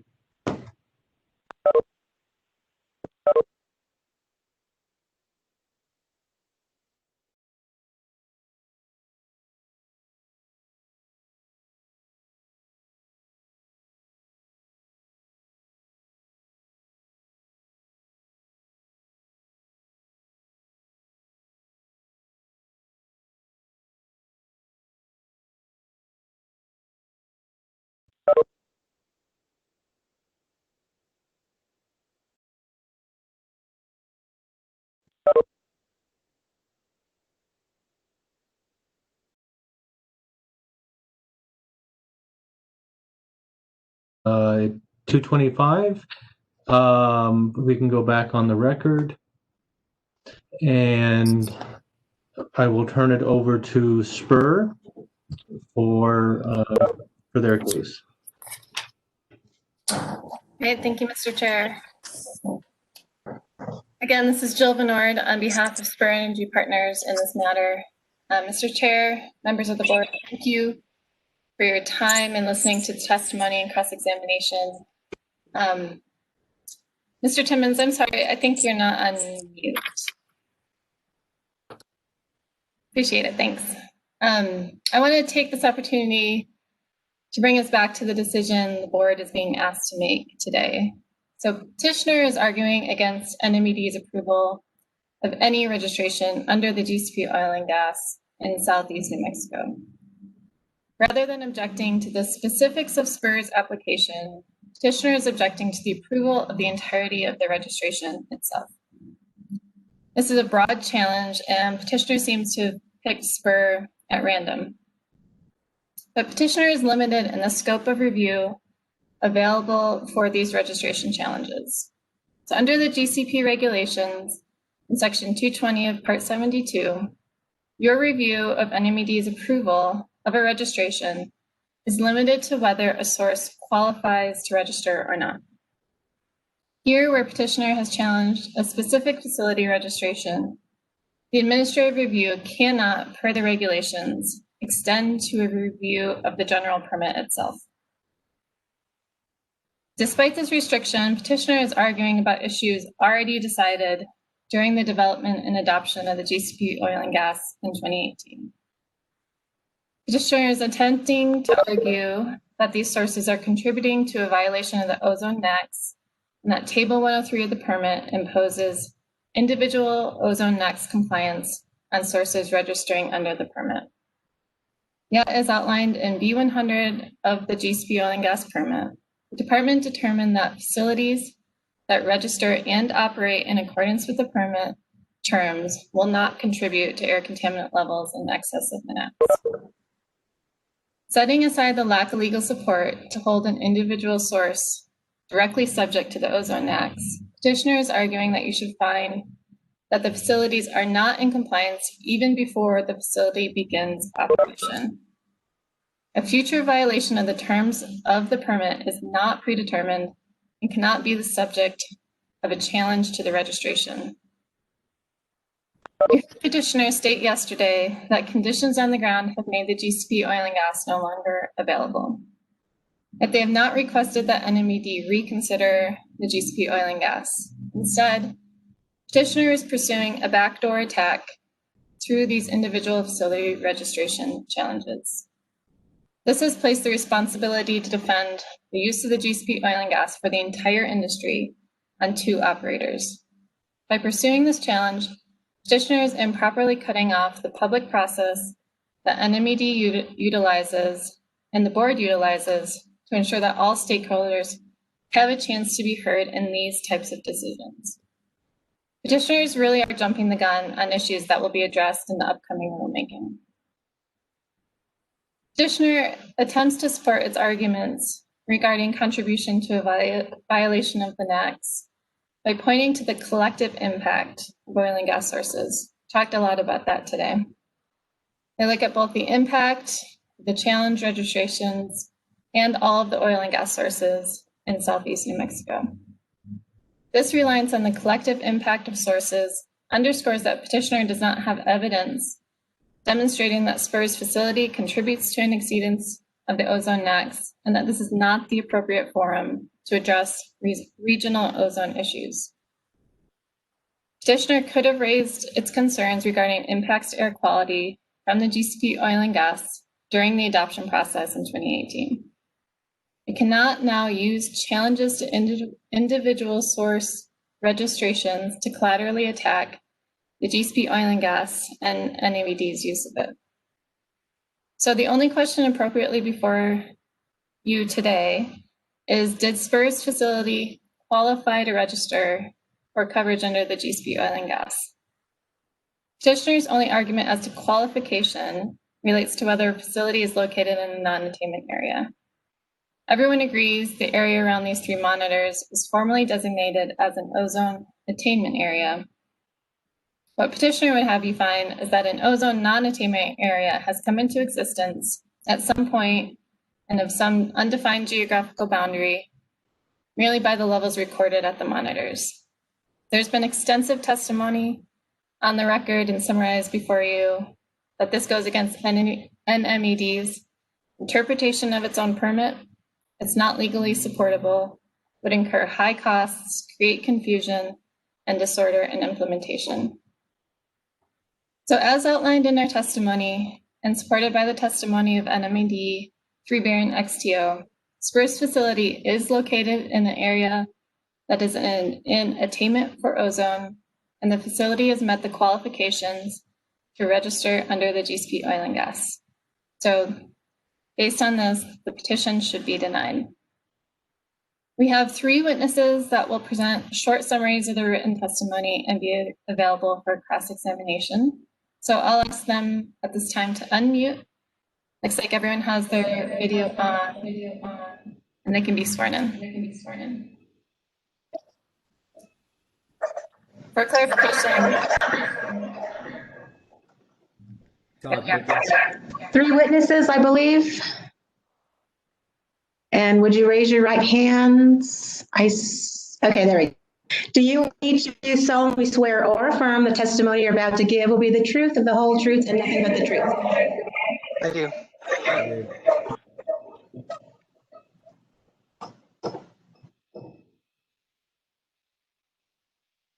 All right. Thank you, Mr. Hearing Officer Volkerding. This is Adam Rankin appearing on behalf of Spur. We're presenting Spur's first witness today, Mr. Todd Newcomb. So I don't know if somebody's additional microphone is on or not on mute, but I am hearing feedback, and it may be, there it goes. Maybe we'll have to switch off and on between when I'm asking questions and when the witness is providing answers. Mr. Muka, will you please state your full name for the record? Todd Muka, and that's spelled M-U-C-H-A. I'm sorry, say it again, please. Todd Muka, spelled M-U-C-H-A. By whom, for whom do you work? Spur Energy Partners. And what is your position with the company?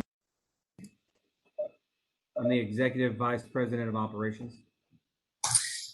And as the Executive Vice President of Operations, what do your job duties include? I am over all aspects of operation, which includes the permitting operationally and environmentally to construct and operate our E&P facilities. And are you familiar with the GCP registration that was filed by Spur and approved by the New Mexico Environment Department? Yes, I am.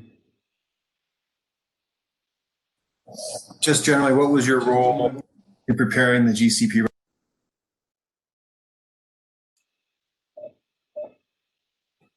I have the direct oversight of the construction and operation of that facility being built along with my production teams. Again, I oversee the outside consultation and preparing permitting for those facilities, which include operations, environmental, and I think air permitting, which we're going to talk about today. And with that air permitting process, we have hired a company, ERDI, with Mr. Conley, who's on here, to give us the mathematical computation that we've been talking about today to give us what permit we should be filing for. So, Mr. Muka, I'm going to share with you my screen. Be able to see what's been marked as Spur Exhibit number 1. Yes, sir. Is that a copy of your testimony that was filed and submitted in this manner? Yes, sir. Do you have any changes or amendments to your testimony that are contained in Spur Exhibit number 1? No, I do not. Do you adopt your testimony that you submitted and pre-filed as Spur Exhibit number 1? Yes, I do.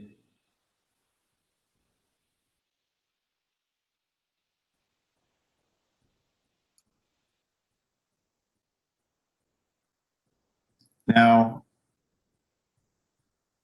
I'm not going to ask you to repeat everything that's in your testimony that you've already pre-filed and submitted, but I do want to highlight a few of your aspects of your testimony. First, I want you just to tell us a little bit about the company by way of introduction for the board. How many people does Spur employ? How many does it employ in New Mexico? We have approximately around 160 employees, and 105 to 108 of those being in RTG, New Mexico. And how long has Spur been operating as a company in New Mexico? We've been operating since July of 2019 with an acquisition of Percussion, and then we had another acquisition in November when we acquired Concho's Northwest Shelf. And I believe the permit we're talking about today was actually our first facility build permit GCP. It was our first time we actually built our own facility. And you struck the jackpot, didn't you? I think I drew the card that nobody wanted. Now, Member Cates. Excuse me, Mr. Rankin. Mr. Muka, I'm going to ask you to speak up louder for me and repeat your last answer. I said I picked the card nobody else wanted, I believe, with the first permit being drawn.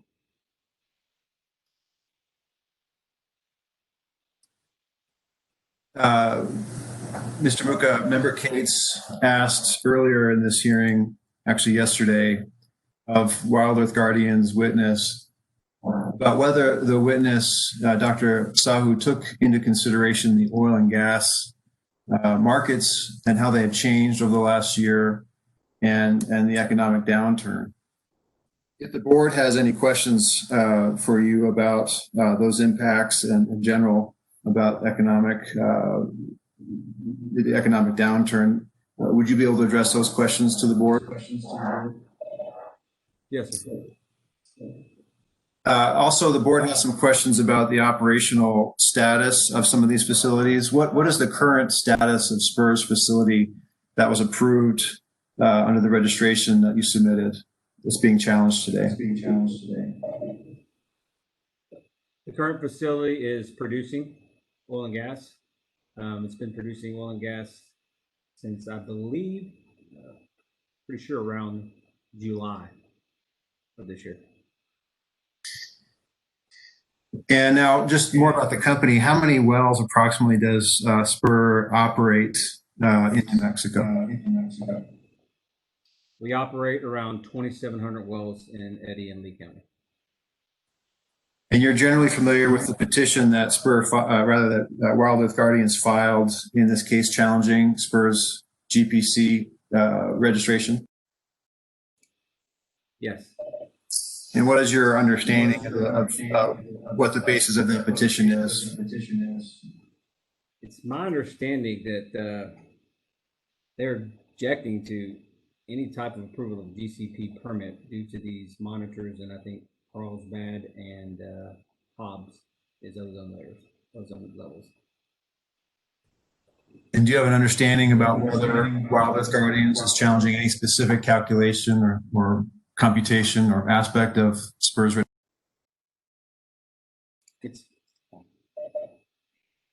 It's my understanding they're not challenging anything directly related to the permit. I think the challenge and what they're saying is any type of emissions coming from a GCP, it will harm the environment. So no permit should be issued. And what do you say in your testimony is the problem with that kind of challenge that Wild Earth Guardians is bringing? Well, first of all, there were 44 permits filed around that month. Again, we being the lucky participant being picked out, I think it's more of instead of a single permit thing we're talking about, it's a whole aspect of the oil and gas industry being brought into this deal. So, instead of challenging anything specific in that GCP, they're basically just saying any type of permit that you receive as GCP, it should not be allowed. And I think that's a bigger and broader place to have that conversation than just going on one GCP being pulled. And your testimony outlines what you see as the problem with that approach that Wild Earth Guardians is taking. What do you say in your testimony? What I'm saying in my testimony is it feels like, we are trying to defend the entire oil and gas industry with this one permit. Again, I'll go back to, I think this is a broader discussion, and hearing some testimony I've heard the past couple of days with Ms. Kuhn, those numbers and those things and new regulations are coming out, and it just seems hard to try to defend those to one operator with one permit. Thank you very much, Mr. Muka. I think at this point, Mr. Hearing Officer Volkerding, I have no further questions. I believe that Spur Exhibit 1 has already been admitted to the record, so I don't need to move for that. And so with that, I pass the witness for questioning.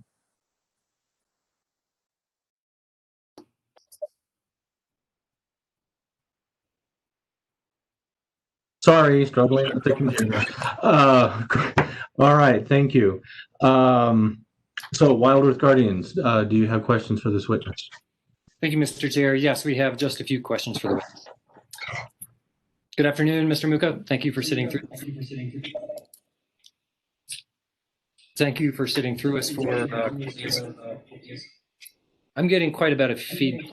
Is that better there? Okay. So again, I'm Daniel Timmons, attorney with World Earth Guardians. Want to start with your written testimony. On page 3, you stated, quote, committed to being an environment change to ecosystem protection to air quality management. Is that correct? Starting on line 14.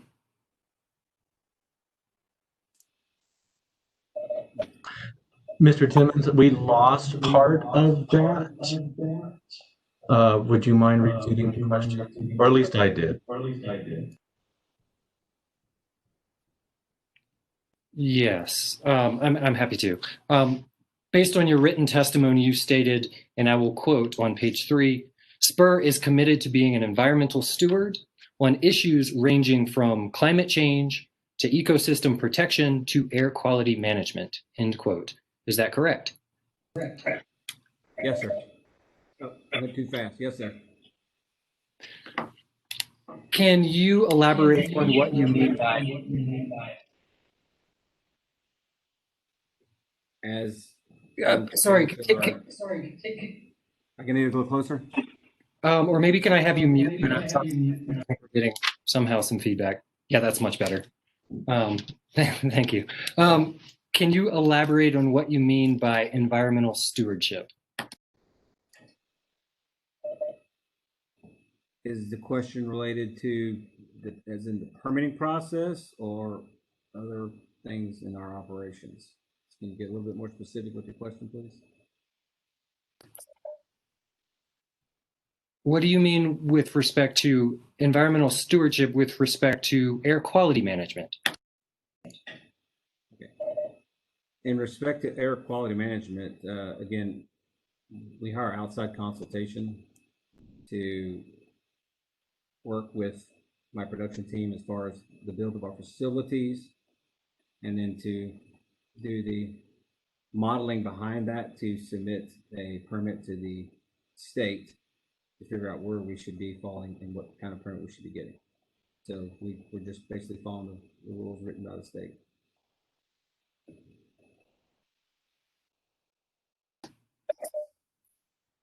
Thank you. Do you have a sense of how much natural gas that Spur and its predecessor companies flared off in 2019? Mr. Hearing Officer, I believe that is way beyond the scope of the questions on direct testimony. So in the interest of time, because it's outside the scope, I'm just going to object on that basis. Mr. Timmons,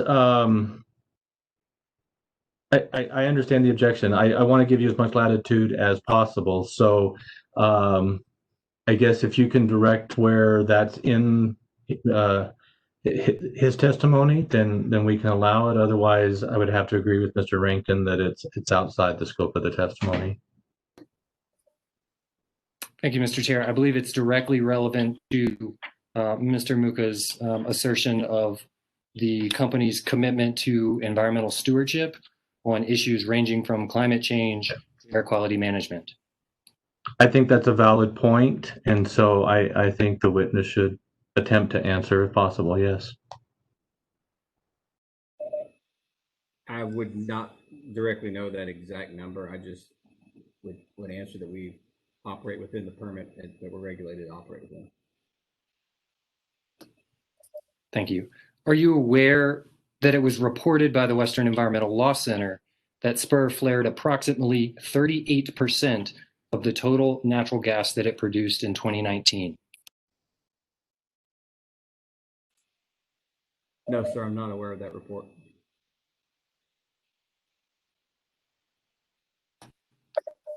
You stated that operates approximately 2,700 wells in Lee and Eddy counties, correct? That is correct.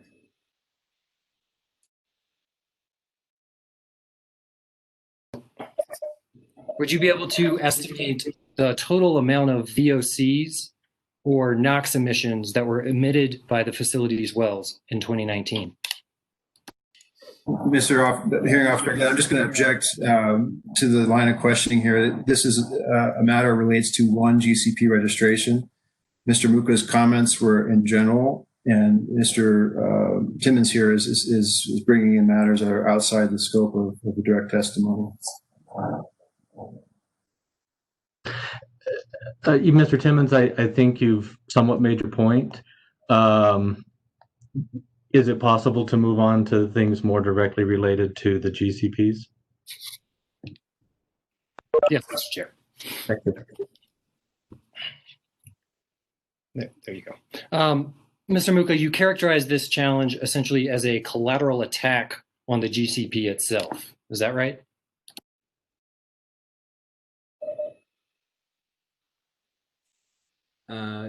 I basically said it was an attack on the oil and gas industry from the permitting process of one GCP.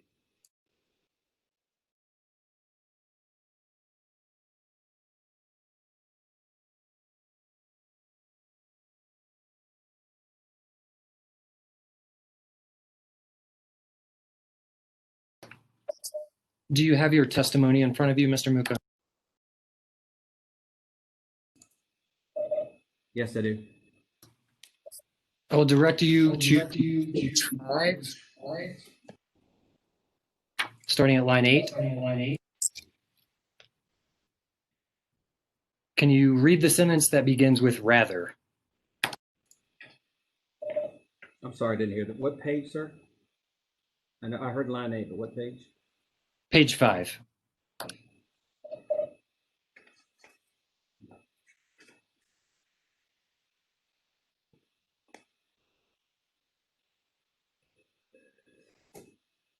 Line 8, correct, sir?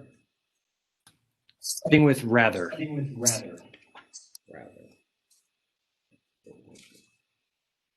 Rather, Guardians is attempting to bring a collateral attack against the GCP oil and gas itself. Has Guardians asked this board to vacate the GCP in its entirety?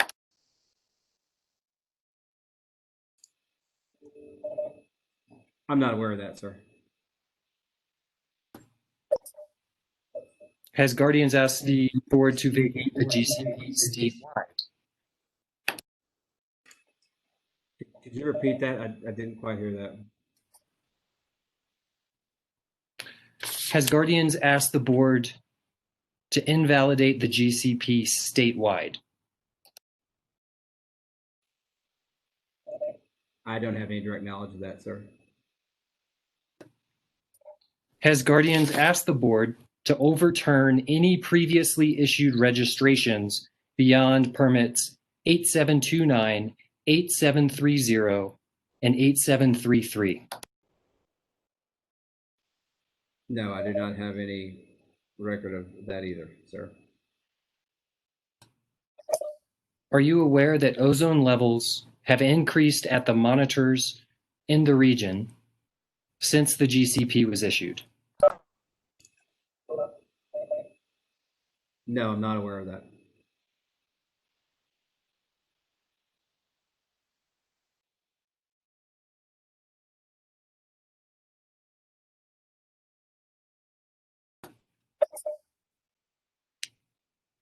Guardians simply asked the board to interpret the terms of the GCP itself and to find that it is no longer applicable in the Carlsbad area due to air quality conditions which have deteriorated since the GCP approval.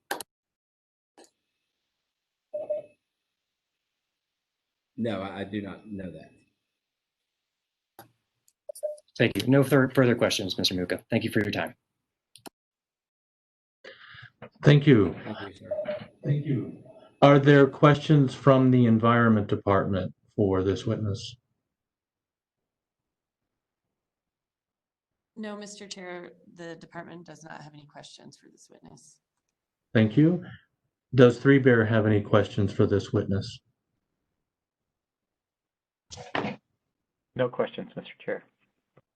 Thank you. And XTO, any questions?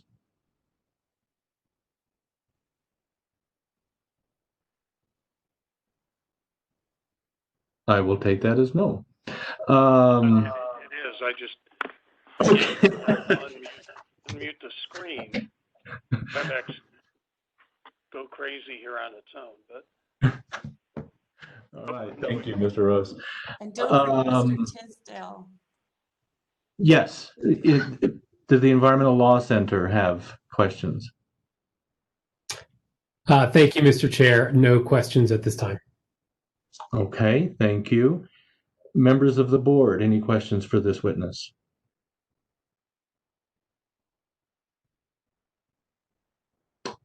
Member Cates. Yeah, Mr. Chairman, and I'll defer to you if I'm going too far afield here into council. But I think it's useful to understand the larger context and condition of the markets. And so I would ask the witness if he could just tell us very quickly and in the interest of time and cite some metrics, the number of rigs, the build out schedules, the price of oil. So what are your metrics in terms of describing the health of the Permian Basin oil and gas industry here in the in the month of September 2020 relative to what it was a year ago, for example? Obviously, negative oil pricing's had a huge effect. We laid down our rig in April, and it's very important that we keep everybody employed in New Mexico through our upper management team here.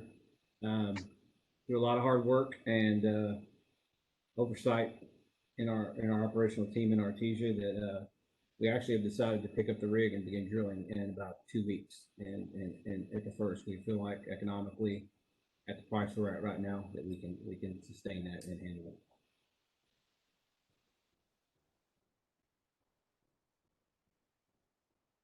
So, sorry, fiddling around with the controls here. So, did you just say you're gonna pull the rig? No, we did pull the rig in April. We will be putting the rig back up October 1st. Oh, I see. Right. And so more broadly, I was asking there, what metrics are in your mind when you think of the whole, the region?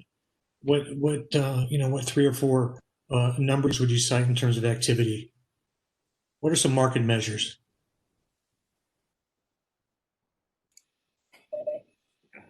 Price is going to have a huge effect as far as the region. And to be honest, we have a new model basically for our business with private equity that allows us to be able to probably drill at a price that a lot of people can't. We're very fortunate with that, the model we have. So it allows us, as far as other people, I fully don't know what's the economics behind that, but for us, we'll be able to do that. All right, I appreciate it. I just want to get some sense of the, what's happening in the marketplace. So thank you, sir. Thank you. Any other board questions? Yes, Member Sweeney. Thank you, Mr. Chairman and Mr. Muka. Is it? How do you say your last name? I'm going to try to pronounce it as good as I can pronounce yours, Miss Sinia. It's Muka. Well, thank you so much. So to follow up with Member Kate's questions, just so I can get a better idea from industry, I really like to understand all perspectives on an issue, and so I would just appreciate some additional information. So as you stated in your testimony, Spur has 2,700 wells in the Permian Basin area. Do you have any other wells throughout the state or through adjacent states or in adjacent states? No, ma'am. We just have 2,700 in Lee and Eddy County. Thank you. And in your testimony, as Mr. Timmons mentioned, you had a statement that Spur is committed to being an environmental steward on issues ranging from climate change to ecosystem protection to air quality management. And in that same paragraph, you have mentioned that you're a diligent and prudent operator What are some concrete examples that you could share with the board of measures you've taken in the development and operation of your wells to be a committed environmental steward? It's a very good question, Cynthia. Just starting with even our facility bills, I can tell you this was our first facility. We're initiating vent flow lines to be put onto these facilities that will help emissions with the trucking part. We also, as far as greenhouse effect, when they come shoot our flares, we have a company on hand immediately for any detection, any leaks, any kind of emissions being sent out to repair those immediately. The only way that's not repaired and that leak doesn't stop is if there's actually, we don't have the part, which then we have to come back in that 30-day period to fix that and reshoot that flare. So we're actually, as we see that, spending money to have a group right there instead of waiting 30 days to come back and repair that and let those emissions back out. With our drilling and it's fixing to come up, we are going to natural gas generators. So we're going to try to use that natural gas to power our stuff instead of using gas. So those are just a couple of things that we're doing. We're also in line looking at e-fracking instead of the diesel fracking. And you see a picture of all these, a frac, right? And you see all these motors and pumps and stuff. And trust me, we've been in Texas, we've been in Louisiana, and we have 30 to 50 of those deals. Ours is under 10. The size of our frac and the power used is so much smaller and so much easier where we're at.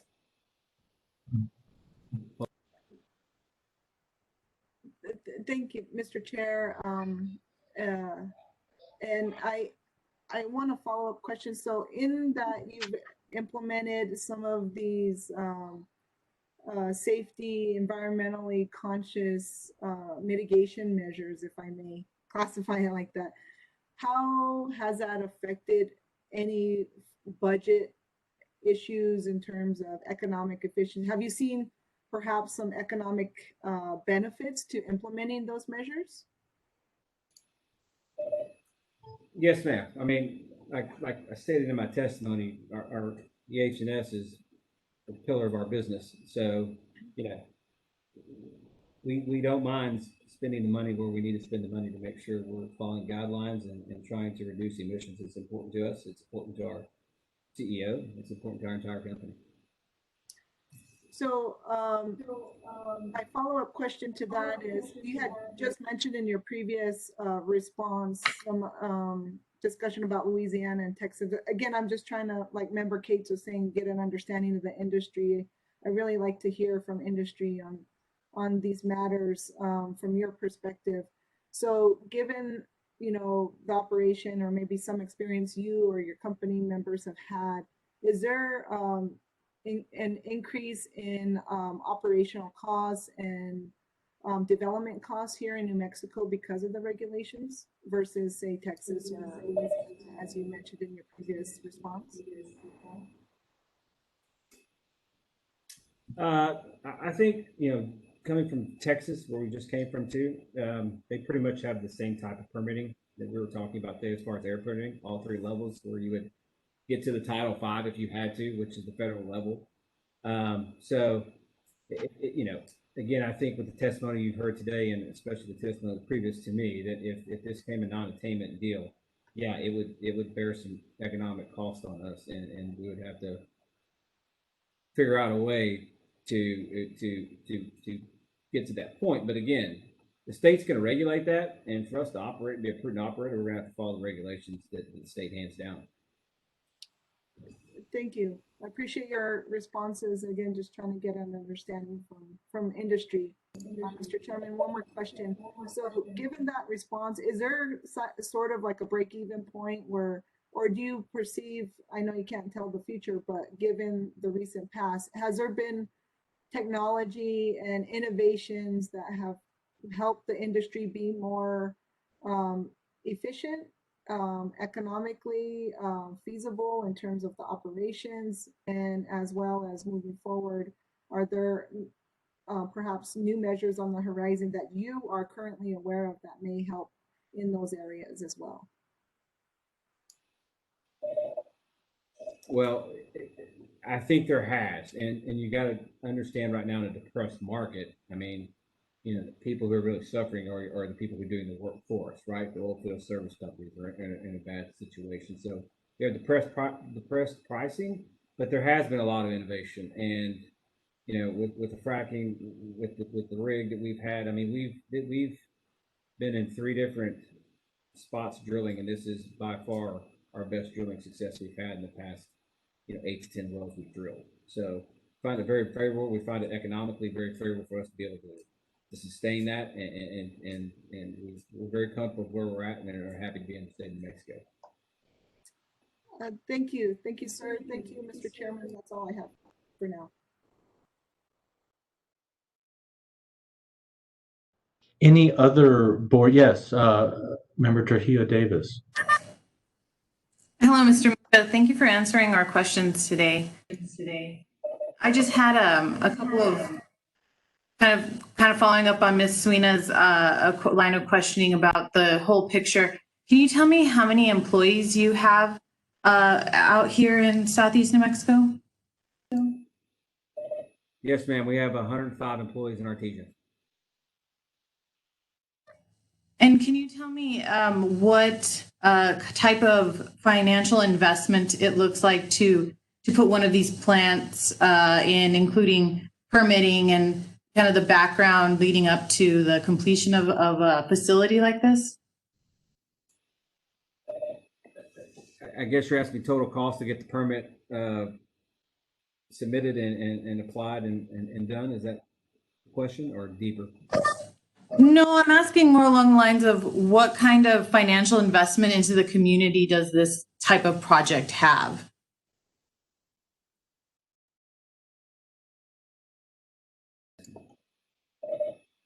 A huge. I mean, we first came into the community and got into impacting that right away, as far as Artesia Sports and Artesia High School, Chamber of Commerce, and stuff like that, as far as the community.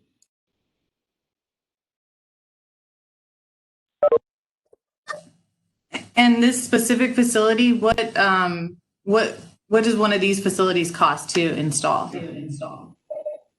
My bad. Mistake the question. Oh, well, to be honest with you, the first facility, the Rama you're talking about, was about $750,000.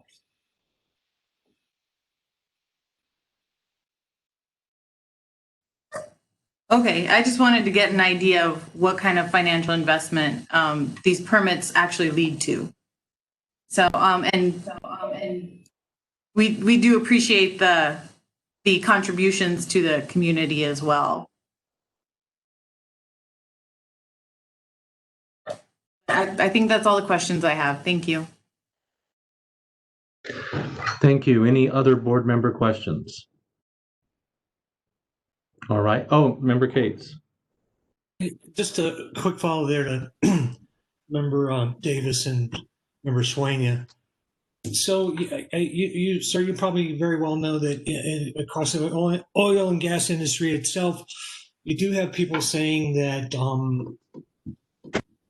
it's not necessarily all COVID related, that there is a very strong possibility and even an expectation that it's never going to be the same again. And this holds true for the Permian Basin. I'm just describing to you what some people think. And now, as an oil man, you might just dismiss that entirely, but I'm just curious as to what your thoughts are there.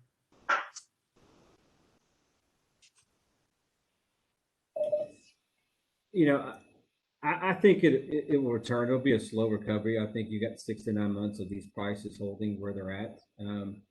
Obviously, there's been some production cut off, and we'll see where that falls with hurricanes also. But we anticipate the price holding where it is, which means we're going to put our best foot forward and continue to drill at those prices with the values and the plan we have, business plan.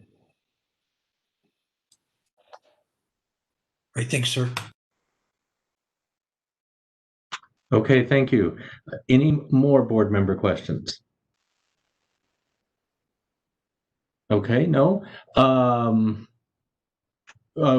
Redirect, Mr. Rankin. Buffering, no further questions. All right, thank you. And then, so then your next witness. All right, thank you. We're going to turn to John Connolly. So, Mr. Connolly, can you please state and spell your name for the record? It's John Conley, John. Last name is Connolly. And who do you work for? For Energy Resource Development out of Baton Rouge, Louisiana. What does, and I know that's sometimes shortened to ERDI, what does ERDI do? So we've been operating since 1982. We're a full service environmental consulting company, and we specialize in the oil and gas industry. So what's your position with the company and what do you do in that role? I'm the president, been president since roughly 2017. My main goal is to work with our clients to basically have a regulatory permit approved. And once they are submitted to state, I work with the state to answer any questions they have and get all the issues resolved. And can you give a very short background of your education and relevant work experience as it relates to permitting oil and gas facilities? So I graduated from LSU with a bachelor's degree in petroleum engineering. Since about 2015, I've been doing permits. I've permitted roughly about 200 facilities in Louisiana, Texas, New Mexico, and a few in Pennsylvania. So looking at New Mexico, how long have you been working on permitting in New Mexico?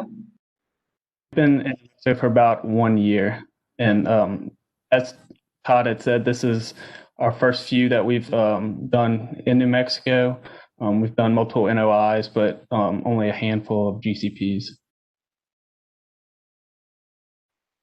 And as part of that work, do you regularly communicate with NMED staff to make sure that the applications that you're submitting meet all the regulatory requirements?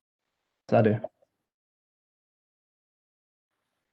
So you prepared and submitted the GCP registration to NMED on behalf of SPUR, the one that's at issue here. Is that correct? Yes, we worked with SPUR directly to get the permit approved and submitted. And in that permit, you describe the facility and including the equipment and generally describe how the facility operates under that GCP permit. Is that correct? Yes. So did NMED have any questions or request any additional information from SPUR before approving the registration? We had various emails back and forth asking for various modifications and changes. And after we worked through it all, we got the permit approved. And that was approved on March 23, 2020? So you submitted direct written testimony as per Exhibit 2. Do you have any changes or amendments to that testimony?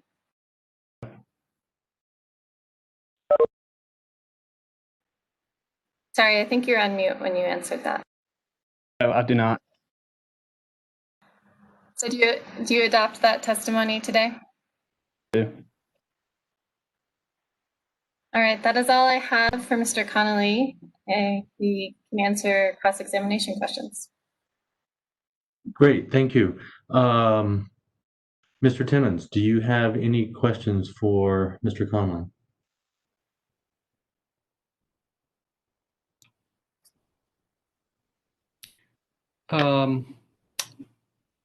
No, I don't think we have any questions for Mr. Connolly. Thank you. Thank you. Does the department have any questions for Mr. Conley? No, Mr. Chair, the department has no questions for this witness. Does Three Bear have any questions? No questions from Three Bear. Mr. Rose? No questions of this witness. All right, thank you. Mr. Tisdale? No questions. Thank you. And are there any questions from members of the board? Right, thank you. That went fast. Next witness for Spur. I'm not sure which council will be handling that. We're going to turn to Mr. Ehrenstein at this time. Thank you. So can you please state your full name and spell it for the record? Hi, my name is Adam Ehrenstein, spelled Adam and Ehrenstein. So you submitted direct and rebuttal testimony as Spur Exhibits 3 and 8. Do you have any changes or amendments to that testimony? No, I do not. Do you adopt that testimony as your testimony today? Yes, I do. Thank you. So let's get into your background a little. Who do you work for? Sure. I work for Trinity Consultant. So what is your role with Trinity? I'm the manager of consulting services for the Albuquerque office. So in that role, do you have experience permitting oil and gas facilities in New Mexico? Yes, I do. I've been working in Albuquerque and with Trinity in New Mexico for the last 10 years permitting oil and gas facilities. And does that include experience with the GCP oil and gas? I participated in the public process for the development and the adoption of the GCP oil and gas, and I've worked on many GCP oil and gas applications since that time. So I want to talk about general construction permits in general. So based on your experience with the GCP process and your understanding of the applicable regulations, what's the purpose of a general construction permit? A general construction permit allows for a streamlined permitting avenue for similar types of sources that are not subject to a case-by-case determination. So how does that general construction permit streamline the permitting process? It's a good question. It sets out permit requirements that, if complied with, are predetermined to meet the applicable requirements of the Federal Clean Air Act and also the New Mexico Air Quality Control Act and air quality regulations. So do general construction permits consider NAAQS compliance? Yes, they do. The GCP regulations require that a GCP contains terms to assure that registered sources will not cause or contribute to air contaminant levels in excess of the NAAQS. Okay, let's turn to the GCP oil and gas in particular. Can you provide some background on the process for adoption of that GCP oil and gas? Yeah, it evolved about 2 years of development between the release of the draft modeling in 2016. Then there was an initial draft which was released for comments around May 2017. And then there was a hearing in February of 2018. And finally, the issuance of the permit in April of 2018. So does the GCP oil and gas make a determination regarding NAAQS compliance? Yes, as stated in the permit, the NMED determined that the facilities that register and operate in compliance with the permit will not cause or contribute to air contaminant levels in excess of the NAAQS. So that's set out in section B100 of the permit, is that correct? That's right. So how does the source then determine whether it qualifies for registration under the GCP oil and gas? NMED has identified a list of qualification requirements, which are set out in the application for the permit itself. Can you give us a couple examples of those qualification requirements?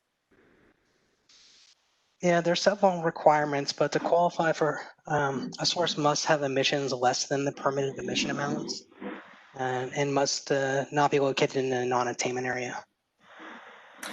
And I think you're listening to the testimony from NMED earlier or yesterday and earlier today. Is that correct? Yes. And you heard Ms. Bisbee Keene talk about how it has to apply to certain types of sources in the oil and gas industry. Yes. Is that one of the qualification requirements, that it has to be a certain type of oil and gas source? Yeah, I agree with NMED that the facility met all qualification requirements and that the approval was warranted. So you took a look at the application, and in your experience dealing with GCP oil and gas applications, what is your opinion as to whether the facility met those requirements?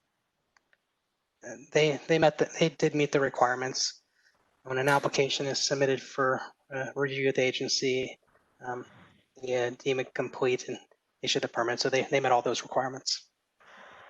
So does a registration under the GCP oil and gas require a demonstration of ozone compliance to qualify?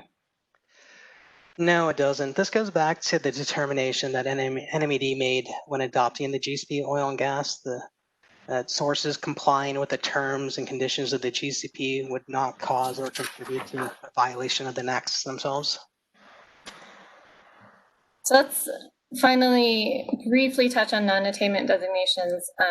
As we said, that's been well covered today.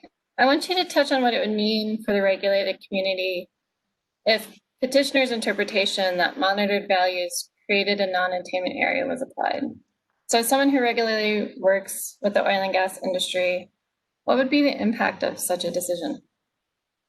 Oh, it would be chaos, it would be extremely disruptive industry. They need certainty on permitting process to be able to plan in advance and be prepared for compliance. And so, like, as you heard Mr. Muka discussing, it's quite an investment, and there's quite a bit of planning that goes into that. Would you agree with that? Absolutely. So how does following the formal designation process help avoid that disruption you were just talking about? The process allows for transparency and certainty regarding the geographical boundary of an area, the severity of the status, and the timing of when this designation takes effect. Overall, I'm not. Go on. Please go. I was just going to say I'm not aware of any other state or region taking such drastic actions as proposed by the petitioner. Okay, thank you. Those are all the questions I have. Some of the other parties or the board may have some additional questions. All right, thank you, Ms. Van Noord. Mr. Timmons, we will start with you. Chair, members of the board, and thank you for bearing with us again, Mr. Ehrenstein. I think you have the honor of being our last witness, so we'll try to keep this as short as we can. So you were talking about the general construction permit. So the general permit identifies the National Ambient Air Quality Standards at 40 CFR Part 50 as applicable requirements, correct? Yes. And the 2015 ozone NACs is listed at as part of Part 50 of 40 CFR. Is that right? Yes. In your direct testimony and just now, I think you stated, referring to SPUR's application, that, quote, SPUR did not identify the ozone NACs as applicable, end quote. Is that right? Yes. So SPUR's registration application included no information intended to demonstrate compliance with the ozone NACs. It's not required as part of the application process. Did SPUR identify the other NACs for other criteria pollutants as applicable for its application? Yes, they did. In your rebuttal testimony, you provided some calculations of ozone impacts based on the department's modeling guidelines. Is that right? I did. And based on that calculation, or based on that equation, excuse me, you calculated the potential ozone impact of a single facility qualifying under the general permit to be 1.19 micrograms per cubic meter. Is that right? I did. I'd qualify that calculation is reserved for major sources. So it was really just an example to show that even if a facility were operating at fully at the maximum capacity of a GCP, that it would still be underneath the significance thresholds of the max. But it would be about 60% of the significant impact level. Is that right? Yeah, it would not be significant.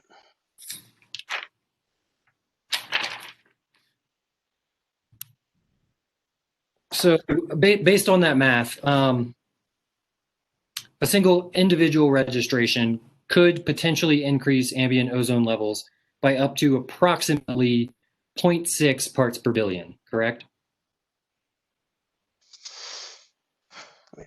Based off the analysis that I did, it showed that the facility wouldn't be significant if it was operating at the maximum emissions allowed under the GCP oil and gas. Define what you mean by significant.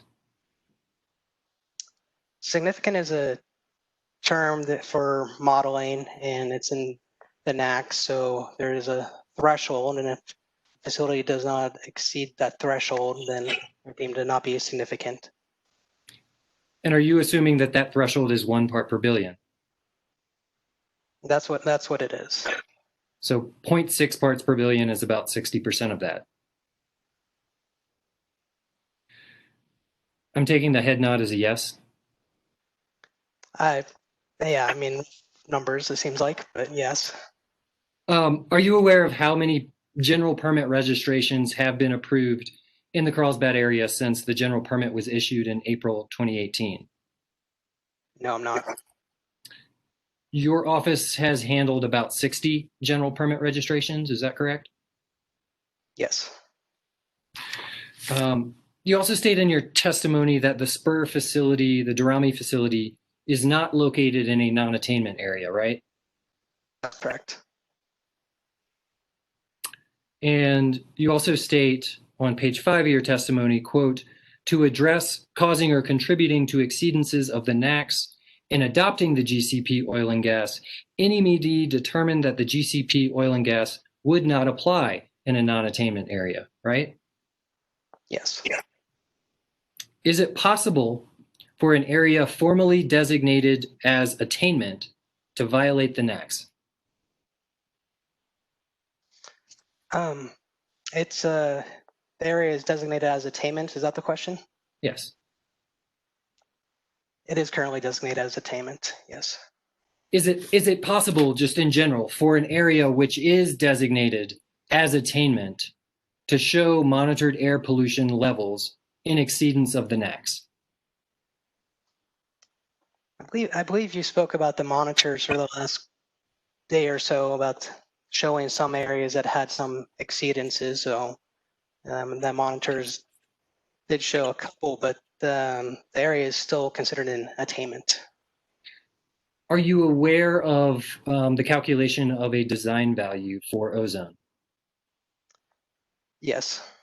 Is it your understanding that the design value calculation is what is used to determine whether or not an area monitored air pollution levels exceed the NACs?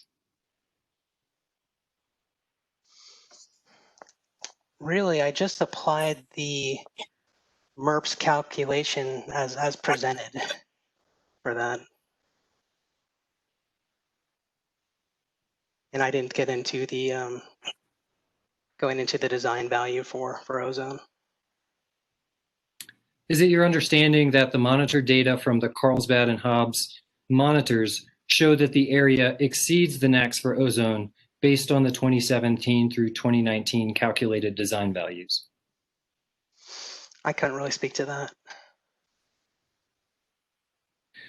Are you aware of whether or not the monitored values, design value, exceeded the NACs when the GCP was issued back in 2018? I couldn't really speak to that one either. Do you have a general sense of whether air quality in the Carlsbad area based on monitored ozone values has gotten better or worse since the GCP was issued? Well, I can't say for sure, but I know that the department has started their ozone attainment initiative.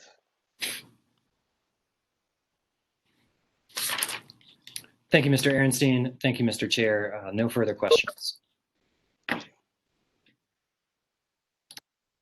Thank you. Does the department have questions for the witness? No, Mr. Chair, we have no questions. Thank you. Does Three Bear have questions for the witness? No questions, Mr. Chair.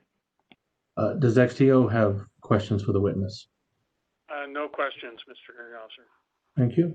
And does the Environmental Law Center have questions of this witness? No, we don't, Mr. Chair. Thank you. Thank you. Members of the board, any questions of this witness? Okay.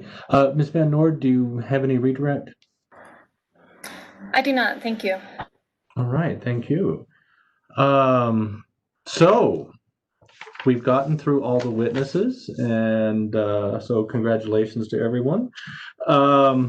Is there anything else from the parties that we need to address, housekeeping wise, procedural, anything like that? We do have time to do oral closing arguments. We did not really specifically address whether we would or would not. The order talks about the parties submitting written briefs, but I'm not opposed to taking 10-15 minutes for the parties to do closing oral if that is desired. And I'll start with Mr. Timmons. I would appreciate that opportunity. There was some discussion about that among the parties, and we were not in agreement. But given the time, I think it would be appropriate. I think we have, from scheduled, we have an hour and a half. So I'm not opposed to it. Is there an objection from any of the other parties? Mr. Chair, this is Lara Katz. I believe that the parties had discussed it, and at least my reading was that we all agreed that it,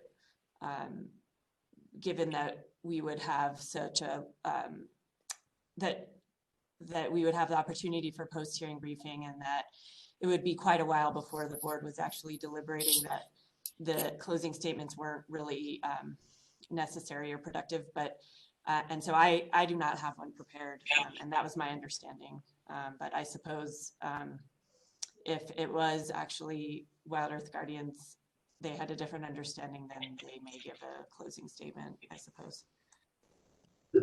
So is that an objection or no? Just for clarity. I guess I'm surprised by what Mr. Timmons is saying here. So, but I guess if it doesn't make clear in the procedural order, then there's no real basis for me to object. Okay. Yeah, unfortunately, in my reading of it, it's not clear.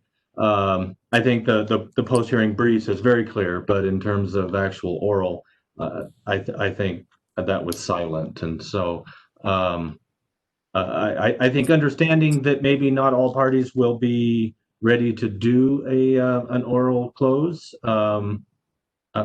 it sounds like the petitioner is, and so I want to afford him the opportunity. And to be, I will also say that I mean I can keep this to like 3 to 4, maybe 5 minutes. Okay, thank you. Ms. Van Noord, do you have something? Sorry. Yeah, I was just going to say it was discussed amongst the parties, and Wild Earth Guardians requested a closing, and the parties decided as a group to not have closings. And so again, like Ms. Katz, we're not prepared to have a closing, and given the fact that the deliberations will not be for several months, I think it would be better to use our time to take back and put this all together in a written form that the board members can use in making their determination when they're actually deliberating.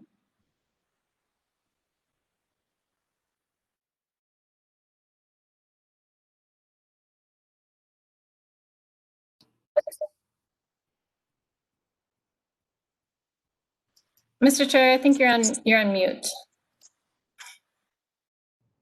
I was, thank you. I don't necessarily disagree with the points raised by the Environment Department, Ms. Van Noord. At the same time, we have the time, and I don't see any harm in allowing Mr. Timmons to provide a brief summary. And just reminder for the board, the way that this hearing is going to play out versus some of the other ones that we've had is the parties will be submitting written post-hearing briefs summarizing and outlining all of their arguments again for our consideration. We will not be deliberating today. The order, let me pull that up just for clarity purposes, and I don't know what I did with it. Basically, it says that the written briefs need to be submitted within 30 days of when the transcript is available. So at this moment, that's a floating deadline. And then after we've received those, then the board can put on one of its other scheduled meetings on its agenda to deliberate the matter. I thought I had something else I wanted to say, but it's escaped me at the moment. So I will allow Mr. Timmons' closing statement. Thank you, Mr. Board.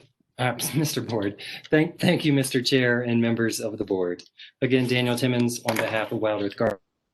Appreciate everyone's attention over these past 2 days. I know it's been a long Zoom session, and so I will try to keep this as brief as possible. Again, as I said in my opening, we think this case is a simple one. Monitored data in the Carlsbad area, the Carlsbad Caverns, and Hobbs monitors all show monitoring data in violation of the National Ambient Air Quality Standards. The department's witnesses have acknowledged that ozone levels in the area pose a public health threat. And the department has also acknowledged that adding VOCs and NOx emissions, including from the facilities at issue here, will likely increase ambient ozone levels in the area to at least some degree. The department's regulations require permit denial where emissions will cause or contribute to exceedances of the ozone National Ambient Air Quality Standards. Now, the department argues that by definition, minor sources do not significantly contribute to ozone levels based on what they described as a general awareness that such sources have impacts below 1 part per billion per individual source. But that's based on a blanket application of a significant impact level threshold that is not contemplated by the EPA guidance or incorporated into the board's rules. And that blanket application of a significant impact level does not take into account the fact that air pollution levels in the area already exceed federal public health standards. The department admittedly conducted no analysis of ozone impacts for the 3-bay facility or for the general permit registrations, and essentially claims that it doesn't have to for any minor source absent a formal non-attainment designation from EPA. Of course, there is no obligation, as we heard from testimony from Ms. Bisbee-Kuhn, that EPA undertake a formal attainment designation. And while the state has the right to petition EPA for such a designation, none has been forthcoming. And from the testimony, it is very apparent that the state is taking every effort to avoid a formal non-attainment designation. It is less clear whether or not the state's efforts are geared towards avoiding that legal determination or towards reducing air quality levels to protect public health.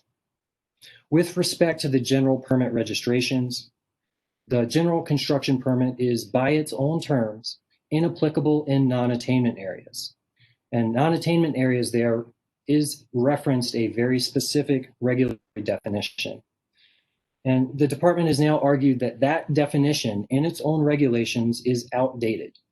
And they asked the board to look past its plain meaning which define non-attainment areas based on monitoring data in excess of the National Ambient Air Quality Standards.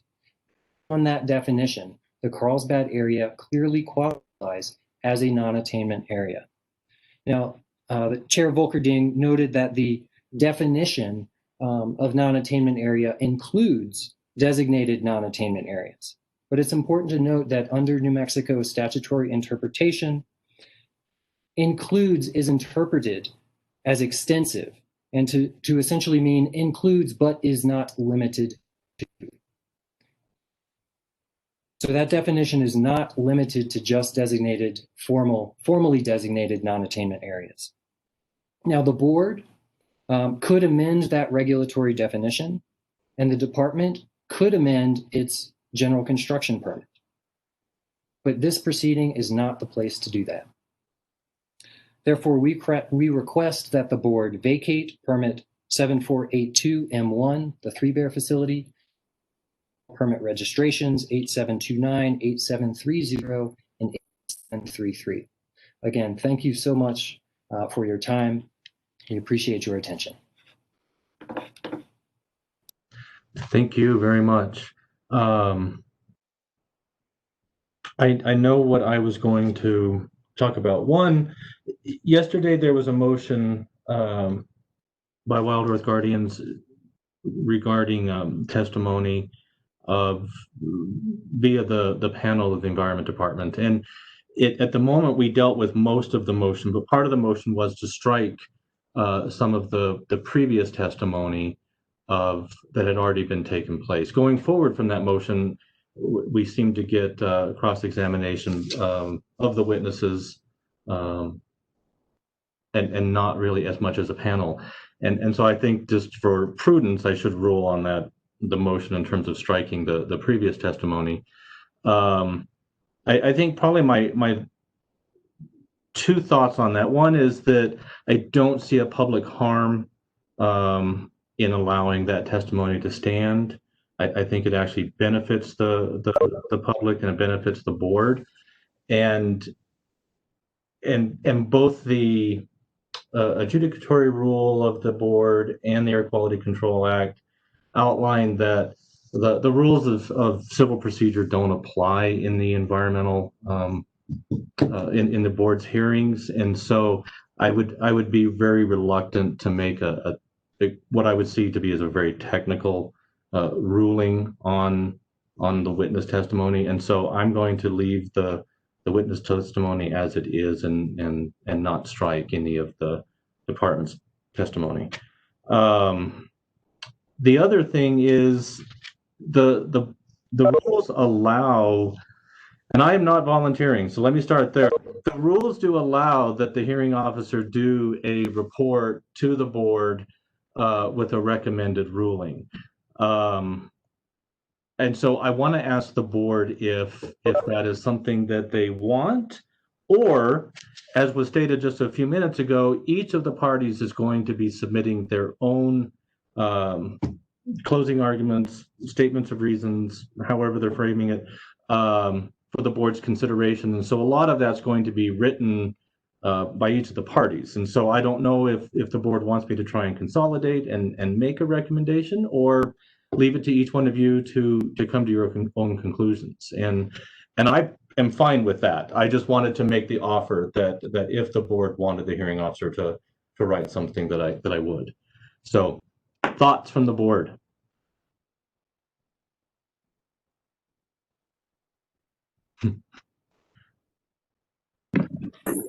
I'm sorry. Someone else want to go first? Go ahead, Barry. Sorry, this is Ben. Go ahead, Barry. So, Mr. Chairman, the options before us are binary, one way or the other, or are there other possibilities here as well? So I guess I see the options as, well, we know for a fact that the parties are going to be submitting their post-hearing briefs. From that, I could write a recommendation. The board is under no obligation to take that recommendation.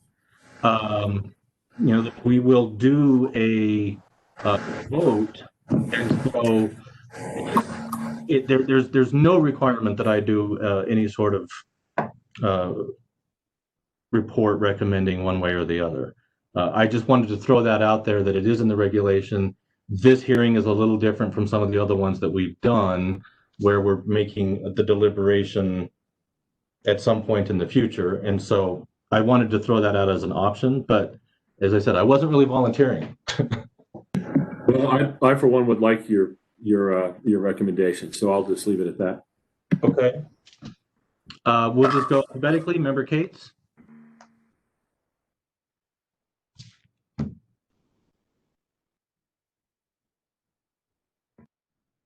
Sorry. So, John, how have you done it in the past? Well, yeah, most of the time, at least for this board, but the previous board as well, a lot of times we'll do the deliberation at the end of the hearing. This one has a lot of technical, legal issues, and we're combining basically two separate issues. One is a NSR permit, and one are the GCP registrations. And so the arguments might be slightly different one way or the other on the two petitions. And so it's a little bit more complicated than some of the hearings we've had so far this year. And so that was why I was going to throw that out as an option.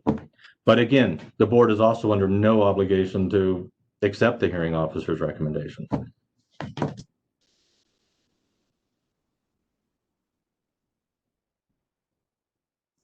I think you're still muted, Member Cates.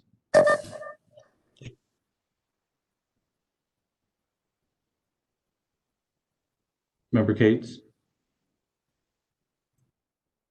No, no, you you're remuted.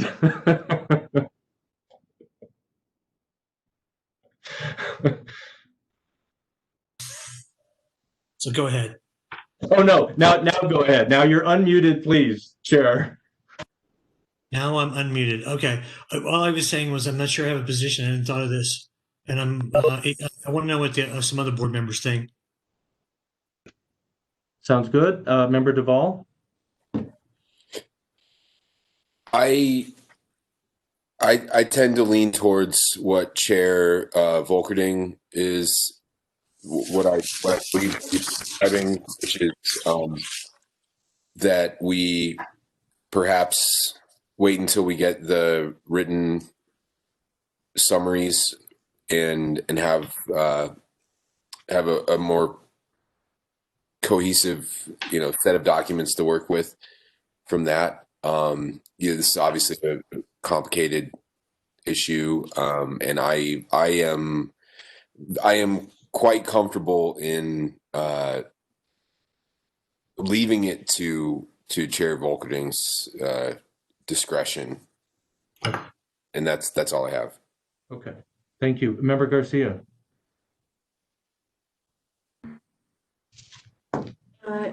Yes, thank you, Mr. Chair. I guess if I understand correctly, my preference would be to allow the board to deliberate at a future meeting after we have the post hearing testimony, or rather closing arguments. However, I will go along with the preference of the rest of the board. I don't have a strong feeling one way or the other. I like deliberation with the board because I like hearing the rest of the discussion and the opinions. But like I say, I'm willing to go with the preference of the rest of the board. Okay. Thank you. Member Sweeney? Yeah, thank you, Mr. Chair.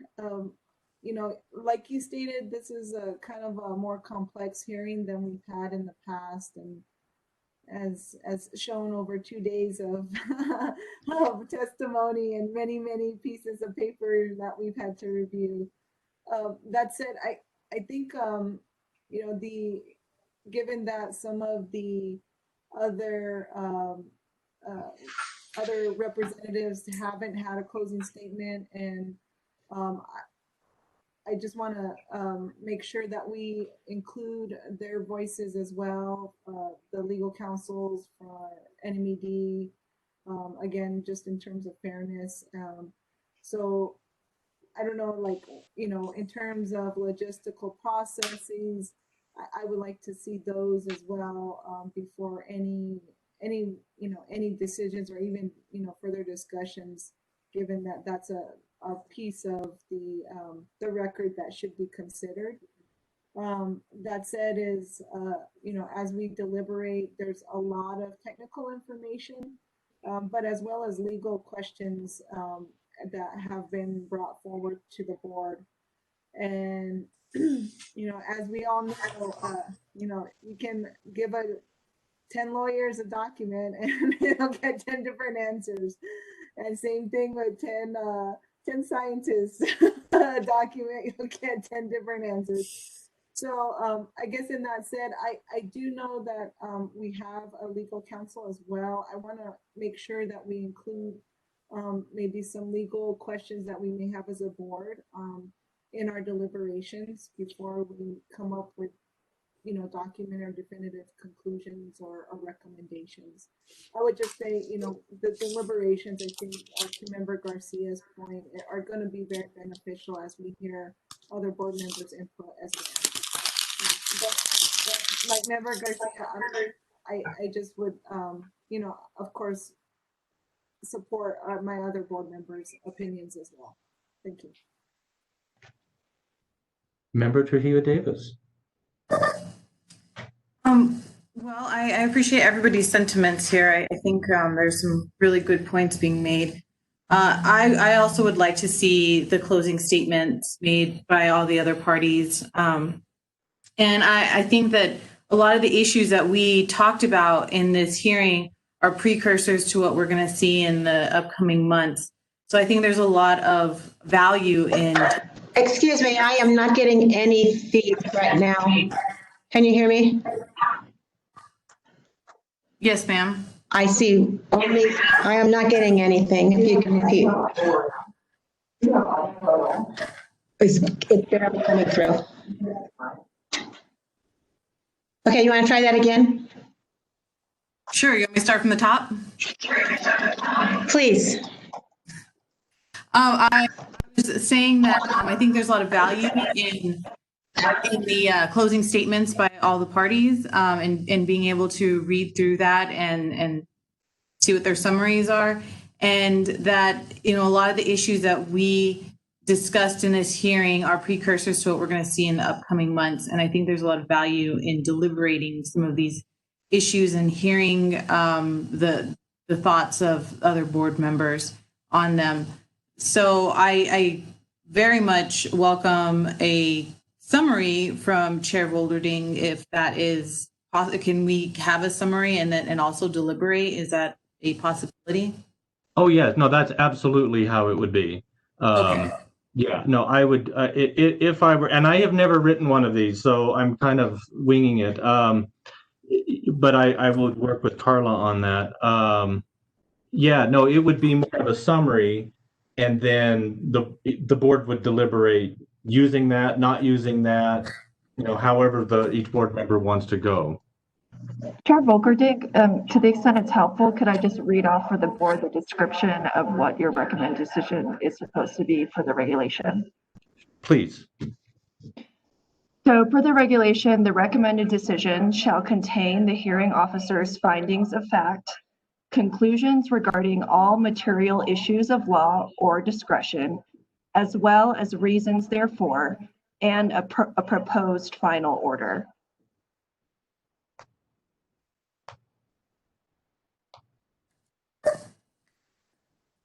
So I think that in terms of keeping the board on track in a deliberation, that would be extremely helpful. Any further comments from board members after the reading of the definition? I think that sounds very straightforward. Sorry, Mr. Chair, this is Benjamin Duval. I think that sounds very straightforward, and you've got some bullet points to work with, which which are always useful. And I agree with Ms. Trujillo Davis that would be incredibly useful as far as moving forward with this matter. Okay, then I will try and work on that. So the next steps is that well, let me stop with, are there any other issues from the parties that we need to address? Okay. So there's no more evidence that we'll be hearing today. The record will remain open for the parties and interested participants, so Mr. Tisdale as well, to submit written closing argument. If they would like to submit proposed findings of fact and conclusions of law of their own, that's fine as well. The deadline for that will be 30 days from the notice of availability of the hearing transcript. So as I mentioned, that's a little bit of a floating date until the transcript is prepared.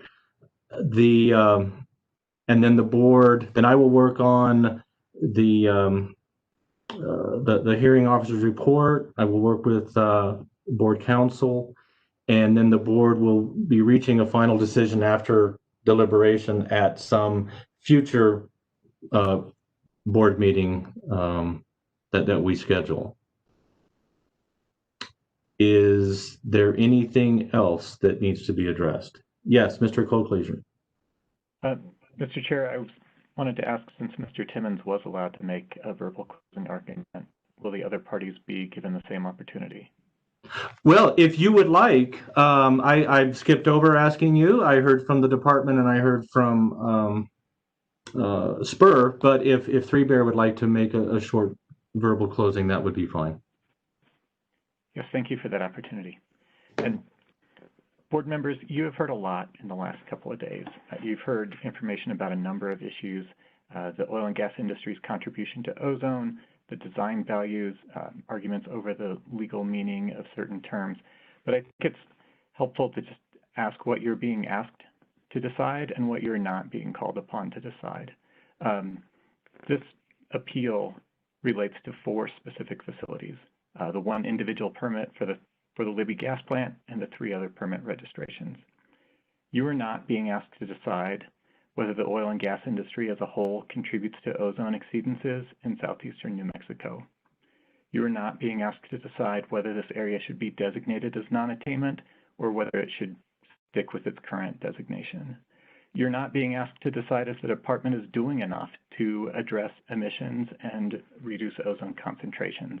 You've heard some pretty significant testimony about the steps that they are taking. In my view, it's pretty aggressive, but that question is not in front of you right now. You will have an opportunity when the department proposes its ozone regulations to rule on that. You are not being asked to decide if the monitored values are going up or going down, or even the technical validity of the data that has been recorded at the Hobbs and Carlsbad monitors. What you are being asked to decide, at least with respect to Three Bear, is whether the permit for the Libby gas plant was issued in accordance with the regulations. And you've heard an appeal saying that under section 20.2.72.208, arguing that it was not. That section is pretty short. As you've heard many times, it says the department shall deny any application for a permit or permit revision if considering emissions after controls, the construction, modification, or permit revision will cause or contribute to air contaminant levels in excess of any national ambient air quality standard, unless the impact is offset. So you've heard a lot of testimony over what that term means, cause or contribute. And specifically, Wild Earth Guardians has argued that the term cause or contribute has no significance threshold, that any level of emissions causes or contributes to a violation. As you've heard, that is contrary to EPA's definition. That is contrary to EPA guidance, multiple guidance documents that go back to 1977. That is contrary to how every other state implements that term or interprets the term cause or contribute. You've also heard that it would be impossible to implement the standard without a threshold. And if you think about it, that makes sense. if you ran a model to determine a facility's emissions, but you had no standard to compare it against, that model would be pointless. You could run a modeling analysis to say, this facility is projected to have an ambient ozone impact of 1 part per billion, or half, or 0.1, or 0.0001. But if you had no standard to compare that against, what good would that number be? It would not be possible to apply without a threshold.